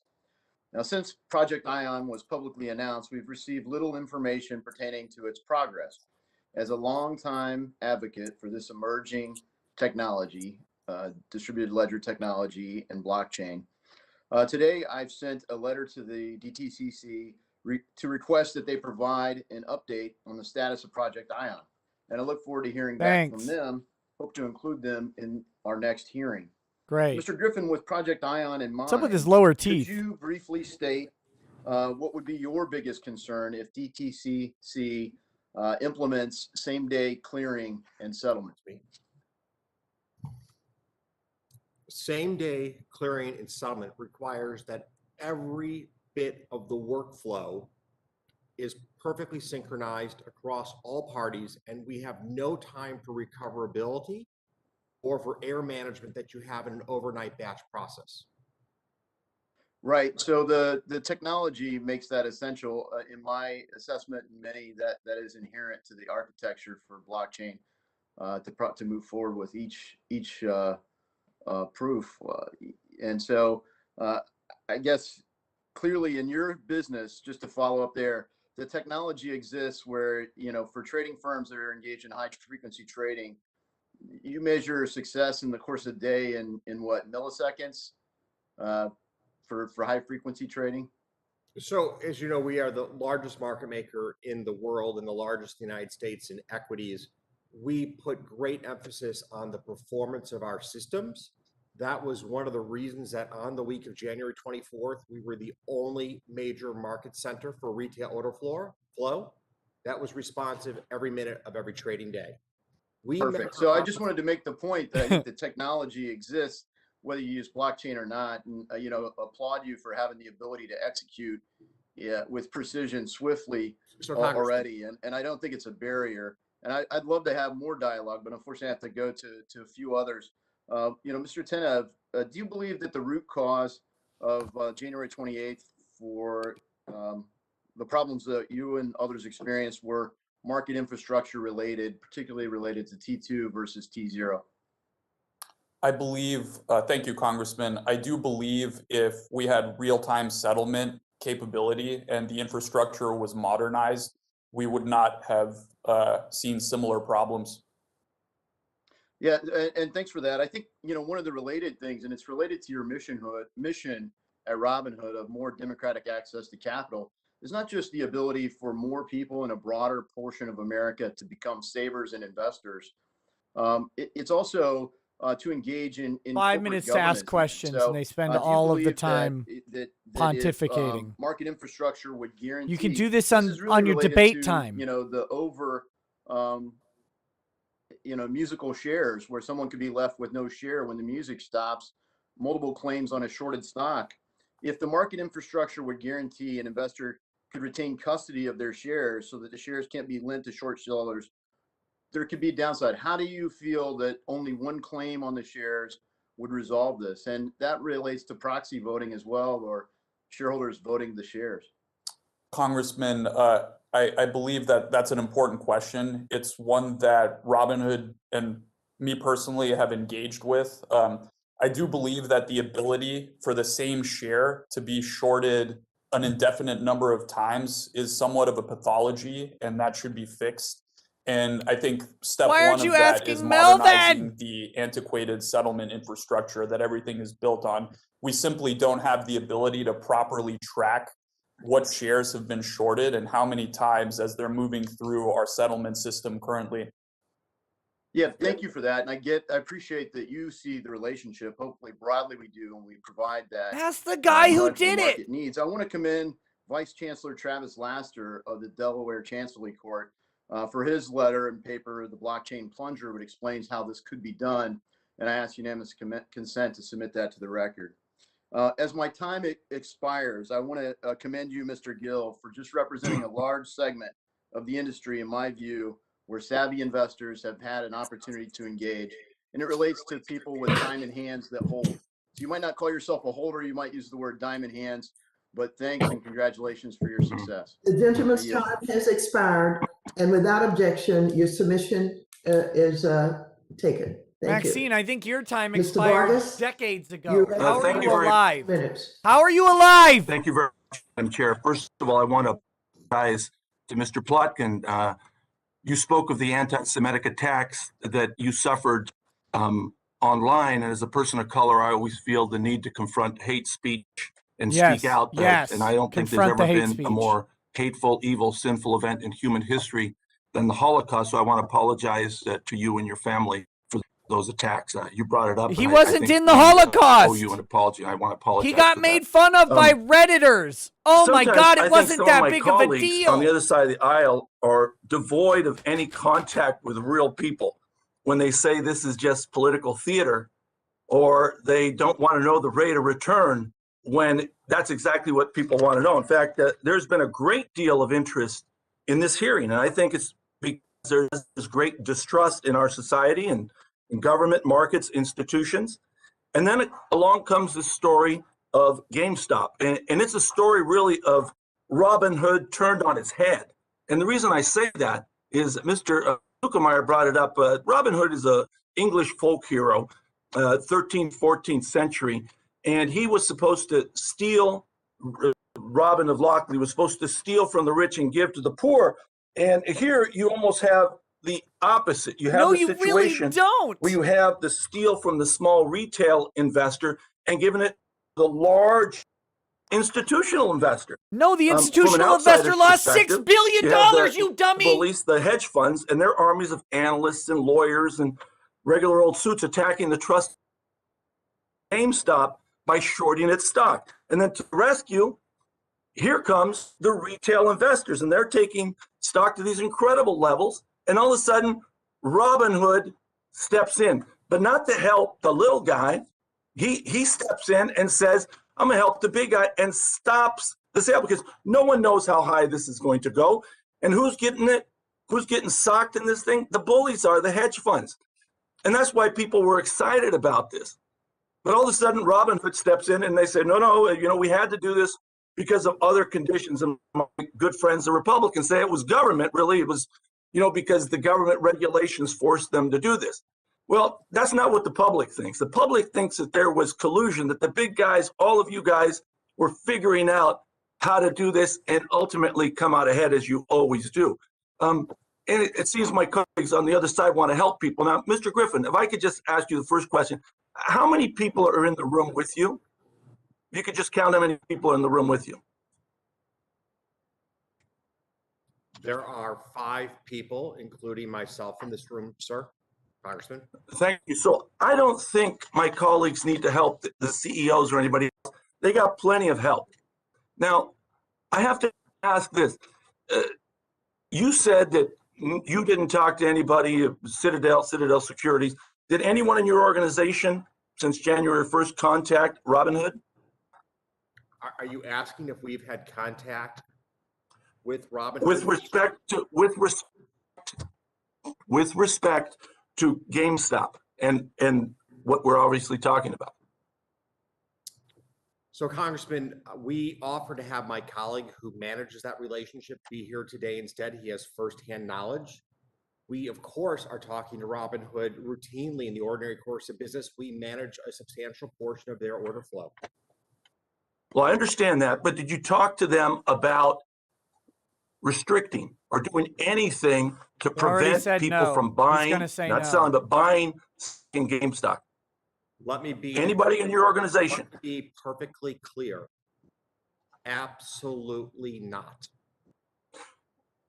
So if we depose everyone in your organization, we will find that. That is correct. Okay, thank you. I do want to ask you one thing, and Mr.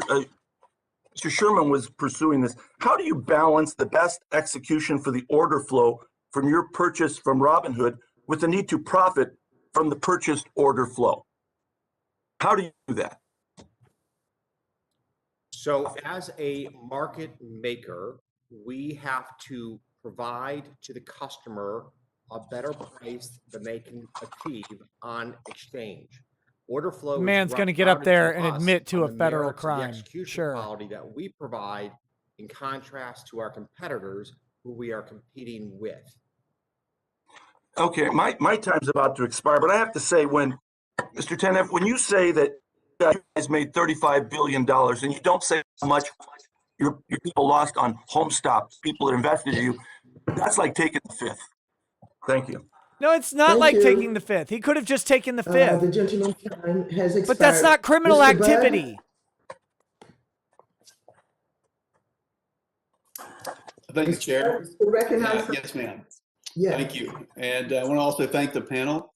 Now, I really care about a level playing field for retail investors to access the market. And I've been a long supporter of financial innovation and fintech and the shared goal of democratizing finance and making access to the financial system easier for all. So, Mr. Tenev, your company, it boasts that it's helping to democratize finance and is at the forefront of innovation. Can you talk a little more about what Robinhood is doing to push innovation forward and create a level playing field for all investors, while at the same time making sure that those investors are well informed? Absolutely, Congressman. Thank you for that very important question. The first thing I should note is many of the witnesses and representatives here have stated that it's never been a better time to be a retail investor in America than it is right now. I think the combination of zero commissions, no account minimums, fractional shares, really things that Robinhood has helped make the industry standard, have helped small investors and helped level the playing field for people to participate in the markets. Over the past year, Robinhood has released fractional shares, the ability to do automated dividend reinvestments, recurring investments, so that you could take $1 or $5 and create a habitual investment into a particular stock. And the theme of this year for Robinhood is, how do we take a first-time investor and turn them into a long-term habitual investor? How do we make long-term investing accessible for people around the country?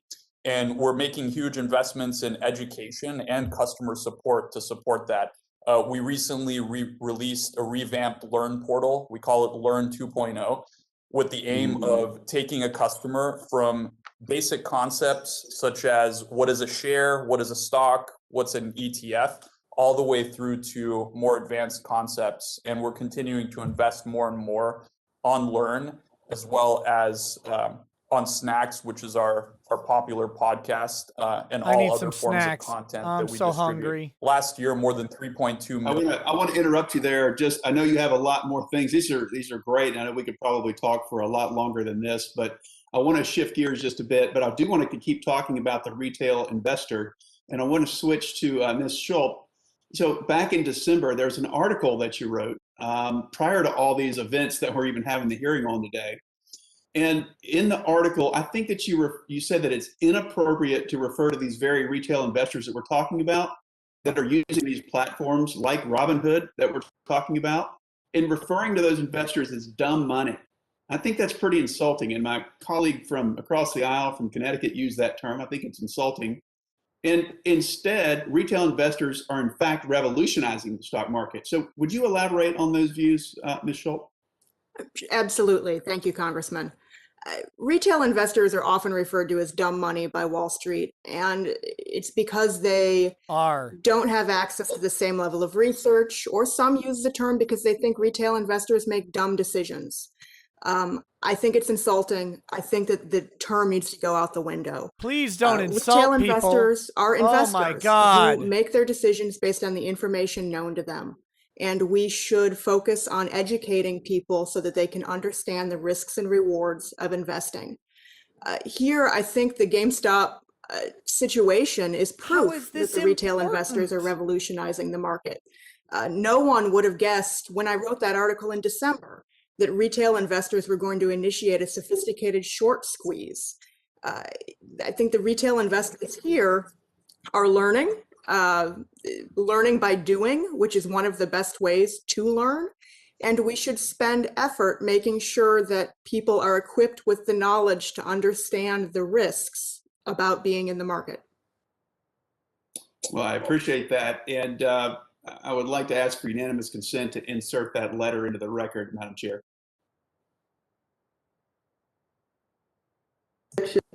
Thank you. I just want to look, Robinhood wrote about the need for, and this is open to anyone, and it's got a few seconds left, but I'd like for someone to talk about, is it possible for clearinghouses and real-time settlements on the blockchain to exist? I don't have time for that, but that's something we can come back to at a further point. And Madam Chair, I'll go ahead and yield back. Thank you very much. And without objection, I want to make sure that that's in the record that your insertion was accepted. Thank you. With that, I'm going to turn to Mr. Gottheimer. Mr. Gottheimer, you're recognized for 5 minutes. Oh, boy. Thank you, Madam Chairwoman, and thank you to our witnesses for being here today. Before I begin, Mr. Gill, I read your testimony, and I'd like to offer my heartfelt condolences for the loss your family suffered last year. It's not just Melvin Capital that lost money as part of the frenzy around GameStop. Whether it is a security guard losing $20,000 or a dog walker losing a few $100s, everyday retail investors were left holding the bag after GameStop's stock fell back to earth. Not every investor lost money, and Mr. Gill, sitting before us here today, remains bullish on the stock. Still, Bloomberg reported yesterday that he was served a lawsuit accusing him of misrepresenting himself and his motivations. I'm not here today to take sides in the litigation. However, it does raise important questions about the role of social media websites like Reddit, especially in the context of volatility we experienced with GameStop, AMC, and numerous other stocks last month. Mr. Huffman, what kind of authentication exists for Reddit users to confirm their identities, to verify that are even real people? Reddit, and this is an important quality of Reddit, so thank you for the question, doesn't require people to reveal their full identity to use the platform. One of our pillars of privacy, and privacy is something that's critically important to us, is that users should be masters of their own identity, and they can choose to reveal as little or as much as they would like. I'll point out that there are two sides of this that are really important. On one side, this allows Reddit to work. Something like Wall Street Bets would not exist if users had to reveal their full identity, because in Wall Street Bets, people are revealing gains and losses. They're effectively revealing their financial position in life, and we would not put that burden on anybody to force them to do so. I'll also point out that other platforms have real identity, and it doesn't do anything to improve their behavior. Can I just ask a question of that? Is there any way for a regular user of Wall Street Bets subreddit to know what content is genuine, written by other users just like themselves, retail investors who are looking for honest information to invest on? Is there any way for that? So there are a couple aspects to this. Yeah, so there the is. First is that we as a company Reddit has significant financial experts resources curating in the enforcing content. veracity of our voting system. It's something we've been doing for 15 years, long before events like this, long before even the election and the politics of the last few years, where these things have become top of mind for everybody. This has been critically important to us. Also, our user base is exceptionally good at sniffing out untruths, misinformation, fake stories. This guy looks like both within this Mitchell community from and Reddit Modern at Family. large. So in order for any piece of content to be successful on Reddit, it has to be accepted by that community and receive the same votes that anything else would. Do you have any heightened standards for places like Wall Street Bets or other investing subreddits where moderators are able to manipulate content to their own financial gains? We keep a high standard across the entire site. And in with this particular community over the past few weeks, we've been looking especially closely, anticipating these sorts of issues and questions. And to date, we have not found any nefarious behavior. Got it. But we could have a situation where thousands, possibly millions of dollars of retail investor money may be being manipulated, right? We don't know that. People in the United States talk about stocks on Reddit. They talk about it on TV, in magazines. People can say, in fact, they do on television all the time, encourage people to make what I would call bad investment decisions. On Reddit, I think the investment advice is actually probably among the best because it has to be accepted by many thousands of people before getting that sort of visibility. Do you see any difference between someone on Reddit offering advice versus an analyst at a major bank or a financial services firm? Yes, of course, there's a difference. Absolutely. I think on Reddit, you're seeing retail investors who are giving authentic advice based on their knowledge, and you would not, call into question what their motivations are or what large positions they may hold before going on TV and talking about them.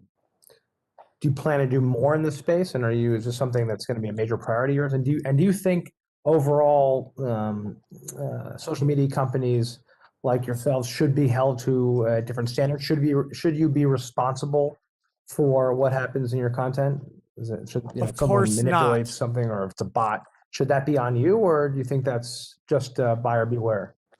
We take there is no buyer of Reddit incredibly seriously. That is one of our, first duties on all of this is to ensure the authenticity of our communities. Yes. But do you think you should be held responsible if somebody posts something, if there's some collusion, or if there's somebody who it's a bot that's online? Do you think you should be on the line, or this is just a site you offer for people to exchange ideas? Reddit online can be bot. held responsible, and we do take our responsibilities here incredibly seriously. Thank you. The gentleman's time has expired. Thank you. Thank you, Madam Chair. Got these Russian bots are on the line all the time. Thank you, Madam Chair, and I want to thank you and the ranking member for convening today's hearing. If I could, Mr. Tenev, I'd like to echo what many of my colleagues have said today, and we do appreciate the fact that you've created this platform. To a large extent, you've leveled the playing field so that small individual investors can have a shot at the American dream. That's investing. Now, I do want to ask you though, and a lot's been said about the situation that occurred in late January. My question to you is, how did you misjudge your capital requirements to prevent people from being able to trade during that period in January? Thank you, Congressman. I wouldn't say we misjudged our capital requirements. This was a 1 in 3.5 million occurrence event, one that had never been seen before in capital markets. And we had to play this by the book. Robinhood Securities made the decision that we did so that we could remain in compliance with our regulatory capital and deposit requirements. Unfortunately, it required us to restrict the buying of these securities for Thursday and limit it to some degree on subsequent days until additional capital came in that allowed us to relax the restrictions. It was Robinhood's mistake, though, correct? Well, Robinhood owns what happened, certainly, and we need to make sure that it doesn't happen again. But Robinhood Securities had limited options with how to address this, and I fully support the team in making the decision that they did, and I believe they did the right thing and the only thing. I realize you said at the beginning that you're privately held. With that said, is your primary source of revenue from the order flow payments that you receive from some of the players that we've talked about today? That is correct, Congressman. Payment for order flow is one of our largest revenue sources.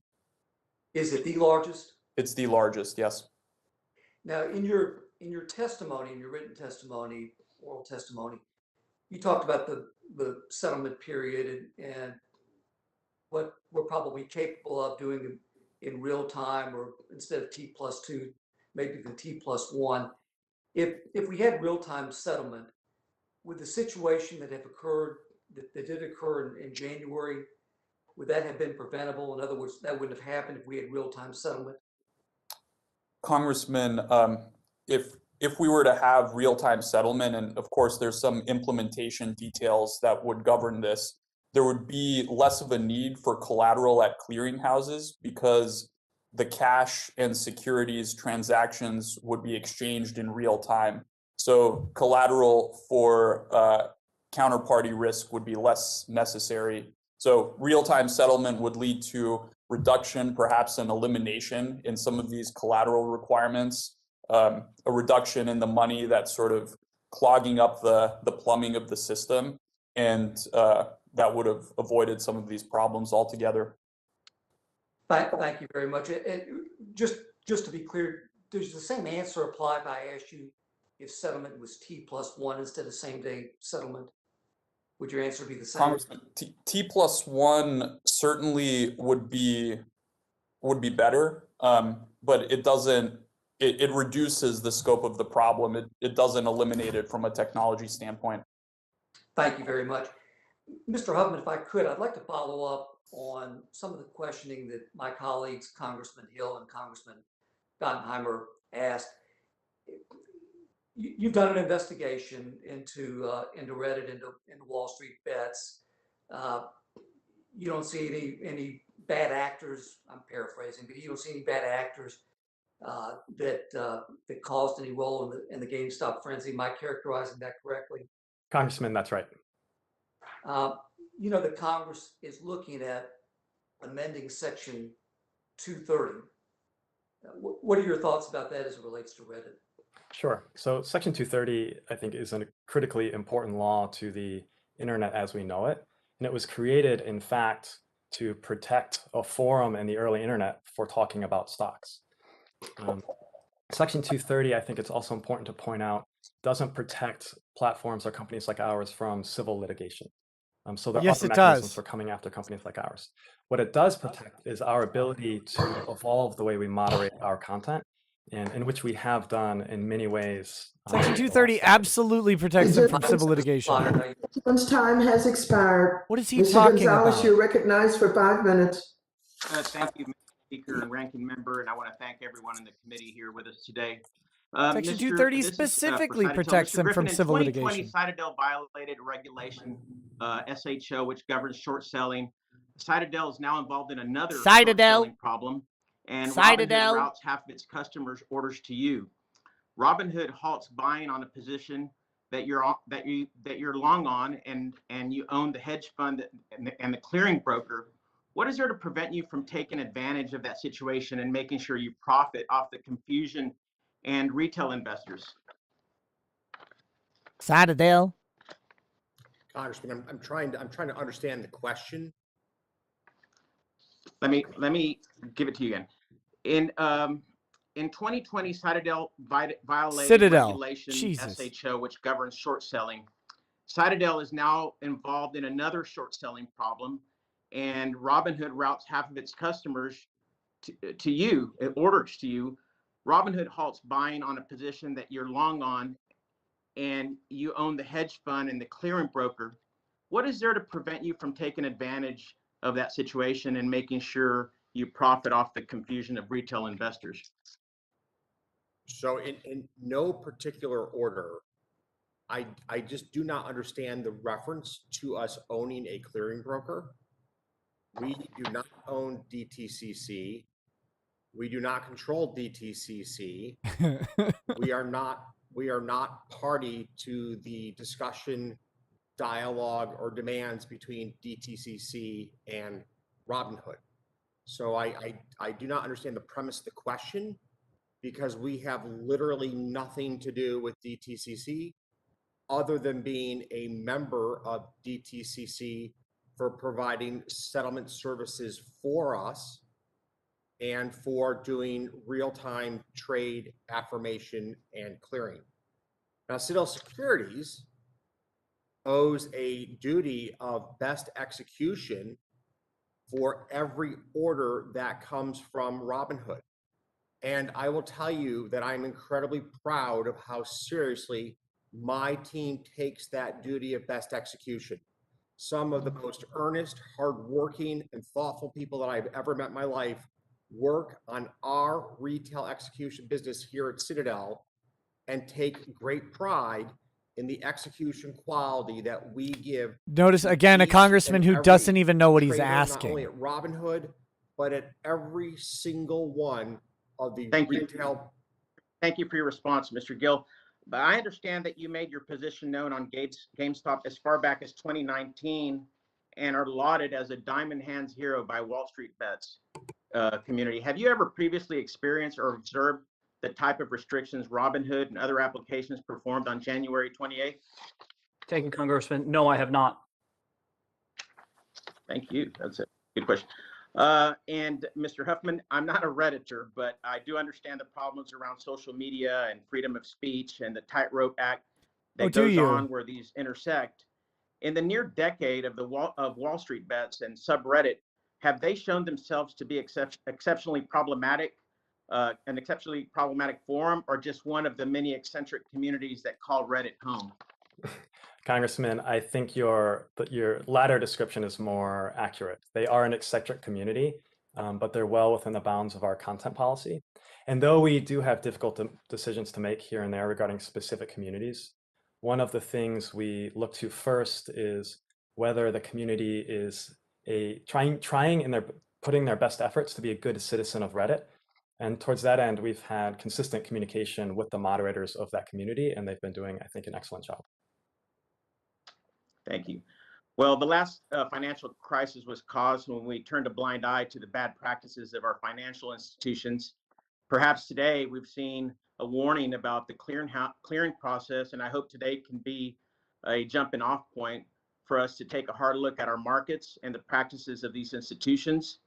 In a 2-day clearing process, the liability risk and potential financial stress limited trading, but in a key time in market and perhaps in a way that materially affected investors in these recent events. So I'm hoping that we all get to take a closer look at what is happening. And with that, I yield back. Why can't COVID hit Congress? Thank you very much. Next on our list, we will have Mr. Hollingsworth for 5 minutes. Oh, good. Thank you, Madam Chairwoman. Mr. Griffin, I'm going to direct my questions to you specifically. Is he in a bathroom? I'm hoping to talk a little more philosophically about the market writ large No. rather than just Citadel itself. Certainly, Why? there's been a significant amount of evidence supporting the advantages market makers offer retail investors. Through sophisticated infrastructure and high-speed technology, bid-ask spreads have decreased from 33 cents to less than a penny over the last 5 decades. And according to some research, saved retail investors 1.6 billion just in the first 6 months of last year alone.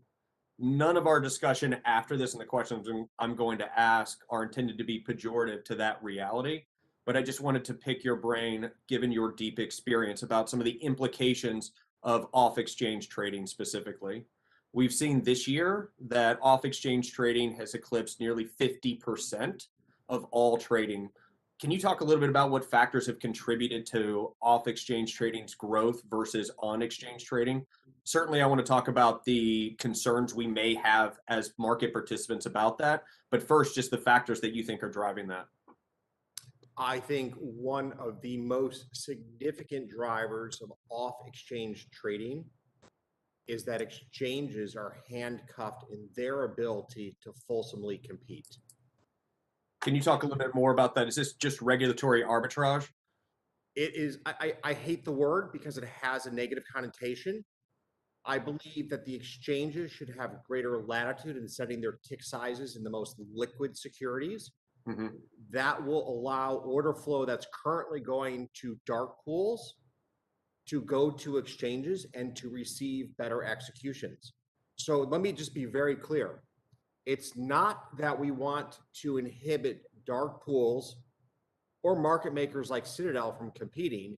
It's that we want to enable and empower exchanges to be better competitors. I started my career as a retail investor in the day where I used to spend 25 cents in a bid-ask spread if I was lucky. I know the days you're referring to. We've come a long ways, but to continue on this journey, the next step is to allow exchanges to be more competitive in the market. Well, so I think you answered this question, but just to put a fine point on it, there is public policy work that needs to be done in order to help resolve some of this challenge that exists in the movement of volume from on exchange to off exchange. That's incumbent upon us. It's incumbent upon regulators to find a better solution. Is that what you're saying? Congressman, I'm saying that yes, it's legislators or the SEC. I believe much of this can be done by the SEC as a policy matter. Right. Think of it as the next step forward in regulation NMS. Love it. Great. Thank you Love for it. all those answers. Thank you. I want to highlight this further. Can you talk about some of the challenges or deleterious impacts on the market if more and more volume is off exchange versus lit trading? Can you talk a little bit about why we should be concerned about that to make sure we all understand how important it is to make these changes to empower, as you said, exchanges to be better competitors? I think there are 3 salient points I'd like to make. First, price discovery is the most important part of our capital markets function because price discovery combined with liquidity fuels our free enterprise system. It's how companies raise capital. It drives down the cost of capital. The more trading on exchanges, the better the price discovery we have. That is good for our capital markets. The second is that dark pools are often willing to engage in business practices where they discriminate against one class of investors versus another. I find it very unsettling that we in any way prohibit discrimination against one group of investors for the benefit or at the expense of another in any part of our capital markets. He has 5 people in the room with him. Do you think someone's just writing cue cards and holding them up? The third is that the dark pools themselves create a level of concern and apprehension about the integrity and fairness of our markets. And I believe that we should always be taking steps to advance public confidence and the confidence of retail investors and institutional investors that the United States capital markets are a fair place in which to transact business. Mr. Griffin, thank you for those answers, and I would call upon my colleagues to recognize the deep experience Mr. Griffin has in these areas and how important it is that we take the steps, either via agency or via legislation, to help empower exchanges to compete on a level playing field to make sure that we create a public policy. The gentleman's time has expired. Mr. Lawson, you're recognized for 5 minutes. Thank you, Madam Chair, to you and Oh. ranking member Henry for this forum today. And I want to thank and welcome the panelists to this great forum.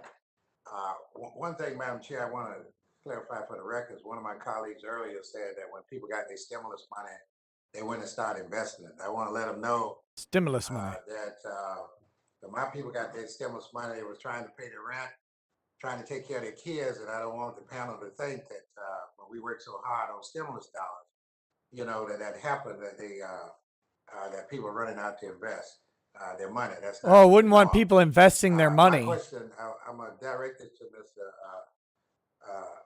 Plotkin. Wall Street is supposed to be tied to revenue and profit fundamentals. We saw these fundamental changes when amateurs and investors gained control. They publicly stated that this isn't about investing based on their fundamentals, and that this isn't an investment about making a profit in that way. It's about making a profit to demonstrate that they can manipulate the system, and if not, better than professionals such as yourself. The rapid trade won, and Wall Street was losing billions of dollars. Melvin Capital betted against GameStop and was on the verge of bankruptcy. Clearly, there is a manipulation and distrust within the system and inequality in American finances. Mr. Plotkin, do you believe that there is manipulation, distrust, and overall inequality within American financing? And what do you believe are the consequences of big guys like yourself, but also little guys in this process? Well, thank you for the question. I really can't speculate, in terms of the broader system. I think, Melvin, my focus is on running our portfolio and building a great organization and a strong team. I think some of the issues you speak about are much greater societally, and it's not really my area of expertise. Good answer. Okay, well, again, guy's a scumbag, but good answer. Series 67 license and everything, but these amateur investors don't have to go through those same standards. And because they do not have to go through those No same investor standards, has to go through those standards. manipulate the market. Maybe someone that can answer over people who have been involved in this research and calculation and investing for so many years. Can anybody ask how they're able to go in and manipulate the market like this? They call billions of dollars to be lost. Sure. Look, I think, as we've spoken about today, the financial markets are changing. There's a lot of new players. I think they saw an opportunity, to drive the price of a stock higher.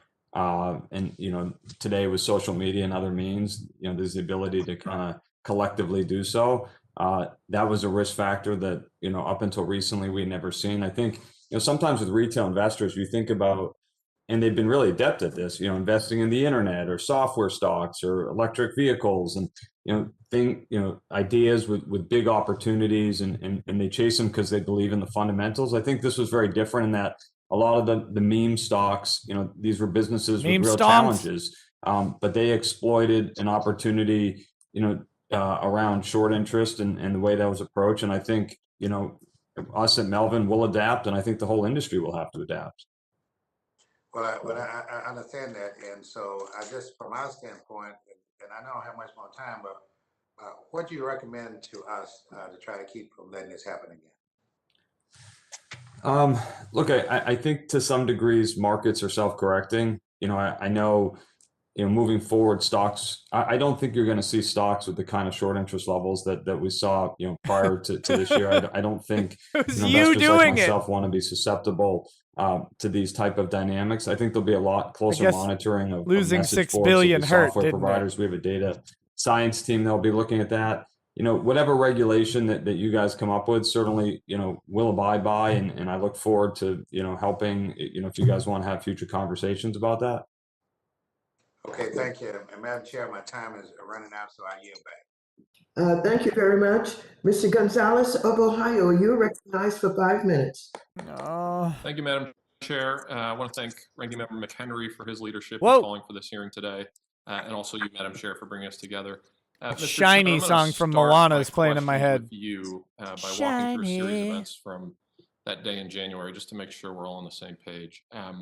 So in your testimony, you mentioned that the automated deposit requirements from DTCC came in at 5:11 a.m. Eastern, and it showed a $3 billion deficit, correct? I believe that's correct, yes. Okay. At that point, 5:11 a.m., did you have the liquidity to meet the additional $3 billion deposit requirement? So as we wrote in detail in my written testimony, there were a series of steps that the Robinhood Securities team took to Reclaiming my time, sir. At that exact moment, did you have the liquidity for $3 billion? 5:11 a.m. At that moment, we would not have been able to post the $3 billion in collateral. Okay. So when you said, and you've said this multiple times, that you did in fact have the liquidity and you didn't have a liquidity problem, at that moment in time, that is not necessarily true. Correct? Uh-oh. You had to take steps to get there. Congressman, we did have to, the Robinhood Securities team had to work with our relevant clearinghouses to adjust the risk profile of the trading day in order to meet our collateral requirements. Right. And in order to do that, your choice was to throttle trading to prevent your clients from being able to purchase in certain shares, correct? That's correct. Robinhood Securities had to restrict buying in about 13 securities. Uh-oh. Okay. And if you had not been able to de-risk the profile or the portfolio, excuse me, you wouldn't been able to raise the money, get the VAR requirement and the excess capital charge waived to de-risk the portfolio, then DTCC would have stepped in and liquidated the portfolio, correct? I'm not sure what the exact, Congressman, what the exact steps that they would take if we weren't in compliance with the deposit requirements would be, but it would not have been a good situation for the firm or the customers. So reclaim my time. So the letter that Ranking Member McHenry submitted for the record, I would draw everyone's attention to. I'll just read this. If a clearing member fails to satisfy a margin call, it exposes other clearing members to risk and can put NSCC out of compliance. In a case of non-payment, NSCC may cease to act for the clearing member and liquidate its unsettled clearing portfolio. So that was definitely in the cards. For my constituents who are Robinhood clients, what would this have done to their portfolio if it would have been forced liquidation as a result of missing the capital call? Oh, well, Congressman, if there was forced liquidation, at the very least, it would have resulted in a total lack of access to the markets for your constituents.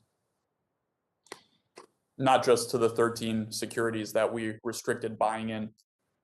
Right. So this would have been an enormous catastrophe for Robinhood, correct? And the clients. Correct. And not just Robinhood, but the over 13 million customers that we serve. Yeah, and I think that's really sort of the crux of the issue. So in a sense, I love your company because it does, when correctly managed, provide This guy's investment asking the opportunities best for question individuals so who are far. currently frozen out of the markets for one reason or another. At the same time, though, I believe a vulnerability was clearly exposed in your business model and perhaps in the regime that governs your capital requirements. And we just can't live in a world where my constituents could have their shares liquidated without their consent because you all aren't able to make a capital call. I appreciate that you were able to ultimately satisfy it, but the amount of time you have from 5 a.m. to 10 a.m. to figure this out is scary for the company, and frankly, I care more about my constituents than anything, and scary for them.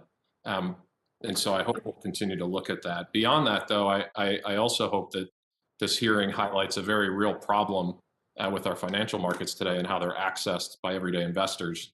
Today, the Melvin and Citadels of the world, as well as major PE and VC funds, have access to the world's greatest investment opportunities on the planet, whereas the retail investor world, of which Mr. Gill is a great member, it doesn't, for lack of a better term, has access to an ever diminishing set of investment opportunities. And so while we're debating these vulnerabilities, we're also serious about finding ways to expand access for Main Street investors. And with that, I yield.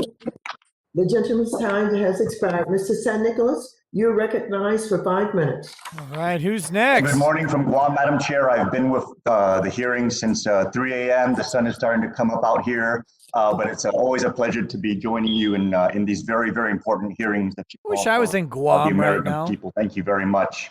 I wanted to first begin by congratulating everybody who made money on the Robinhood trade. You know, you guys found a low float, low volume, massively shorted stock, and you guys squeezed it. And I think that investors like Mr. Plotkin, large money managers, probably doubled down on their short positions thinking that they're going to win. And in the end, the massive communication networks that we have these days rallied the small to beat the large. And that was absolutely something to put your behold. batteries in your and smoke Robinhood made that detector, possible. degenerate. Robinhood made that possible. Mr. Tenev, you mentioned in your testimony that you've secured $3 billion in funding to address the regulatory deposit requirement situation that you faced. Where did that $3 billion come from? Thank you, Congressman, for that question. To be clear, we were in compliance with all regulatory net capital and deposit requirements without the additional capital infusion. It was simply to provide extra cushion, allowing us to unrestrict trading and be prepared for other black swan events that might happen in the future. The capital came from mostly existing venture capital investors that Robinhood already had. So basically, you had to further dilute your position in Robinhood in order to make sure that you secured all of your 13 million customers with that additional $3 billion. That's correct, Congressman. Well, that's where I have a serious concern, Mr. Tenev, because not only was your business model designed to profit off of order flow, which caused you to take extraordinary risks in having 13 million customers with access to large margin trading that facilitated the GameStop situation, but you halted buys on that stock and you allowed sells in order to mitigate the capital requirement situation, and you materially benefited from it. You materially benefited from it because it reduced the amount that you would have had to go out and raise an additional capital in order to prevent these kind of crises from reoccurring. Yes. You took from your customers in order to minimize the $3 billion from being larger than it probably would have been, because you wanted to protect your position. And that is very troubling.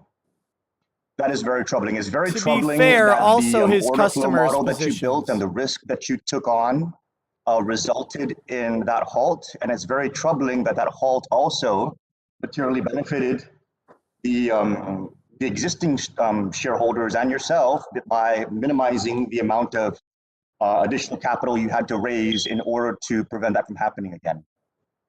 You basically took from the shareholders in order to do that. And that's just, I don't know what to say about that, but I think that this, Madam Chair, presents a very serious situation where we need to ensure His customers that companies who were shareholders are not could have had their taking positions advantage of liquidated customers in this if way. they didn't do it, though. Like, Mr. I get it, Kenneth, but you're quoted as saying in this hearing, buying increases capital requirements, selling does not. So it was something that you knowingly did. It was something that you knowingly did. It was beyond just trying to protect the existing customers. And at the end of the day, while you had to raise an additional $3 billion, it minimized that from being a larger sum. We have customers who purchased the stock who are now bag holders after the price came down because they couldn't continue going up with additional buying. And that was willful, that was intentional. So I'm glad, Madam Chair, that we've called this hearing. I'm glad that we're able to put these things are on you the going record. to ask him anything, though? And I'm just very, very concerned with the implications of this. And I really hope that at the end of the day, those bag holders get a lot more than an apology. Thank you, Madam Chair, and I yield back. Well, you didn't ask any questions about Mr. Rose, you're recognized for 5 minutes. Thank you, Madam Chair. And thank you, Ranking Member McHenry, for holding this important hearing today. And thank you to our witnesses for your testimony and participation today, and for the dedication of time that you've made to this hearing. There is still so much for us to learn from this market event. Obviously, speculation has been rampant, and I believe we should not get ahead of our skis, so to speak, and rush to policy recommendations before we understand the full scope of this situation. The committee investigation is barely underway, and I would view a large majority of the policy proposals suggested today as half-baked at this point. At the end of the day, we should all want retail investors to have access to the market and to ensure they have the information they need to participate in the market in an informed way. Thank you, benevolent Mr. Griffin, overlords. my colleague, Representative Loudermilk, asked you to explain the advantages of cutting down on the settlement time, but you were cut off before you could complete your answer. Would you like to finish your thought there? No. To be brief, the issue in going to real-time settlement is everything has to work perfectly in a world where there's still people involved in many of the processes. We'll get there one day as an industry. I just think it's a bridge too far in the next couple of years.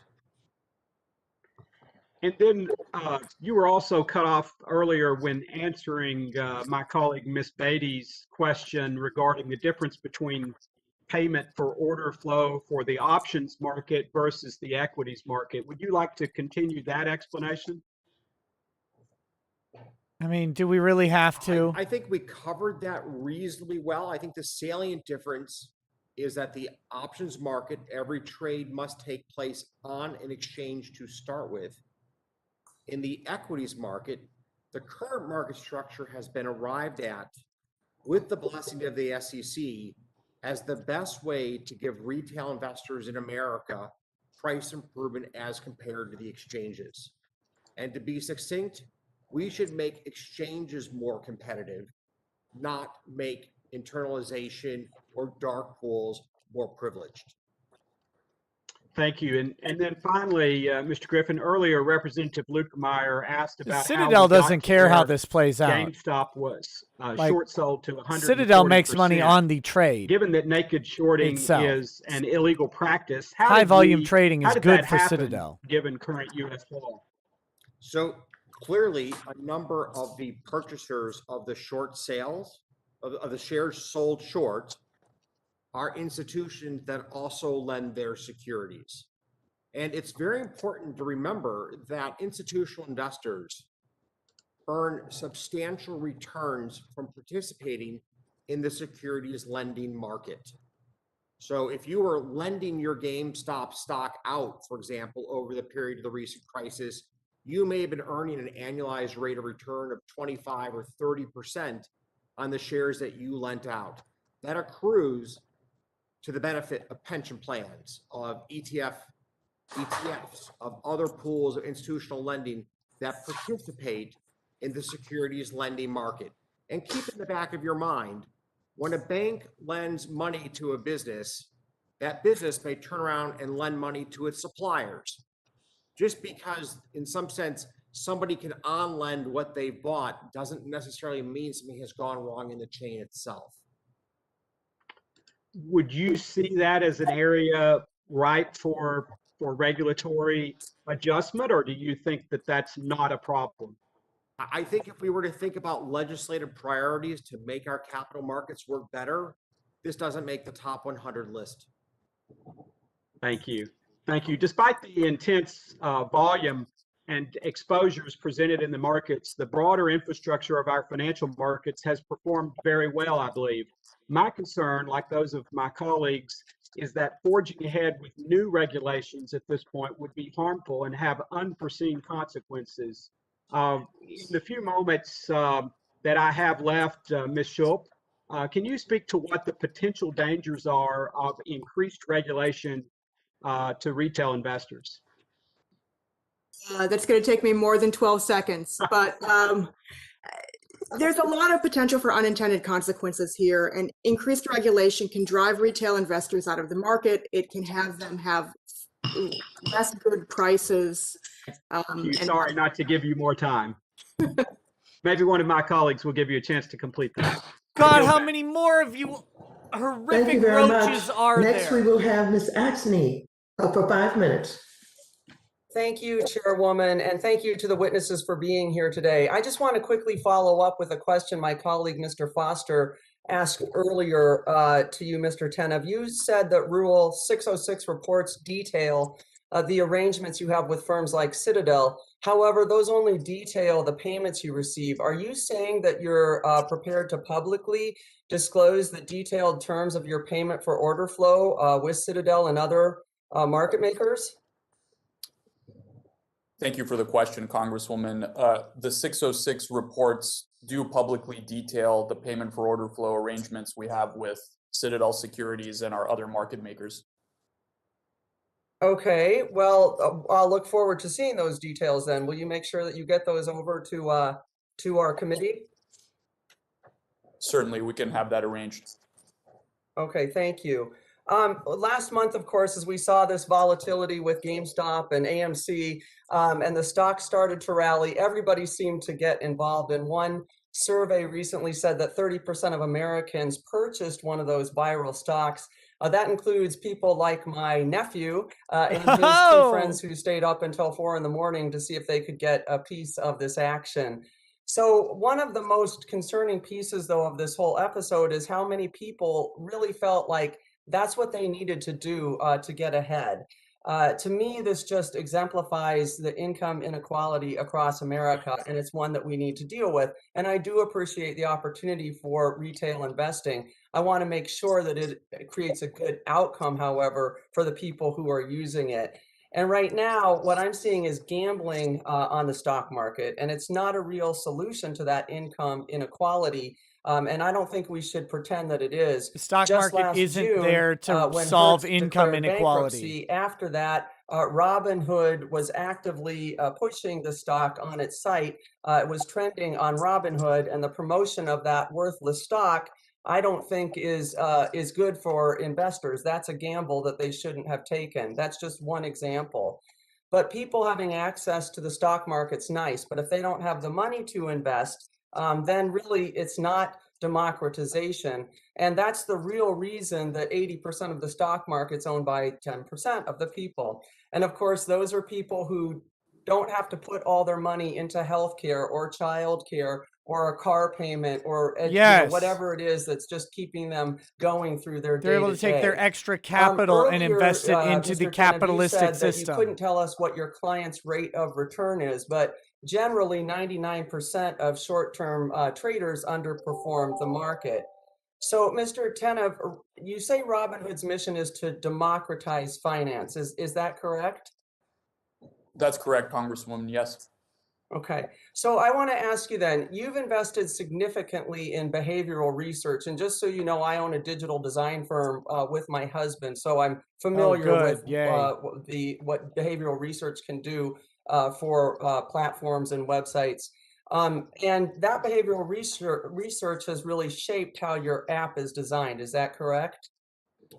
Congresswoman, like many technology companies, we employ data scientists, user researchers, and designers to provide a better customer experience and understand our customers' needs. So on the specifics, when people sign up, they get a scratch-off ticket to see what they get. Confetti falls every time they place an order. They get push notifications. They're encouraged to trade. If a friend signs up, they get a free stock, on and on. Why have you added specific gaming design elements to look like gambling to your app? That encourages more frequent trading. Congresswoman, as I mentioned earlier, we want to give people what they want in a responsible, accessible way. We don't believe in gamification. We know investing is serious, and that's why most of our customers are buy and hold. A very small percentage of our customers utilize margin. Well, I appreciate that, but you know, folks like my nephew actually aren't your customers. They're your product. Your customer's sitting right next to you, Mr. Griffin, with Citadel. So when you don't pay as Whoa. much for index fund or Apple or anything like that, your app to me shows me that you're really just trying to encourage more trades, which puts more money in your pocket, not helping people build equity through smarter investing. So I would It's ask not you, their Mr. Tennant, I'd job. ask two things. That you won't Who let them exactly do you that. believe you're democratizing finance for, and how do you plan to address these conflicts of interest?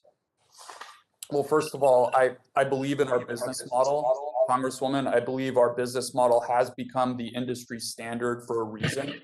It's because it's good for customers. It's led to the democratization of the markets, and it works.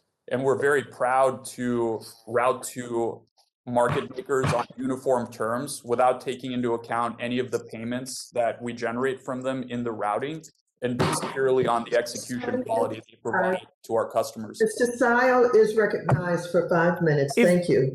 If they started giving out investment advice, they'd be a completely different company. Investors in the state of Wisconsin and across our country to make sure that they have access to the market, access that They'd be is fair fined and every equal day. to the big banks and the hedge funds in Wall Street. And we've seen great improvements in access, the democratization in finance. And I'm concerned that these hearings are going to lead us down the path of additional regulations before we fully investigated the facts. It was stated earlier that may not be the case. And I'd like to have inserted into the record a Bloomberg article dated January 28th titled GameStop Trades Show Need for More Regulation, Democrat Says. Without objection, such is the order. Thank you. I think it'll be helpful for everyone to review that, with the concerns being that we're going to drift away from the democratization of our finance system. Also, a bit disappointed that we don't have representation in our first hearing here today from the SEC or the DTCC, especially in the early days of the Biden administration. I think that would be helpful, and hopefully we'll be able to have their participation in a future hearing. If I can direct my first question to Mr. Gabe Plotkin at Melvin Capital Management. There are 53 people on this, in on a stock, on this committee. That you held a short position in. People were tweeting about it, things were building. Do you have any information as to uniquely why folks on Twitter and on Reddit and others uniquely targeted that stock? First of all, thank you for the question. I think it's a really good one. I think ultimately, I'm not sure kind of how the momentum built around that. There were certainly some signs, as we kind of diligenced after the fact. I mean, there were even website names bought, like, nasty things about our firm as far back as November. So I'm not sure kind of how it started, but I think ultimately they saw an opportunity with a very high short interest stock that a lot of people could relate to, because it was a retail experience, and that's sort of the genesis of it. Thank you very much. I'm going to shift gears over to Robinhood.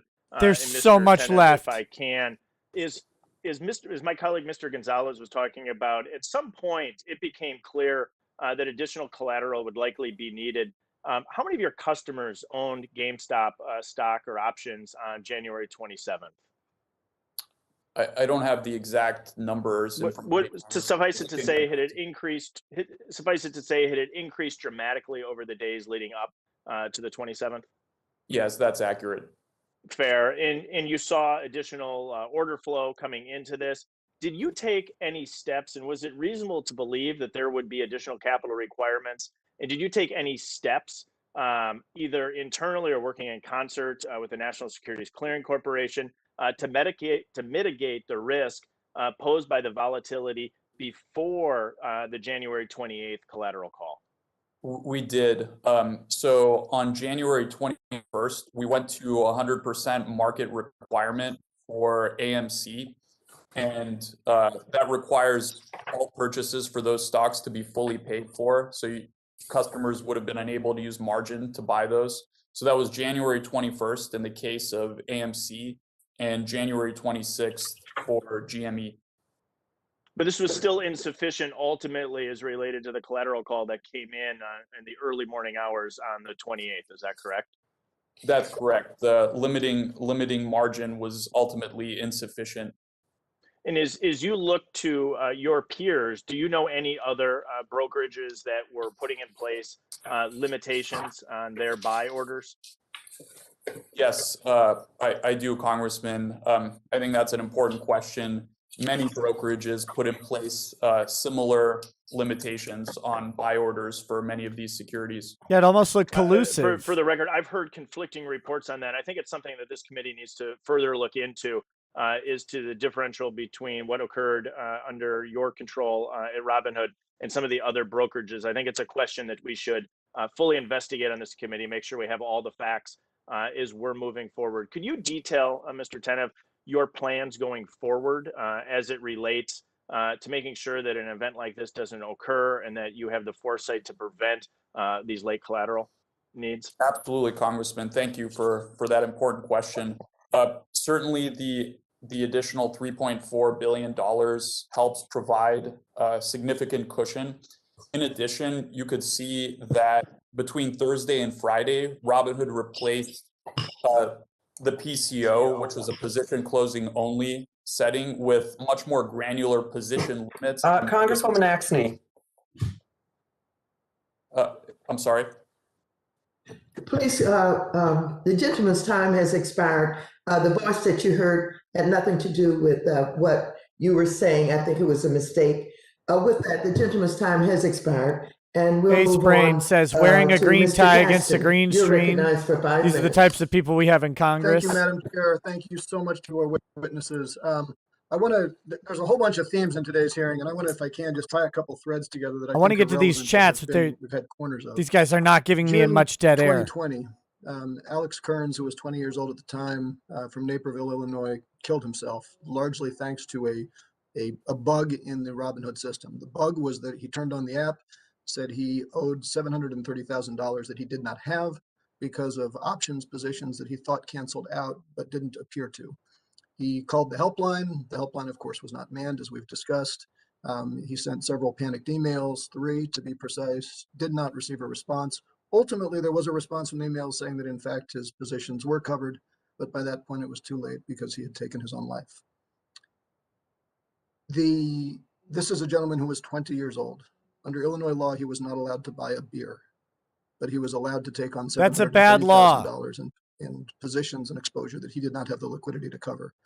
Now, your mission, Mr. Tenev, is to democratize finance, but the history of financial regulation is to protect people like Alex Kearns from the system. As the old joke goes, if you're playing poker and you can't figure out who the fish is at the table, you should leave the table because you're probably the fish. And there is an innate tension in your business model between democratizing finance, which is a noble calling, and being a conduit to feed fish to sharks.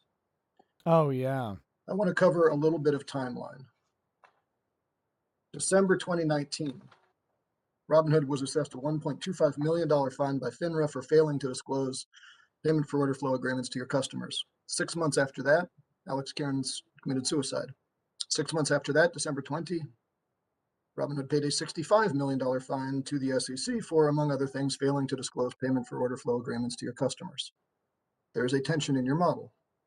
Now, along with that, according to your 606s, as been reported by CNBC, you attract a higher rate for equity trades from payment for order flow from many of your competitors, 17 cents per 100 trades versus about 11 cents for your competitors, even more, over 50 cents per 100 trades for options.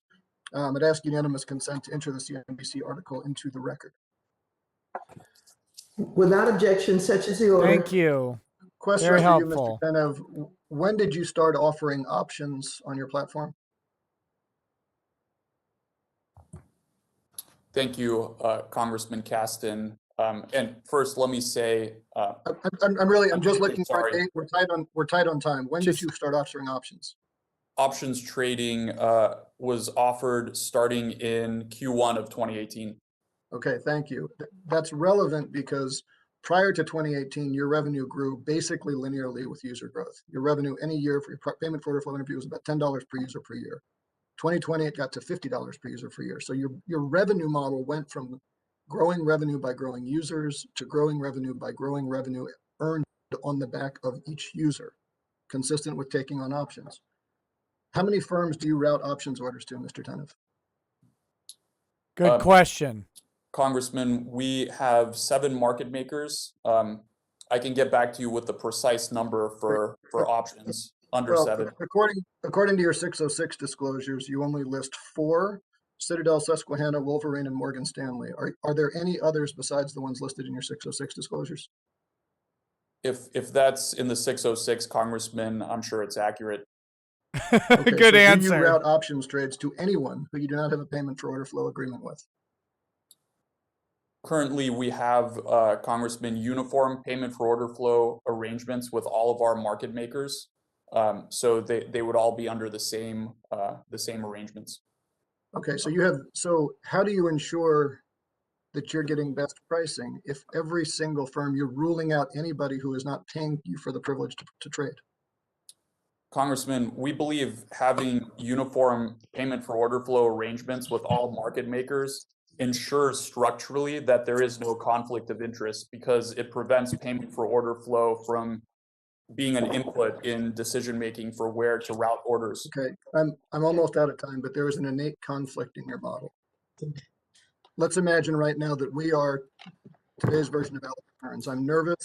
I think I've got an exposure, and I call your helpline now. Let's call and let's listen in the time we have remaining to what I'm going to hear on the other end of the phone. Thanks for calling Robinhood. Please visit us at robinhood.com or on our app for support.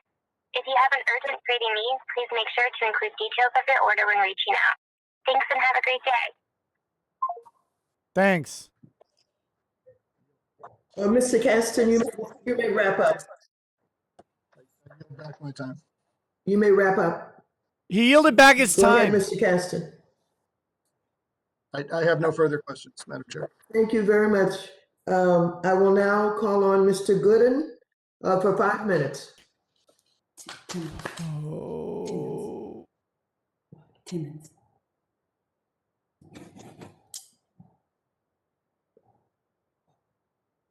Is Mr. Gooden on the line?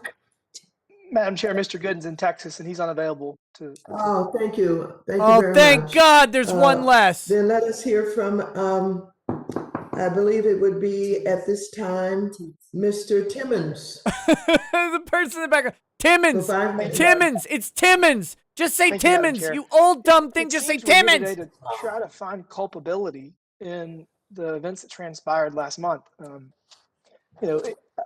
I seem to spend a lot of my time thinking about capital requirements and the time it takes to execute these trades. So I'm going to focus my questions there. Mr. Tenev, you have repeatedly invoked capital requirements that both your company and your clearinghouse are required to abide by in order to explain the restriction of trading last month. My friend and colleague, Mr. Barr, asked you about this earlier, but I would like to hone in on this a little bit. Hone in. Could you explain what specifically about the nature or volume of the trades being ordered by your customers caused these increased capital requirements to be triggered? And how did the level of collateral required compare to what you would normally have to abide by? Good questions. Thank you for that question, Congressman.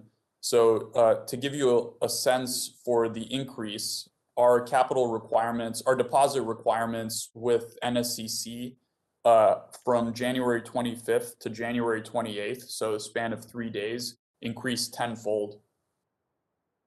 What is the most your capital requirements had been prior to this event? I believe there was a table, Congressman, that I provided in my written testimony that had the precise value at risk and special charges in the prior days. Happy to refer But obviously to that. it never been close to this amount, and now you have additional capital that you've raised, and so this should not happen again. Again, I think you referenced 1 in 3.5 million was the likelihood of this situation occurring. Is that correct? That's correct, and that's not a Robinhood number. That's actually a third-party industry number. Are you aware of the origin of these capital requirements? I do believe that these capital requirements, and specifically the NSCC deposit, was spelled out in Dodd-Frank. So the Dodd-Frank Wall Street Reform and Consumer Protection Act is arguably to blame for what happened. You would not have halted trading in this case, but for this exorbitant capital requirement that you were unable to meet. So I think that when we're searching for culpability, we need to realize that the well-intentioned legislation from over 10 years ago is somewhat culpable in this entire conversation. Ms. Schultz, will you elaborate on that? Do you agree that Dodd-Frank is somewhat responsible for the situation that Robinhood found themselves in? I think the capital requirements in Dodd-Frank can be seen as responsible. I think it's incumbent on us to evaluate those capital requirements and whether they are appropriate, given the business models at issue. I think that's also a question of settlement times and modernizing our system. Who's But that guy? I agree that the capital requirements here put into place are one of the reasons that we're having these conversations today. And you went to the next place I wanted to go, which is the time it takes to settle these transactions. So, 12 years ago, 10, 11 years ago, we never really considered the whole concept of a Robinhood, of an app-based trade platform that democratizes access to purchasing and selling publicly traded companies. So I do think that needs to be revisited, especially because it is unfair. There are other companies that have far more resources that are not in the situation, and those companies have larger investors. So we really are picking on the little guy in this entire conversation. So between reconsidering capital requirements for retail investor platforms, number one, and number two, trying to find a way to settle these transactions faster, those two things seem to be the best way to achieve our objective of making sure this doesn't happen again. I do hope that we can hear from Michael Bodson from the DTCC in the next hearing, or perhaps someone from the NSC. I'm hearing something strange on my computer. I'm sorry, one second. Porn.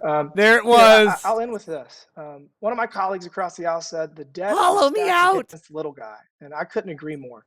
But in this case, the very committee that is conducting this hearing has more culpability, I would say, than any of the witnesses that we have brought before us today. So we need to make sure this doesn't happen again. I look forward to working with my colleagues across the aisle.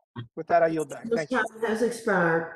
At the request of one of our witnesses, we will take a short recess. The committee stands in recess for 5 minutes. Oh my God. Nova Zero says, Nick in Black Pastor voice, please.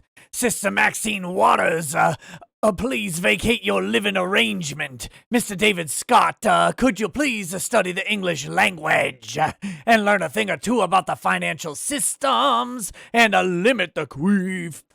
Okay, that was weird. Mithran Emmer says, let me ask ya, is you doing anything to make sure that your users aren't taking advice from the social medias?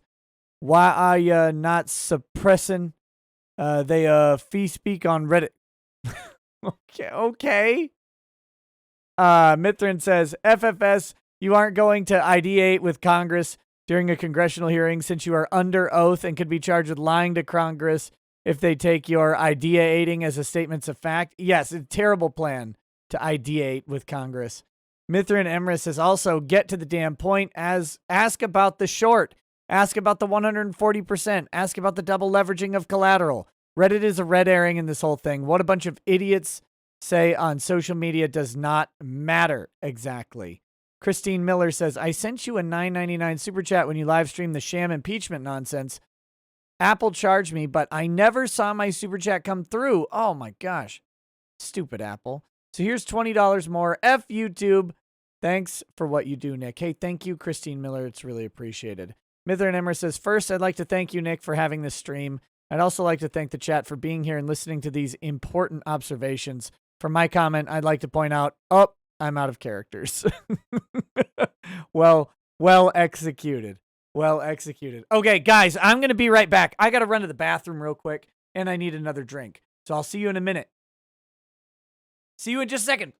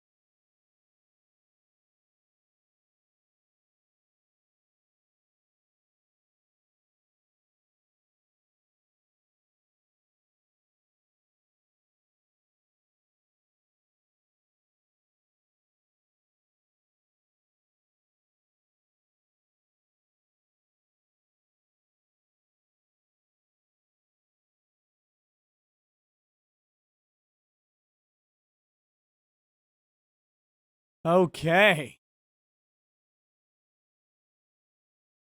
Oh my gosh. I don't know how much longer is left, but this is brutal. This is brutal. Your toilet visit may have been faster, but I also had to look around to see if anybody in my family was even here. Spoiler alert, no one's home. I just found out. And I also had to grab a drink and some Hawaiian rolls because I don't have time to make real food. Although Congress, of course, will not be back in 5 minutes.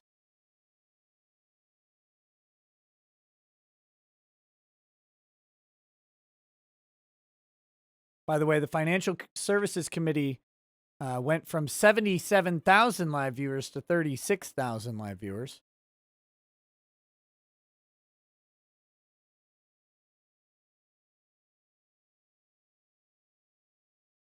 Oh, God. I need this live stream to end because I have a live chat to do with my Discord. That's what I have.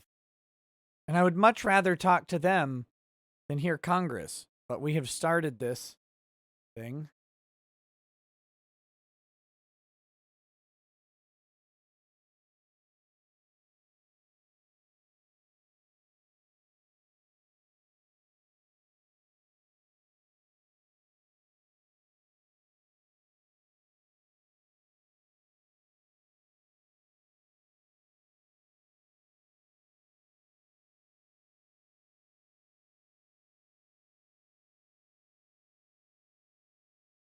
Hmm.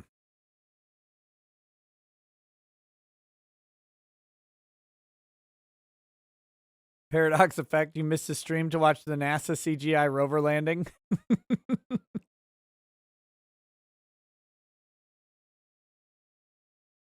Rob Van Pelt, you know the answer to that.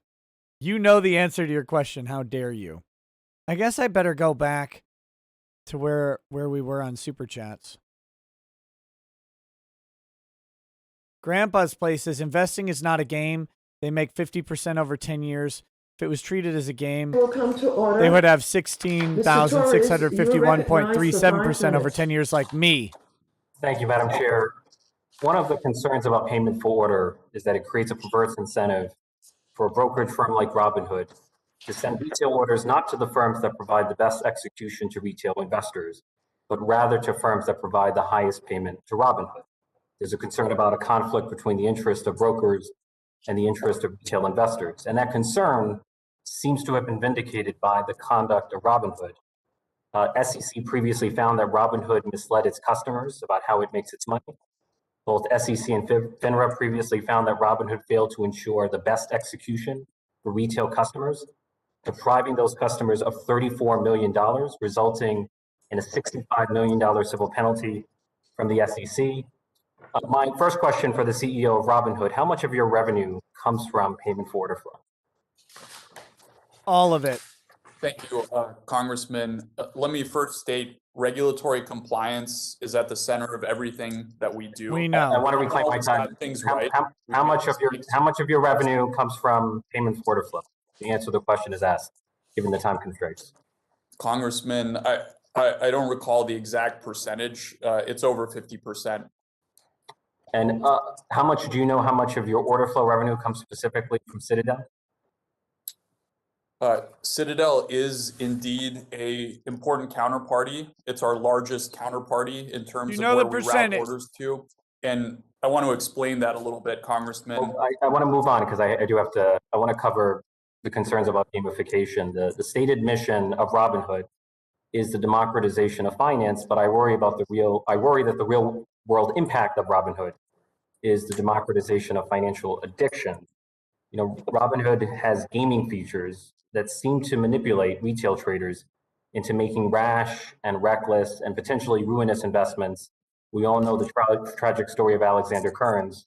According to a memo from the Financial Services Committee, there's one feature in particular that encourages retail investors to tap on the Robinhood app up to 1,000 times a day in order to improve their position on the wait list for Robinhood highly coveted cash management feature. Do you share my concern that a retailer trader tapping on a Robinhood app 1,000 times a day is a sign of addiction? I'm winning! Congressman, that particular feature winning, that you're Dad! discussing was to get access to our debit card plus high yield savings product, which is one of the many features targeting passive investors that we've rolled out over the past. Mr. Tanev, 1,000 times a day? I just did it. You are encouraging your customers to tap on an app 1,000 times a day? Yes. That to me is a sign of addiction, and it worries me that you fail to see it in the same light. Congressman, we didn't encourage anyone to tap on anything. To get access to the debit card, people were placed on a wait list, and we wanted to give our customers delightful features so that they know that we're listening to them and that we care about them. And this is just one example of how we add great features that customers love to our products. Look, addictive trading might be bad for your customers, but it's not. But it's good for Robinhood. Addictive trading means more trading, and more trading means more money for Robinhood. There's a sense in which Robinhood monetizes addiction. You make money from the quantity rather than the quality of trading. I want to, much has been said about price improvement. One of the arguments for payment for order flow is price improvement. According to the Wall Street Journal, Citadel Securities claims to have saved investors a total of $1.3 billion last year. But I'm wondering, how can Citadel possibly know how much it saves retail investors? Citadel does not transact directly with retail investors. It transacts directly with brokers. And even if you stipulate that there has been a cost savings, it's unclear to me how much of that cost savings is being passed on to the retail investors and how much of that cost savings is actually being pocketed by Robinhood as profit. Right? We know that there's no commission, there's no visible fee at the front end of the transaction, but what is the hidden cost to investors at the back end of the transaction? Can you give me clarity? Tell us about the your hidden costs. Congressman, I appreciate the question. I think that's a very important question. In 2020, Robinhood provided our customers in excess of $1 billion in price improvement. So that price improvement is measured relative to the NBBO, the National Best Bid and Best Offer, which is the reference price per security on all major lit exchanges. I ran out of time, so I will yield back. Thank you, Madam Chair. Good. John Cook says all these people picked the biggest, most echoey rooms they had access to before cranking up their speaker volume and using their built-in mic. They really did. Maxine Waters' processing is broken.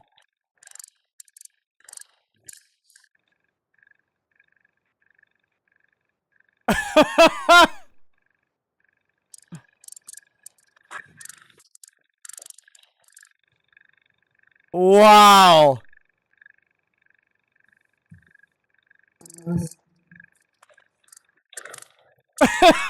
Look at Vlad. They run the country. Madam Chair,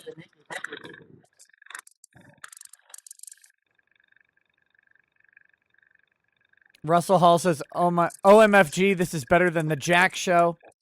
There's all this, and Saturday Night Live still can't find a way to pull a funny skit out of their asses. When have they had this to work with? Okay. We Oh! were having a technical problem here. You're actually but I not. think it has been corrected. Mr. Taylor, you're recognized for 5 minutes. Okay.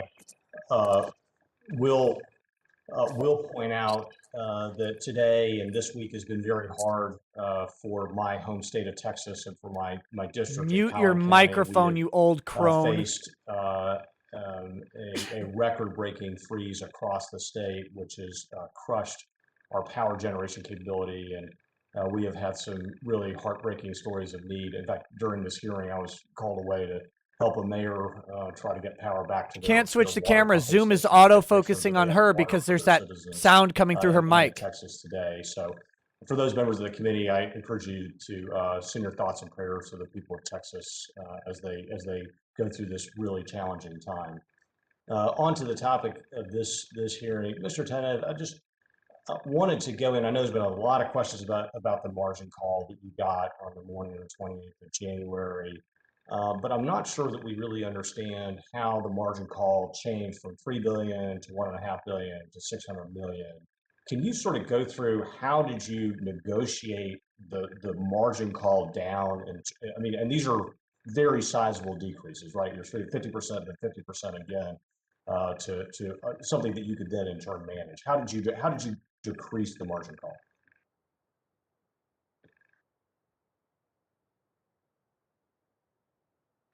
I'm sorry, you're on mute. Oh my God. You're still on mute. I haven't been able to hear a word you said, unfortunately.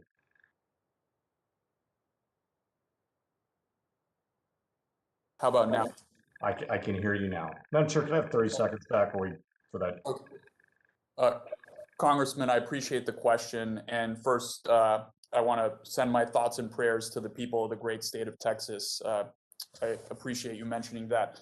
I'd like to just refer to my written testimony, which gives the detailed tick-tock of everything that happened. I believe pages 9 to 11. No, I've read that. I don't. But like, did you go in and say, hey, you need $3 billion, but hey, I won't sell these stocks if you reduce it, and that's how you got to the point where people could only sell the stock, not buy it? Is that what you did? I believe. Because that's not in your written testimony. So I'm just trying to get your answer. I don't believe we had made any decisions on PCOing the stocks between the initial $3 billion request and the subsequent $1.4 billion request. But between the $1.4 billion and the roughly $700 million, there was a discussion with between our operational team at Robinhood Securities and their relevant counterparts at NSCC regarding what measures we intend to take to lower the risk of our portfolio. Okay, so in other words, if you had $3 billion, your customers would have been able to do everything they wanted to do, including purchase more GameStop. Is that correct? I don't want to speculate on that. You know, if we had infinite capital, certainly. But I think it's also important to note, Congressman, that this was an evolving situation. We hadn't seen it before. We had no idea what Friday would have looked like had we been able to allow customers to buy these securities unrestricted on Thursday. So I think it's difficult to speculate exactly how things would have been different. Nate Civil says we was reps and Isn't the reason they said sheet. you need $3 billion because your customers wanted to buy GameStop, and then by saying, hey, they can't buy it, they can only sell it, that reduced the capital that you needed? I mean, it seems to me that's what happened, but I'm just trying to get it. They weren't saying specifically that nobody, I believe, didn't want our customers to buy GameStop. These are regulatory mandated deposit requirements, Congressman, that we had to comply with that were heavily influenced by the concentrated activity in GameStop, AMC, and the other securities. Well, wouldn't it be fair to say that your firm was undercapitalized to allow your customers to do what it is that you wanted them to be able to do? I think, Congressman, you know, that in this case, certainly if we had the additional capital, we would have been able to ease restrictions or perhaps with sufficient capital, unrestrict altogether. I think it's important to note lots of other firms did essentially similar things, if not the same thing, in restricting the buying. So this was really more of a systemic problem rather than a uniquely Robinhood problem. But didn't the fact that you went out, raised more capital so that you can actually answer this problem in the future, doesn't that also belie that you were undercapitalized on the 28th of January? Again, Congressman, we met all of our regulatory capital requirements and deposit requirements. Your customers wanted to buy the stock. You wouldn't let them do it because you didn't have the capital to allow them to do it, right? Yes, we didn't have the deposit requirements. I think that's really a core problem that I think this committee hearing has shown me is that you were unfortunately undercapitalized to help your customers do what they wanted to do. I yield back. Thank you very much, Mr. Emmer. You're Invader recognized Cool for 5 Studio minutes. says rich people, normal little people know how to use stocks. Thank you, Madam Chair. I appreciate it. Am I right side up? I believe I am.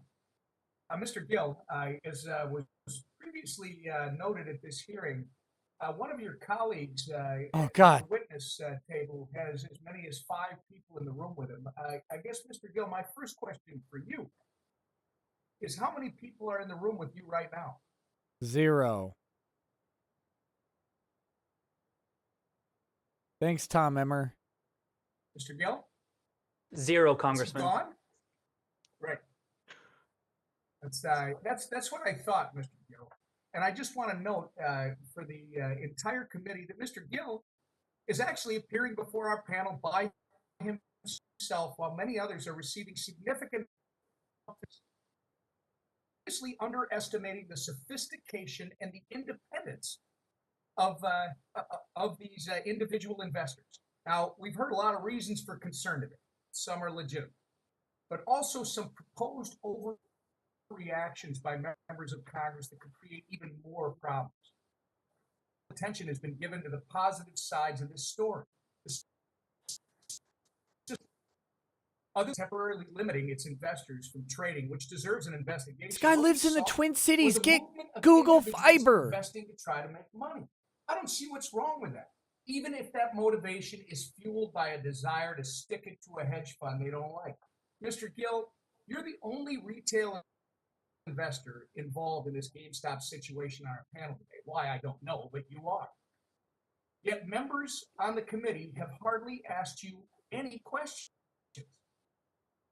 We've heard from a lot of the companies and funds involved in this event, but we've barely heard from the people that made this happen. Is there anything you would like to add to this hearing that you haven't been able to add yet, given that we're past the 4-hour mark on this hearing? Thank you, Tom Emmer. I appreciate that, Congressman. I do. I don't have anything to add at this time, just that I would be the first to acknowledge that investing in stocks and options is incredibly risky, and it's so important for people to do their own thorough research before investing. But that said, I tend to agree with you that this guy is folks worth should be $50 able to million. freely express their views on a stock. Look and, at him. They should be able to buy or not buy a stock based on those views that they may have. Mr. Gill, on that note, so how would you feel if these brilliant people that are asking you these questions today decided that you should not take the risks that you're making these thoughtful decisions on? What do you think about that? I would probably ask for an explanation, Congressman, and to try to understand their viewpoint as to why they might think that, and perhaps we'd be able to talk through it. Right. I appreciate it, Mr. Gill. I think we need to value the right of the individual to make decisions for themselves. And it's fantastic to see so many people getting involved and participating in the greatest financial markets in the world. We should be encouraging individual participation in the market by you and others. And we should want more people, more, not less. We don't need the people from the mountaintop deciding who's capable and who's incapable. We need more people having the opportunity to develop financial literacy, to build their own portfolios, to secure a safe and comfortable retirement, to grow their wealth so they can send their kids to college. And most importantly, in my opinion, we should strive for individuals to have the autonomy to do all that they themselves would want to do without having to rely on others or, God forbid, their government.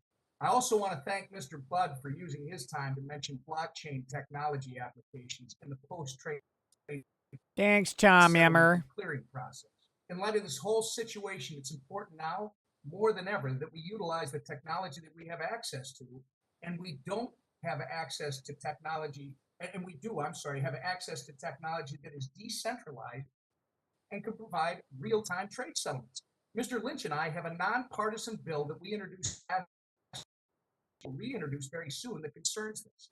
If we should exercise oversight of anything here, it's to ensure that individuals maintain access to our markets, individual investors, and discussions about over and undervalued companies only continue to increase. Unfortunately, average investors were locked out of the markets at a time of extreme volatility, while institutional investors were not. Well, I understand that a lot of what happened during this market frenzy came down to liquidity issues, individual investors were in a vulnerable position and were at the will of online brokerage. We should be taking this time to discuss how to move forward in a way that promotes market access to all investors, just like it did last month. Congress clearly does not understand the threat it is. and how to DCV utilize Titan social says, media and people catalyze buying market stock movement. isn't the effing We've problem. Time has underestimated the sophistication of America's retail investors, and we've not been focusing on improving market access. The gentleman's time has expired. Madam Chair, I appreciate You're your time. recognized for 5 minutes. Jordan Jones says, I'm Mr. back Lynch? after a long break. Is this entire House Thank you, hearing Madam still cringy Chair. AF? And, Yes. Speaking for the families of the 8th Congressional District, we just want the gentleman from Texas to know that we are indeed praying for all the good Paradox people of Effect says, Texas. okay, you win. We found a and, bigger boomer than you. you come out Now no okay one can and, tell you, get the call you power late and that you gay. At least you're not running the I do wanna country, follow albeit you up could do a with, way better job. On Mr. Perlmutter's questions, Mr. Gill, I represent the 8th Congressional District, which includes Brockton, Massachusetts, your home. So I figure I more than anyone owe you the opportunity to respond. But you earlier said that that you began your trading in GameStop when it was around $5 a share, with the hope that it might go to 20 or 25. And I want to say I accept your analysis, your initial analysis that GameStop was undervalued, and I think your belief was sincere, and I think it was fact-based. And in your defense, we are talking about GameStop, right? It's a shopping mall retailer. We all know it. It's a well-known commodity. But at some point, the stock really takes off, right? It goes from $5 to $100 to $200 to $300. It $300. gains escape velocity, as they say, and it ends up almost $500 a share. So we're still in the midst of a pandemic, right? And you can land a jumbo jet in the parking lot of the Westgate Mall in Brockton or any major mall in America, right? So no one's going to the malls. Nobody's going to these feeding this malls. company. Who's ever been to a mall? So it's up around $400, $500. Is there a role for someone to play here, for you to play, or the SEC or Robinhood to say, okay, this price dislocation has become detached from reality, and a note of caution might be given to other day traders and individuals, retail traders. Just about everyone was saying, whoa, it's way too high. From your perspective, I mean, you've got a unique perspective. What do you think is the proper thing that should have happened? At some point, this thing got away from you and went totally into the stratosphere. And I'm just wondering what your thoughts are on how this should have worked. Thank you, Congressman Lynch. I do know Westgate Mall quite well. I would say that, just to be clear, I had thought that maybe roughly $20 or $25 per share. I had thought that at that time, but investment theses, they evolve over time. As the fundamental events change over time, it's important to update theses accordingly. And I had mentioned that it appeared as though the stock price had got a little bit ahead of itself last month. But there's a lot outstanding. There's a lot that has happened in recent months to suggest that GameStop could indeed turn around its business significantly. And one big element of that is indeed one of the largest investors in GameStop, Brian Cohen, and he has brought in some colleagues that could help him turn around this company. And fair value could indeed. Sorry. Yeah. Okay, I'm going to reclaim my time. Ms. Schultz, I want to ask He you. didn't So want we the got answer. this convergence between fintech, social media, and the traditional markets. And if anything, the GameStop incident and the convergence of all this has demonstrated a certain vulnerability in our markets. And I'm just wondering if a loosely association of day traders could cause all of this upset in our markets. Isn't there a wider national security issue that's out there in terms of other people who might be nefarious actors who are actually intentionally trying to disrupt our markets? Isn't there a national security dimension to all of this as well?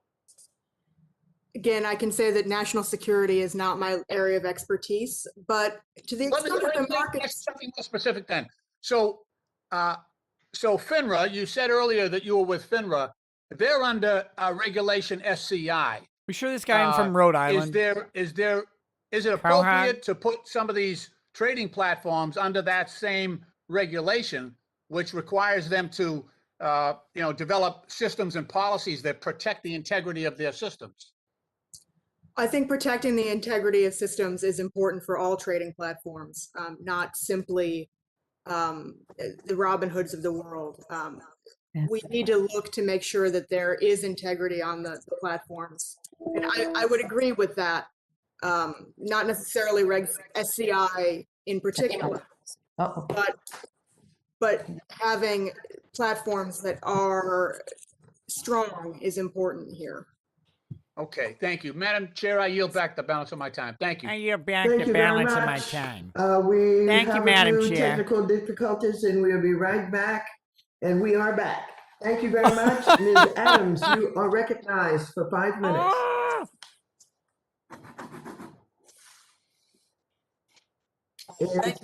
Thank you, Madam Chair. It's been a very interesting. Nice hat, dummy. What is this? Organizing this, I think it's been certainly very helpful. Ms. Schultz, let me ask you, first of all, in the case of GameStop and AMC stocks, the prevailing narrative has been that a band of Reddit-inspired folks rose up against Wall Street, forced a short squeeze by professional hedge fund managers who were forced to cover their negative bets or risk catastrophic losses. But according to a JP Morgan analyst, several signs are pointing to institutional investors as big drivers of the wild price action on the way up. In your opinion, and based on historical data on retail investors' ability to move the markets, what is the likelihood that GameStop and AMC's market volatility was largely driven by institutional investors looking to ride the wave?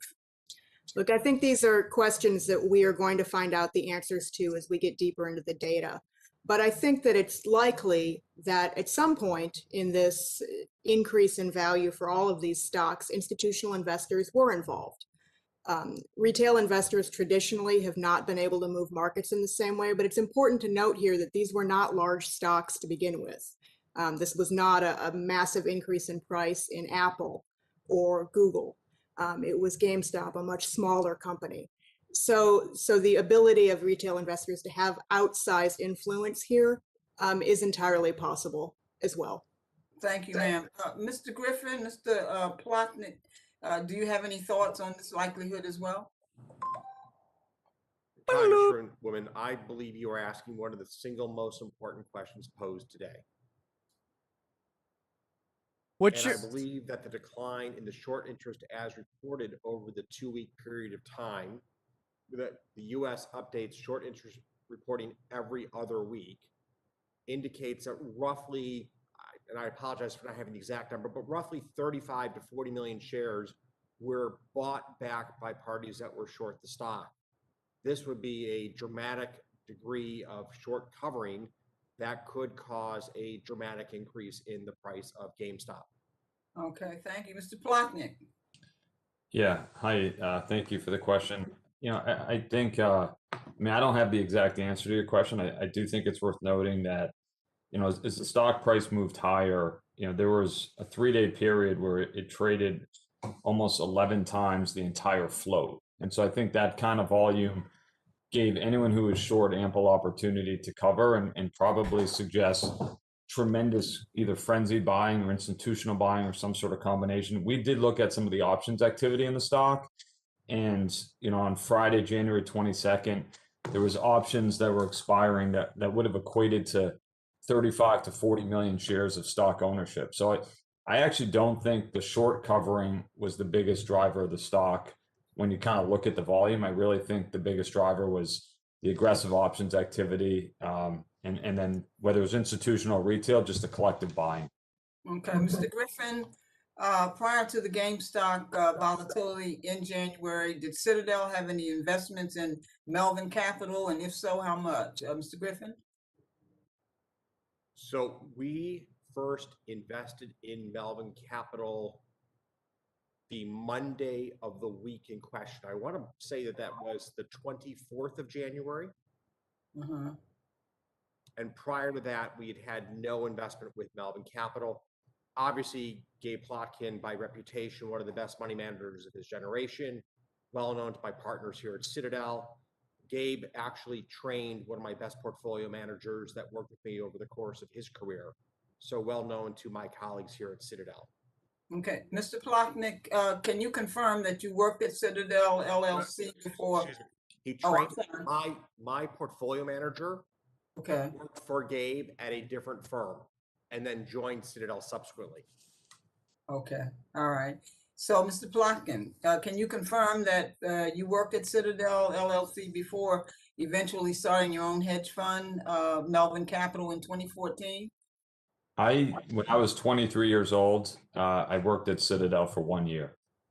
Okay. Did you solicit or receive any advice from Mr. Griffin during the GameStop volatility that occurred in January? All my conversations with Mr. Griffin really centered around his investment in our firm. Okay. And did you reach out to Citadel or Point 72 for significant investments? The gentlewoman's time has expired. Thank you, Madam Chair. I yield back. You're welcome. Ms. Talib, you're recognized for 5 minutes. All right, Rashida Tlaib. Madam Chair. That's what we needed. Hello, everyone. I'm Hi. so glad that we're having this hearing. I'm super appreciative of the leadership of our chairwoman, of at least having some sort of transparency on exactly what happened. As we all know, the wealthiest 10% own 84% of all stocks. In fact, 50% of American families own no stock at all. I say this to emphasize that to many of my residents, the stock market is simply a casino for the rich whose gambling hurts pension and retirement funds. And when you all screw up, the people end up paying the tab through losses or bailouts. So I want to talk about the high frequency trading. We know about half of all stock trading in the US is done by computers. They analyze market activity and instantly complete trades at a profit. Yes. So this high frequency trading allows Wall Street traders to get ahead of transactions done by pension accounts and retirement funds. So Mr. Griffin. Oh yeah, pension accounts and retirement funds have no way to employ high-speed trading. Algorithm programmed to identify and trade ahead of large trades done by pension and retirement funds. Yes or no?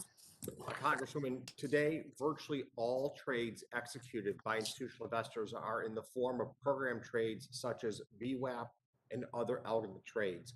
So that's a yes, right, Mr. Griffin? No. I'm answering the question. It's a very complex question that deserves an appropriate level of answer. Okay. These VWAP trades are not large trades that you can, it's not like there's 10 million shares about to be bought. It is a trade is sliced into small slices, 100 or 200 shares, and executed over the course of a day, a week, or a month. Well, help me out with this one. Does this increase cost, this kind of algorithm or whatever program to identify and trade, you know, the computer's doing the trading? Does this increase cost for people who have pension and retirement funds, yes or no? So given that we, for example, manage money on behalf of pension. Oh, well, I really, because they're so timed, this is not out of disrespect. We just got a limited time. We use VWAP orders to execute on behalf of our hedge fund and have generated exceptional returns for pension plans and for endowments. So well, I'm going to help you out. I'm going to help you out, Mr. Griffin. In effect, some estimates indicate that as a result of the high frequency trading, though, pension and retirement accounts pay nearly $5 billion in a tax.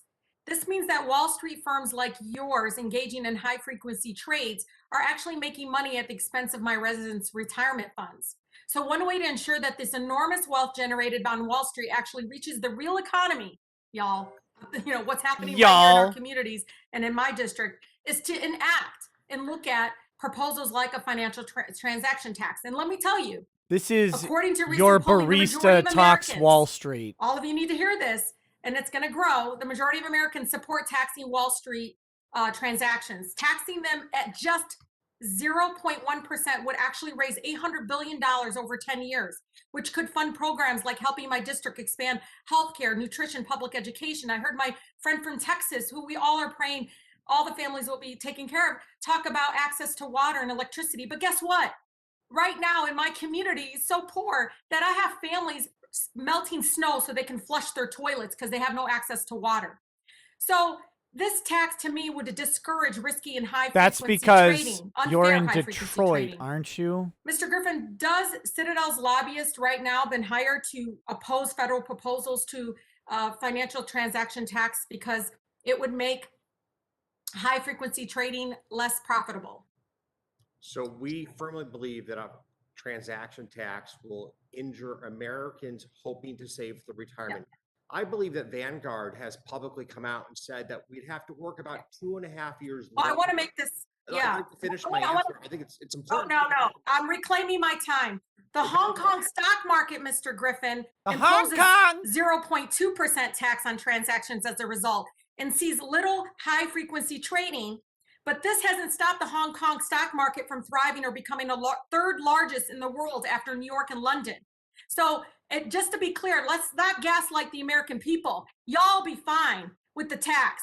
And it's fair because let me tell you, our After folks London. are tired of bailing you all out when you screw up and gamble with the retirement fund. And You that's have exactly China, what happens every single moment. and it's that's third the after reason why London. we're having this hearing is that sometimes you are irresponsible and it's set up in a way that helps only the wealthy and leaves people like my community here with this large income inequality that I feel like never ever gets the bailout it deserves. Thank you so much. I yield.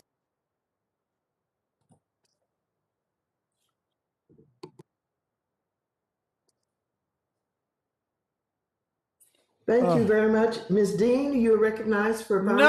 No! Thank you, Chairwoman, and I appreciate this opportunity for this hearing to get detailed information and to gather the facts as to what happened over the course of these transactions.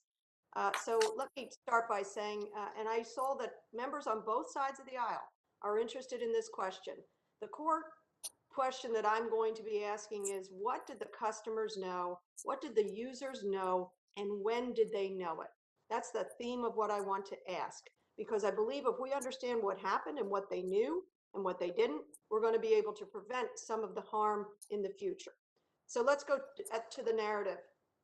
Mr. Tanev, I want to take a look at your page 9.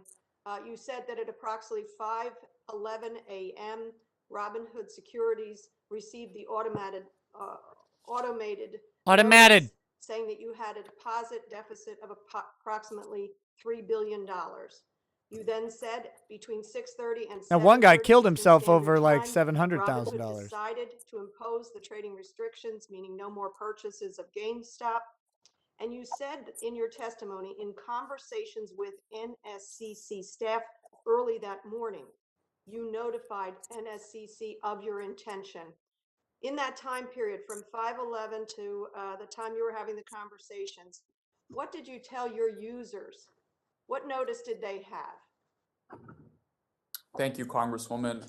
I believe during that time period, shortly after the restrictions on purchasing of these relevant securities were made, we communicated to users, to our customers, that these securities would be restricted from purchasing. And then subsequent, we issued blog communications and communications on social media explaining the reason being enhanced deposit requirements due to high volatility. I'm going to ask you to be much more specific, because in your testimony, you wrote that you offered 3 different ways of notification. You said that first, the notification to your customers was what they agreed to in their customer opening agreement. That was your first backstop, which who knows what that boilerplate said or when customers or users agreed to it.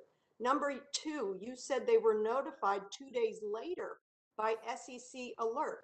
And we know what that SEC alert was. It was quite general, much more vague. Then number 3, you said you also list a more ambiguous mention of targeted messages to customers. When did you specifically send your customers an alert? This is what we have had to do because we were short capital. When did you do that? What time? What's the clock? I believe, Congresswoman, that happened at several different points in time. There was a blog post that was published in the afternoon Pacific time. What I don't recall the specific time. Maybe it's in, Would it be perhaps it's in after my written testimony. Would it be after the SEC notice? It seems to me you didn't notify your customers for at least 2 days. You relied upon the SEC notice 2 days later. Would I be correct? Congresswoman, that's inaccurate. Customers were notified several times on that day, and they were notified of other restrictions as they happened days prior to January 28th as well. But you don't say what those notifications were in your testimony. What did you notify them? Specifically, what would I, a user, have heard from you immediately upon your imposing the restrictions? So, Congresswoman, immediately upon imposing the restrictions, customers would have received communications saying that they would be prevented from opening further positions in the relevant securities. Later on the day, on January 28th, around early afternoon Pacific time, we published a blog post that explained that the decision to restrict these securities was due to collateral requirements at NSCC and clearinghouses, and not on the direction of special interests or hedge funds. Forgive me. Let me interrupt you there. No, you are not Admitted forgiven. to making mistakes. Specifically, what mistakes did you make? I admit to always Nothing. improving, and certainly we're not going to be public. We're not going to be perfect. Oh and, God, he's screwing up bad. We want to improve and make sure that we don't make the same mistakes twice. But what were those mistakes? That's what we're here to learn about. I think that, thank you for the question. It's an important You question. idiot. Stalling on out. Thursday, we did restrict the buying of these securities.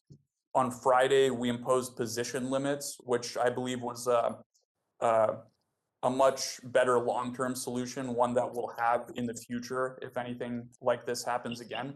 We also raised $3.4 billion in capital to allow our customers to. These are all mistakes, I guess. My time has expired. Thank you very much, Mr. Tanev. He Thank you screwed very up much. bad With there. that, we'll go to Ms. Ocasio-Cortez. Oh, for 5 thank minutes. God. Thank you so much, Madam Chairwoman. Mr. Tanev, Robinhood has engaged in a track record of outages, design failures. Why does and she have most an recently e-thought what angle appears on to be a her failure to properly webcam? account for your own internal risk. You've previously tried to blame clearinghouses for your need and scrambled to raise some $3.4 billion in a matter of days, but you've also, One day. blamed a lack of industry-wide real-time settlement, or rather a lack of that settlement of trades. But Robinhood's requirements for margin have long been far more lax than other brokers for a long time. With, in December, just a couple months ago, you bragged about having some of the most competitive rates in the industry. And this is evidenced by your recent decision to raise those requirements. When Robinhood prohibited its customers from purchasing additional shares of several stocks, other brokerages merely adjusted the margin requirements on these stocks. So, Mr. Tanev, given Robinhood's track record, isn't it possible that the issue is not clearinghouses, but the fact that you simply didn't manage your own book, or failed to appropriately manage your own margin rules, or failed to manage your own internal risks? Thank you for this question, Congresswoman. Let me address the margin point, because I think this is an important one that has been under discussed. So in December, when we lowered our margin rates to 2.5%, one of the details that I think was missed is that most other brokerages have tiered margin rates where the wealthier customers pay much lower margin rates than lower net worth customers. So you'll have someone that has $10,000 paying 9 to 10% for margin, whereas someone with $1 million pays 2%. So our approach was give everyone a uniform rate so that wealthier customers are not advantaged with lower rates than lower income customers. And I think that's a unique approach in our industry and is representative. Thank you. I of have to Robinhood's apologize. I have to reclaim my time for questioning. As many of my colleagues have also pointed out, Robinhood generates much of its revenue from the payment for order flow arrangements with market makers like Citadel, as well as Two Sigma and Virtue. And in 2016, the SEC highlighted ways that the payment for order flow created a, quote, potential conflict of interest with a broker's duty of best execution. And then one of the ideas that the commission floated in 2016 for addressing these conflicts of interest was to require that brokers pass on the proceeds of a payment for order flow. I wish you would pass on. Earlier, one of my colleagues, Representative San Nicolas, said that Robinhood owes its customers a lot more than an apology. And I happen to agree with him. I believe that the decisions made by you and this company have harmed your customers. Mr. Tenev, would you be willing to commit today to voluntarily pass on the proceeds of the payment for order flow to Robinhood customers? No, it's ridiculous. Congresswoman, I appreciate that question. When the statement you refer to was made, I believe 2015 or 2016, it was before Robinhood forced the entire industry to drop commissions and replicate our business model, which made payment. So is that I should take that as a no. You're not willing to pass on the proceeds of payment for order flow to your customers? You can't run a business for free. When the other brokers dropped. I'm just talking about today, right now. Payment for order flow, Congresswoman, allows for commission-free trading. In the context of trading commissions, it's a much larger source of revenue in the past than payment. Mr. Tenev, I apologize, and I don't want to be rude. I just have limited time. But if removing the revenues that you make from a payment for order flow would cause the removal of free commissions, doesn't that mean that trading on Robinhood isn't actually free to begin with? Because you're just hiding the cost in terms of potentially poor execution or the cost of not lost poor rebates execution. to your customers. So certainly, Congresswoman, Robinhood is a for-profit business and needs to generate some revenue to pay for the costs of running this business. People were initially skeptical that the model, even with payment for order flow, would work when you remove commissions. And I think we've proven that otherwise by making this the standard model by which brokerages operate now. I see. Okay, Mr. Tenev, I have to move on very quickly. I have a timeline question here for Mr. Plotkin. Only she can make a bad guy look smart and good. Earlier, your testimony today was that. Hello. Earlier, your testimony today was that Melvin Capital had not engaged in. Sorry, Madam Chairwoman. I'm sorry. I think you're not muted. Sorry about that. Mr. Plotkin, earlier today, you mentioned that Melvin Capital had not engaged in a naked short of GameStop, and Melvin closed out its position on GME on the 20th, correct? I'm sorry. The gentlelady's time has expired, but we have to go to Mr. Auchincloss for 5 minutes. God, that was just an embarrassment. Thank you, Madam Chair, and I want to thank our panel for being with us through a very substantive and long afternoon. This guy seriously have a blanket of his state seal? Junior member, I'm the last one to ask questions here. Oh, the last one? Talk with Mr. Yes. Tenev about options. I agree with what other members of the committee have said in both parties about the value of democratizing access to assets, and that we should give latitude for independent retail investors' judgment. But in fields where there is an information asymmetry between the user of a product or a service and the provider of it, there's always a professional code of ethics around that. When you go to the doctor, when you go to the lawyer, there is a code of ethics wrapped around that interaction that protects someone who doesn't understand as much about the service being provided. And in finance, as you're well aware, there's a fiduciary responsibility to do what's right. In Massachusetts, where there's 500,000 users of Robinhood, we hold broker-dealers to a fiduciary standard, and the Secretary of State's Securities Division filed a complaint against Robinhood for violating that fiduciary standard. And so some of it was premised on options. 2/3 of customers approved in Massachusetts for options trading identified as having limited to no investment experience.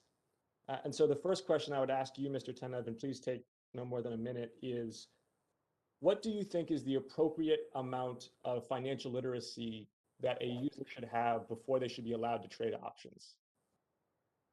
Thank you for the question, Congressman. Let me first say that Robinhood really pioneered commission-free and zero contract fee options trading. And I think our market leadership in this space is due to the fact that we not only provide that access, but have improved upon the safety of our product in several ways over the past few years. Number one, we don't allow undefined risk options trades. So no selling of naked calls, no undefined risk. Number two, we made several enhancements to the safety of the product over the past year, including the ability to perform an instant in-app exercise of an options position, clarifications around the user interface, live customer support by phone for urgent options cases. So we've actually proven and are committed to improving in the future the safety of our options offering. But to be clear here, options are decaying assets. They're binary in outcome. So they are qualitatively and quantitatively different than stocks and bonds in the sense that you can lose all your money very fast and you can make a lot of money very fast as well. But this is getting very close to gambling. And especially when you gamify the options buying experience, as your app does, it can very quickly turn into a casino-like feel. And so I'd ask you just to address the question again, what level of investment sophistication do you think a retail trader should have before they are buying options? Sure, Congressman, I appreciate the follow-up. So I should first say there's strict FINRA rules and regulations governing who gets access to options that, of course, Robinhood complies with. I also should note, we're in a competitive market. You know, several others have mentioned Chinese-based brokerages, other brokerages that are essentially offering similar products, all having to comply with these regulations. So we're certainly willing to engage in a discussion about how rules should change, if at all. And as long as they're applied uniformly and are fair to small investors and not just benefiting high net worth individuals and institutions, we'd be open to having that conversation. The standard for my constituents in Massachusetts is not going to be what the Chinese regulators think is appropriate. It's going to be a fiduciary standard. I regret that you really haven't addressed the question. And so I guess I would ask a separate one, which is, would you commit here to offering a higher in-app threshold, including but not limited to financial education before allowing Say people no. to purchase options? Again, Congressman, I'd be happy to engage in this topic substantively. I think as long as those requirements are uniformly applied to all brokerages and not just startup brokerages or brokerages catering to small investors, we're open to having that conversation. Well, the fiduciary standard is applied equally to all brokerages, and yours is the one that was singled out by the Massachusetts Securities Division as having violated that, given the way that your users are using the options. I will cede the balance of my time, Madam Chairwoman. The answer to any time Congress says, will you Thank you commit very today? much. You just say no. And with that, Nah. Mr. Garcia of Illinois, you are recognized for 5 minutes. Wait, what? I thought he was the last guy. Madam Chair and ranking member for What? important Is this guy managing Central American country? I wanted to ask some questions to Mr. Griffin.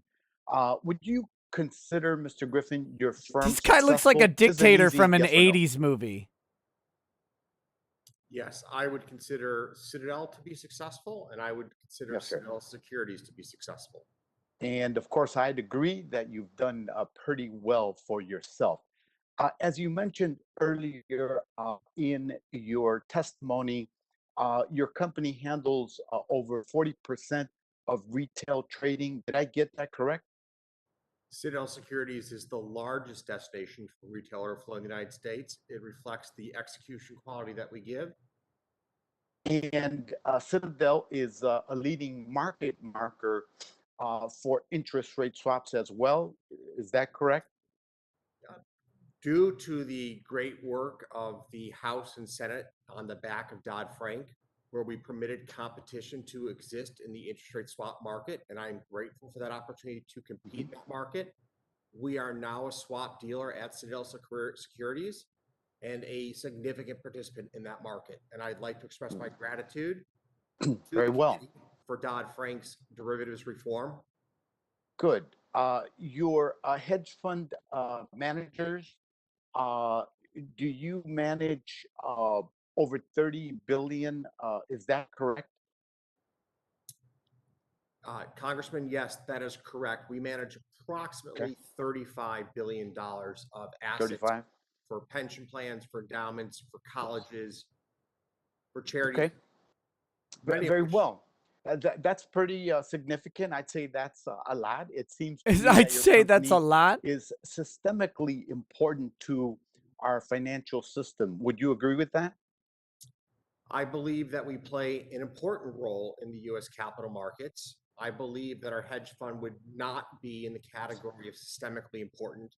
With 30-some billion dollars of equity, it is simply not at the scale or magnitude of a JP Morgan, a Bank of America, a Wells Fargo. And in particular, having worked on these policy issues with members of the Fed in various contexts, we don't have to make payroll on Friday. Okay. Bank of America doesn't make but you're doing pretty well. And yes, you're not one of the big guys that we have visit us frequently, at least a couple of times a year. Is Citadel Securities, you were fined recently by FINRA for trading ahead of customer orders in the past? Is that what I heard from a couple of questioners earlier today? I believe this was brought up earlier, that we paid a fine to FINRA for trading ahead in the OTC market back in the, let's say, roughly 2012 through 2014. It was due to a systems failure. Now, we have no tolerance internally for having made such a mistake. We have, of course, have taken actions to rectify such mistake. Okay, but that did occur. That did occur. Okay, so it's okay. I appreciate that. It occurred seems 7 to years me ago. that the retail investors using their savings are not exactly an even match for a complex, deeply connected firm like Citadel. Would you agree with that? I don't actually understand the premise of the question. Retail investors who do good research, and one of our fellow panelists said earlier, many retail investors have understood the game-changing technologies unfolding before us, electric cars, solar energy, and have done extraordinarily well investing their assets into these newly emerging parts of the economy. Okay, and your firm has done, and you've personally done well during the pandemic, right? There hasn't been much of an adverse effect on your firm? Congressman, we've all been adversely impacted by the pandemic. I think all of us long for the return back to life as it was a year and a half ago. But you haven't done badly, right? So there are two dimensions to this. There's the personal impact on everybody, and we've all had to deal with loved ones, with family. But in terms of your bottom line, sir? Our bottom line over the course of the last year has been successful, sir, Congressman. Okay, good. That's what I thought. Is it true that last year in Illinois, you were involved in an effort and you spent like close to $50 million to defeat a tax increase in Illinois that would have forced the big income earners like yourself to pay more in taxes in Illinois, a progressive tax? The gentleman's time has expired. I hope so. Thank you, Madam Chair. All members on the platform today have been heard and had an opportunity to raise their questions. And so before we get to closing statements, I would like to ask unanimous consent to enter letters into the record from the following entities: Better Markets, Public Citizen, Depository Trust and Clearing Corporation, and Healthy Markets. So without objection, it is so ordered. I now yield 1 minute to the gentleman from Missouri, Mr. Lukemeyer, for brief closing remarks. Okay. Thank you, Madam Chair, and thank all the witnesses for being here today. I thought you all did a great job, and we really thank you for spending time with us and educating us on I remember watching the this guy market and all talk the 5 activities days surrounding ago when we GameStop started. investing and short selling. I'd like to reiterate the ranking member's commitment that the House Financial Services Committee Republicans stand ready to work with the majority to continue to provide oversight on and investigation of the GameStop activities. And going forward, I hope that we always have an eye towards protecting and giving more choice and access to America's everyday investors. With that, Madam Chair, I yield back. Thanks. I now yield myself 1 minute. Oh, Today, good. the committee has heard firsthand from this group of witnesses about their roles in the market volatility in late January.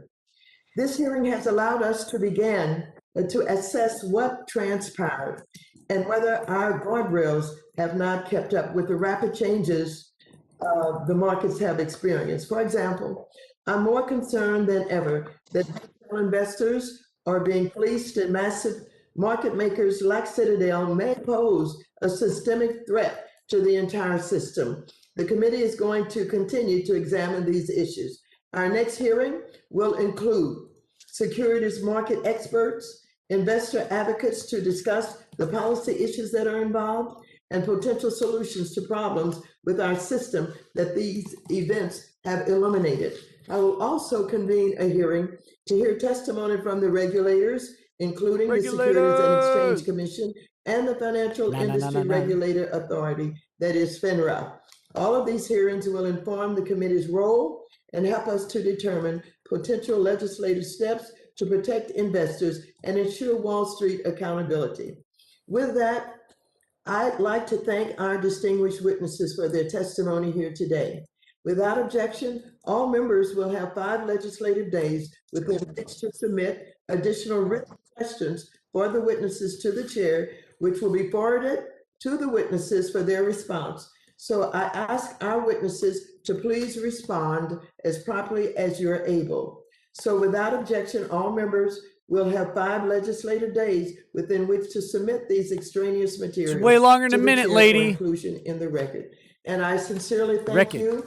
And I want all of us to pay attention to what is happening in Texas and to do what is necessary to be able to give assistance to all of our people, all of the families in Texas that are experiencing this very, very difficult time. Thank you so very much. This hearing is adjourned. Oh, thank God. Oh my gosh. Okay.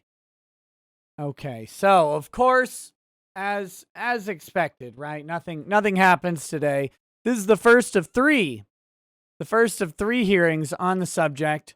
So that's great. What we learned is that, and this is identified clearly in Maxine Waters' closing remarks there. They're focused on the wrong problem. I don't know if you caught that. And there are guys out there trying to fix that, like Tom Emmer's out there.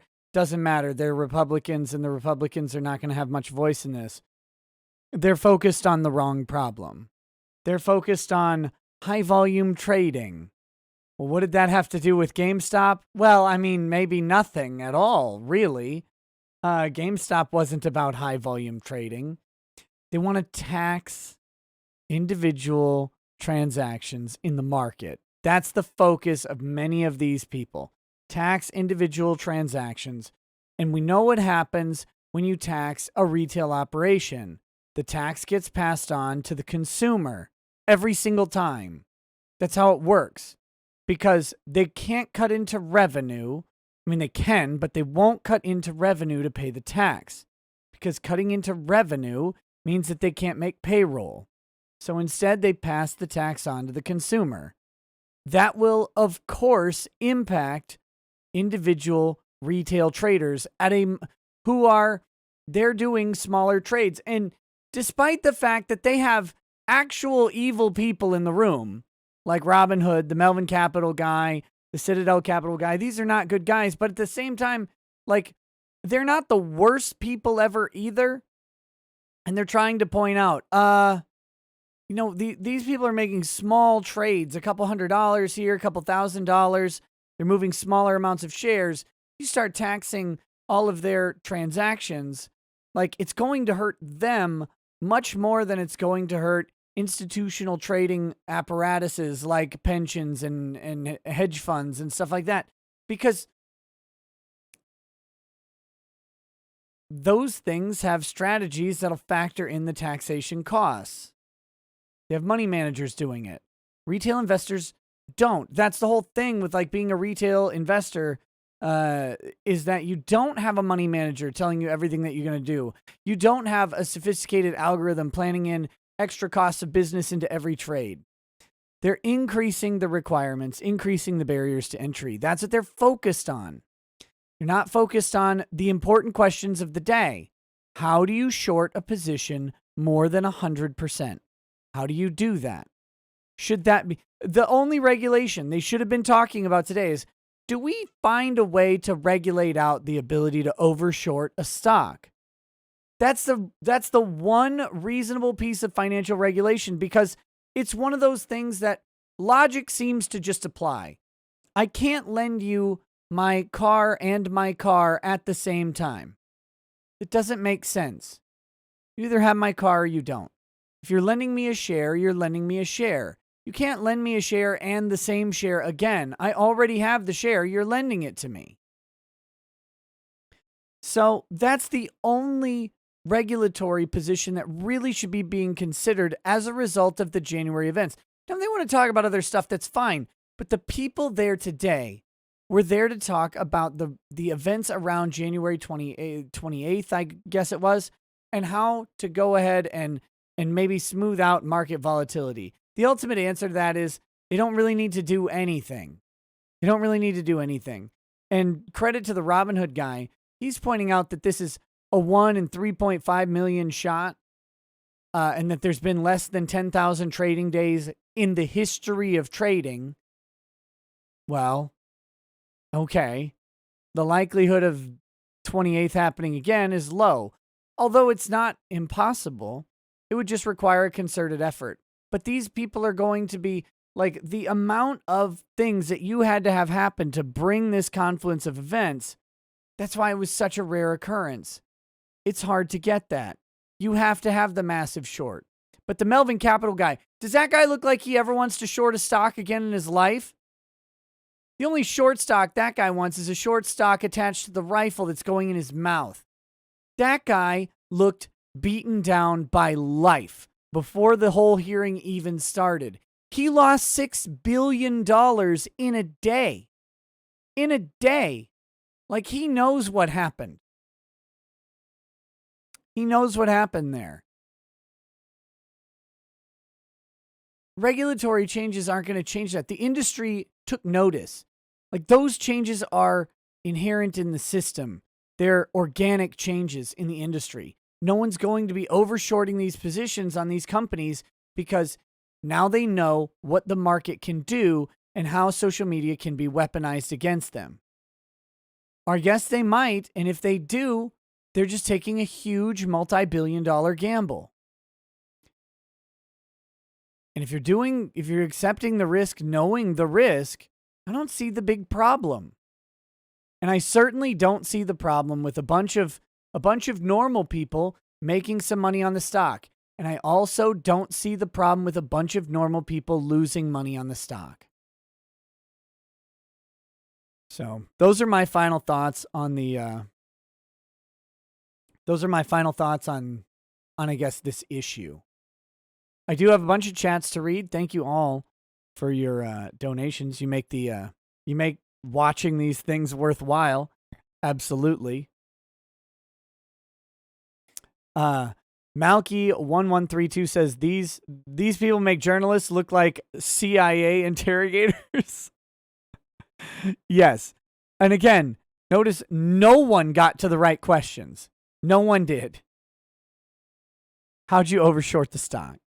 How'd you do that? You actually said to us that you have software that verifies that there's an actual stock to borrow against before you borrow against it. How'd you overborrow then? How'd that happen? That testimony seems inconsistent. Seems like you might be lying to Congress. I actually, let me just go ahead and do this instant ZZZ. I don't think there's going to be a show tonight.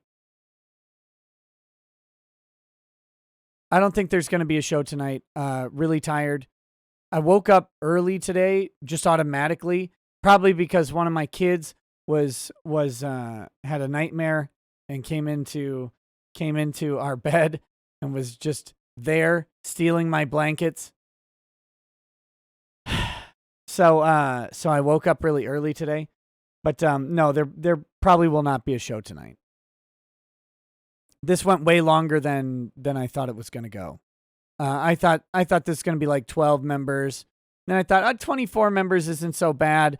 And then I looked, 53 members with only one absent, I think. So we had 52 5-minute segments. God, awful. All right, Night of Hope says, imagine being a Marxist defending elite corporate interests.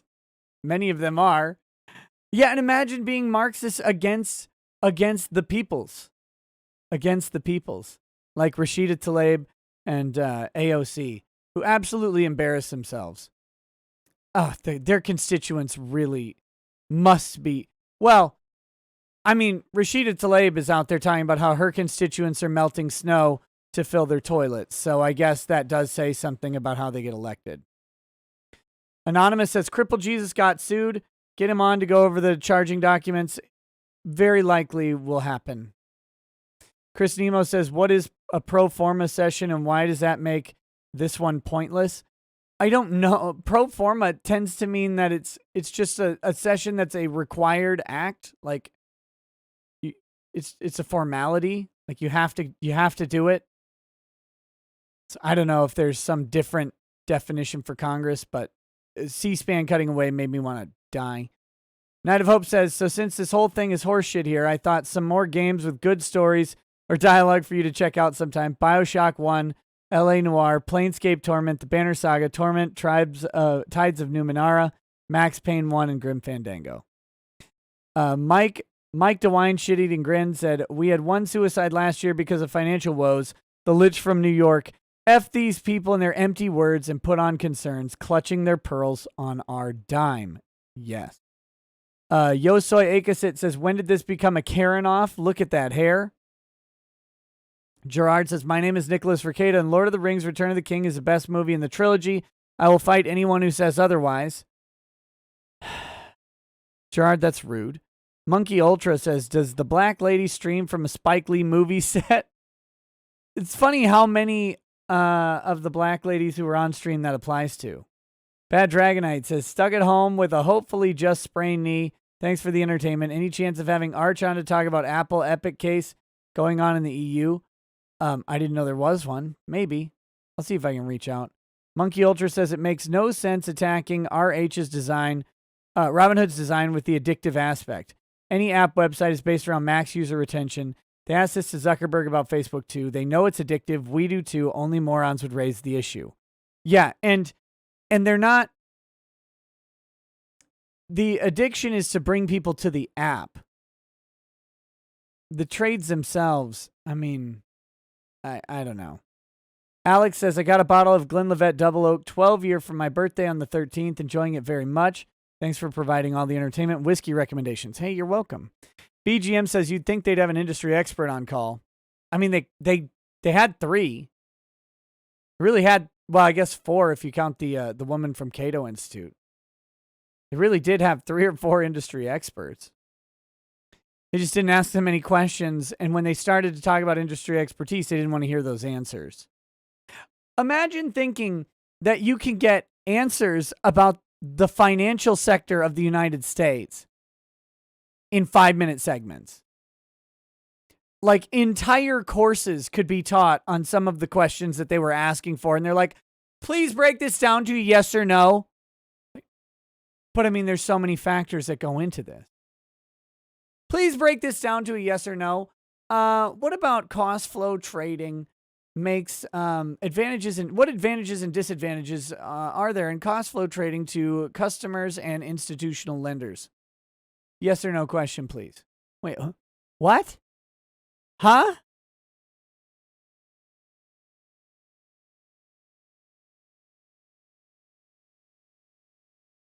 200-watt studio says Consuelo. Consuelo says, I need my feet scraped.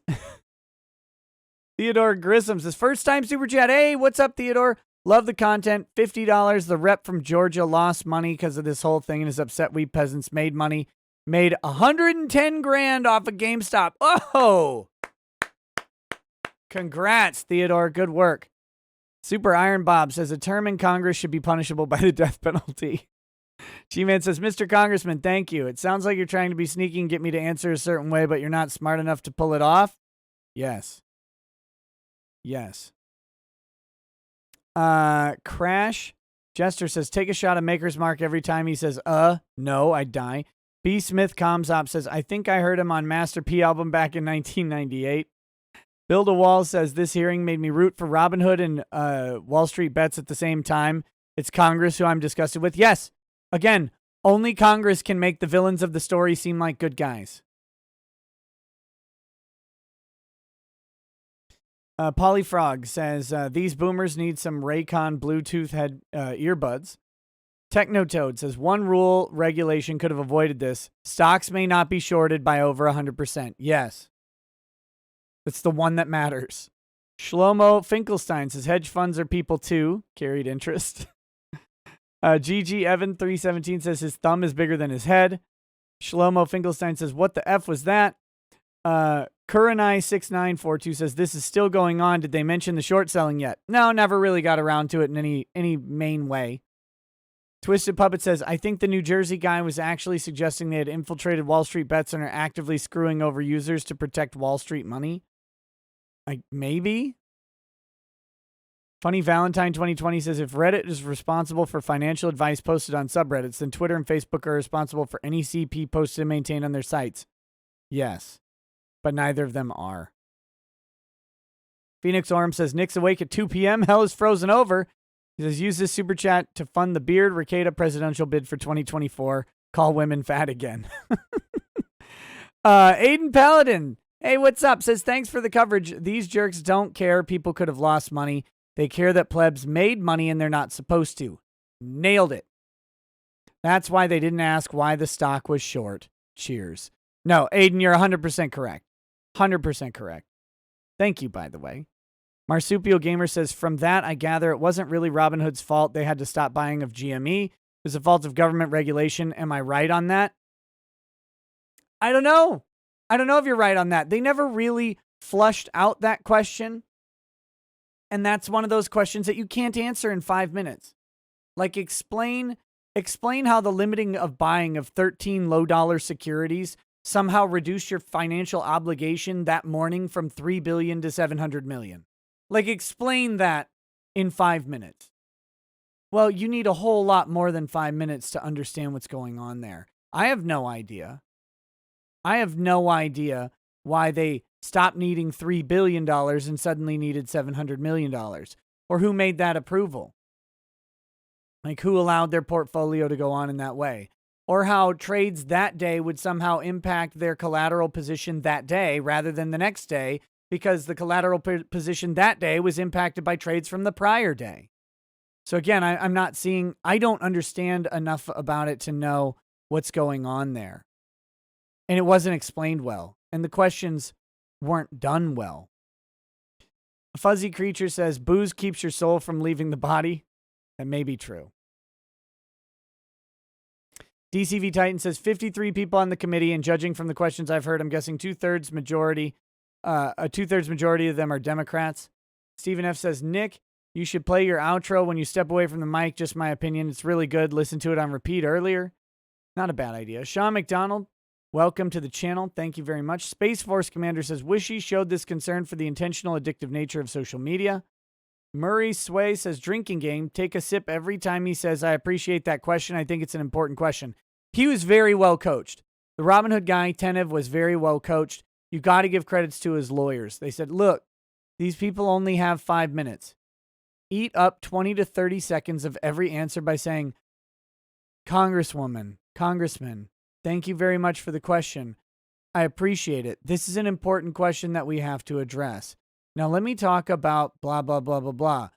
You've eliminated a big chunk of your answer time percentage-wise just by filling out with pointless babble. It also gives you time to speak. It's very, very well coached. Alan Rees says, this just shows politicians are a total waste of money. Thank you, Nick and Trump, for showing us the swamp. DCV Titan says, why is she cosplaying Rosa Parks? Socialism is for Fig says, Michigan just removed 177,000 names from their voter rolls because they were either dead or illegal. WTF, Trump won. Now, let's be clear. It does not mean that they removed 177,000 votes. Just voter registration names from the rolls. Let's be very clear on that for YouTube's purposes. G-Man says, if they're worried about national security, they should address the issues of sitting congressmen having intimate relations with Chinese spies. Look, Swallows Well doesn't want to talk about it. Bad Dragonite says, that hat makes me think she's Toad from Mario games. Robert Stratton says, please do John Houseman from Paper Chase saying, we make our money the old-fashioned way, we churn it. I don't know how to do that quote, because I think I've only seen Paper Chase once, if at all. I might be mixing that up with Wall Street or Boiler Room. Yeah, sorry. We make our money the old-fashioned way. We churn it. I don't know. That's probably not it. Liberty or Death says, if I were a witness and spoken to like this, I would get up and leave or turn off my Zoom. Arrest me. Casbinus says, weirdest WWE Royal Rumble I've ever watched, but okay. Liberty or Death says, AOC belongs in adult entertainment and nowhere near power. Ooh. Wilson Fist says, Kermit, AOC brap in my face, please.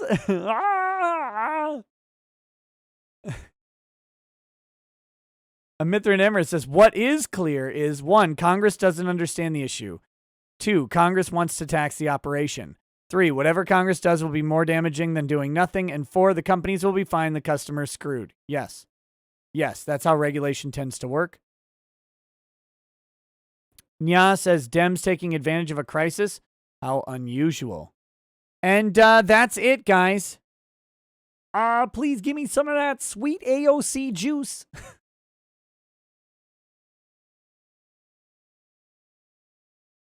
Oh, Lord. I hope you guys enjoyed the coverage. I know these things are really boring, but I appreciate you guys coming and making them bearable for me. We'll talk very soon. Again, no show tonight. No show tonight. There will be a show tomorrow. And if you're in the Discord, I will be there in just a minute for a late chat Thursday. See you guys. See you guys soon. Have a good night. Peace. Peace.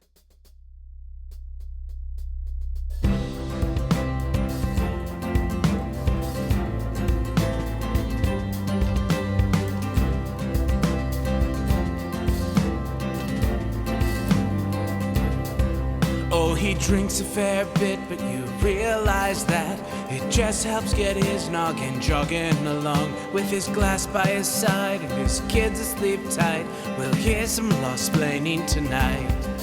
With his microphone muted, we'll laugh at this boomer until he explains it's all part of the plan. Watch his face become redder as he becomes meta, raging at idiots from Twitterland. From the white shores of Maine to the hills of Glenlivet, there's no one who explains the law better than Nick. So pour out a glass for the ones who have passed to make the law what we have now. Oh, his lady is fair, and she handles herself with the grace of one who has borne many children. As the wife of a lawman, she makes sure that he has the time and the place to provide for them there. So pour out an ardbeg, a bow, more a love rug. The spirits flow as the ones who get unemployed. So pour out a glass for the tea post on Twitter as we hear law-splaining tonight. From the white shores of Nam to the hills of Glenlivet, there's no one who explains the law better than Nick. So pour out a glass for the ones who have passed to make the law what we have now. Oh, the guests are all plentiful, from Doug T to Drexel. They bring their perspective and spice to the mix. But the reason we're here and the one that we cheer is the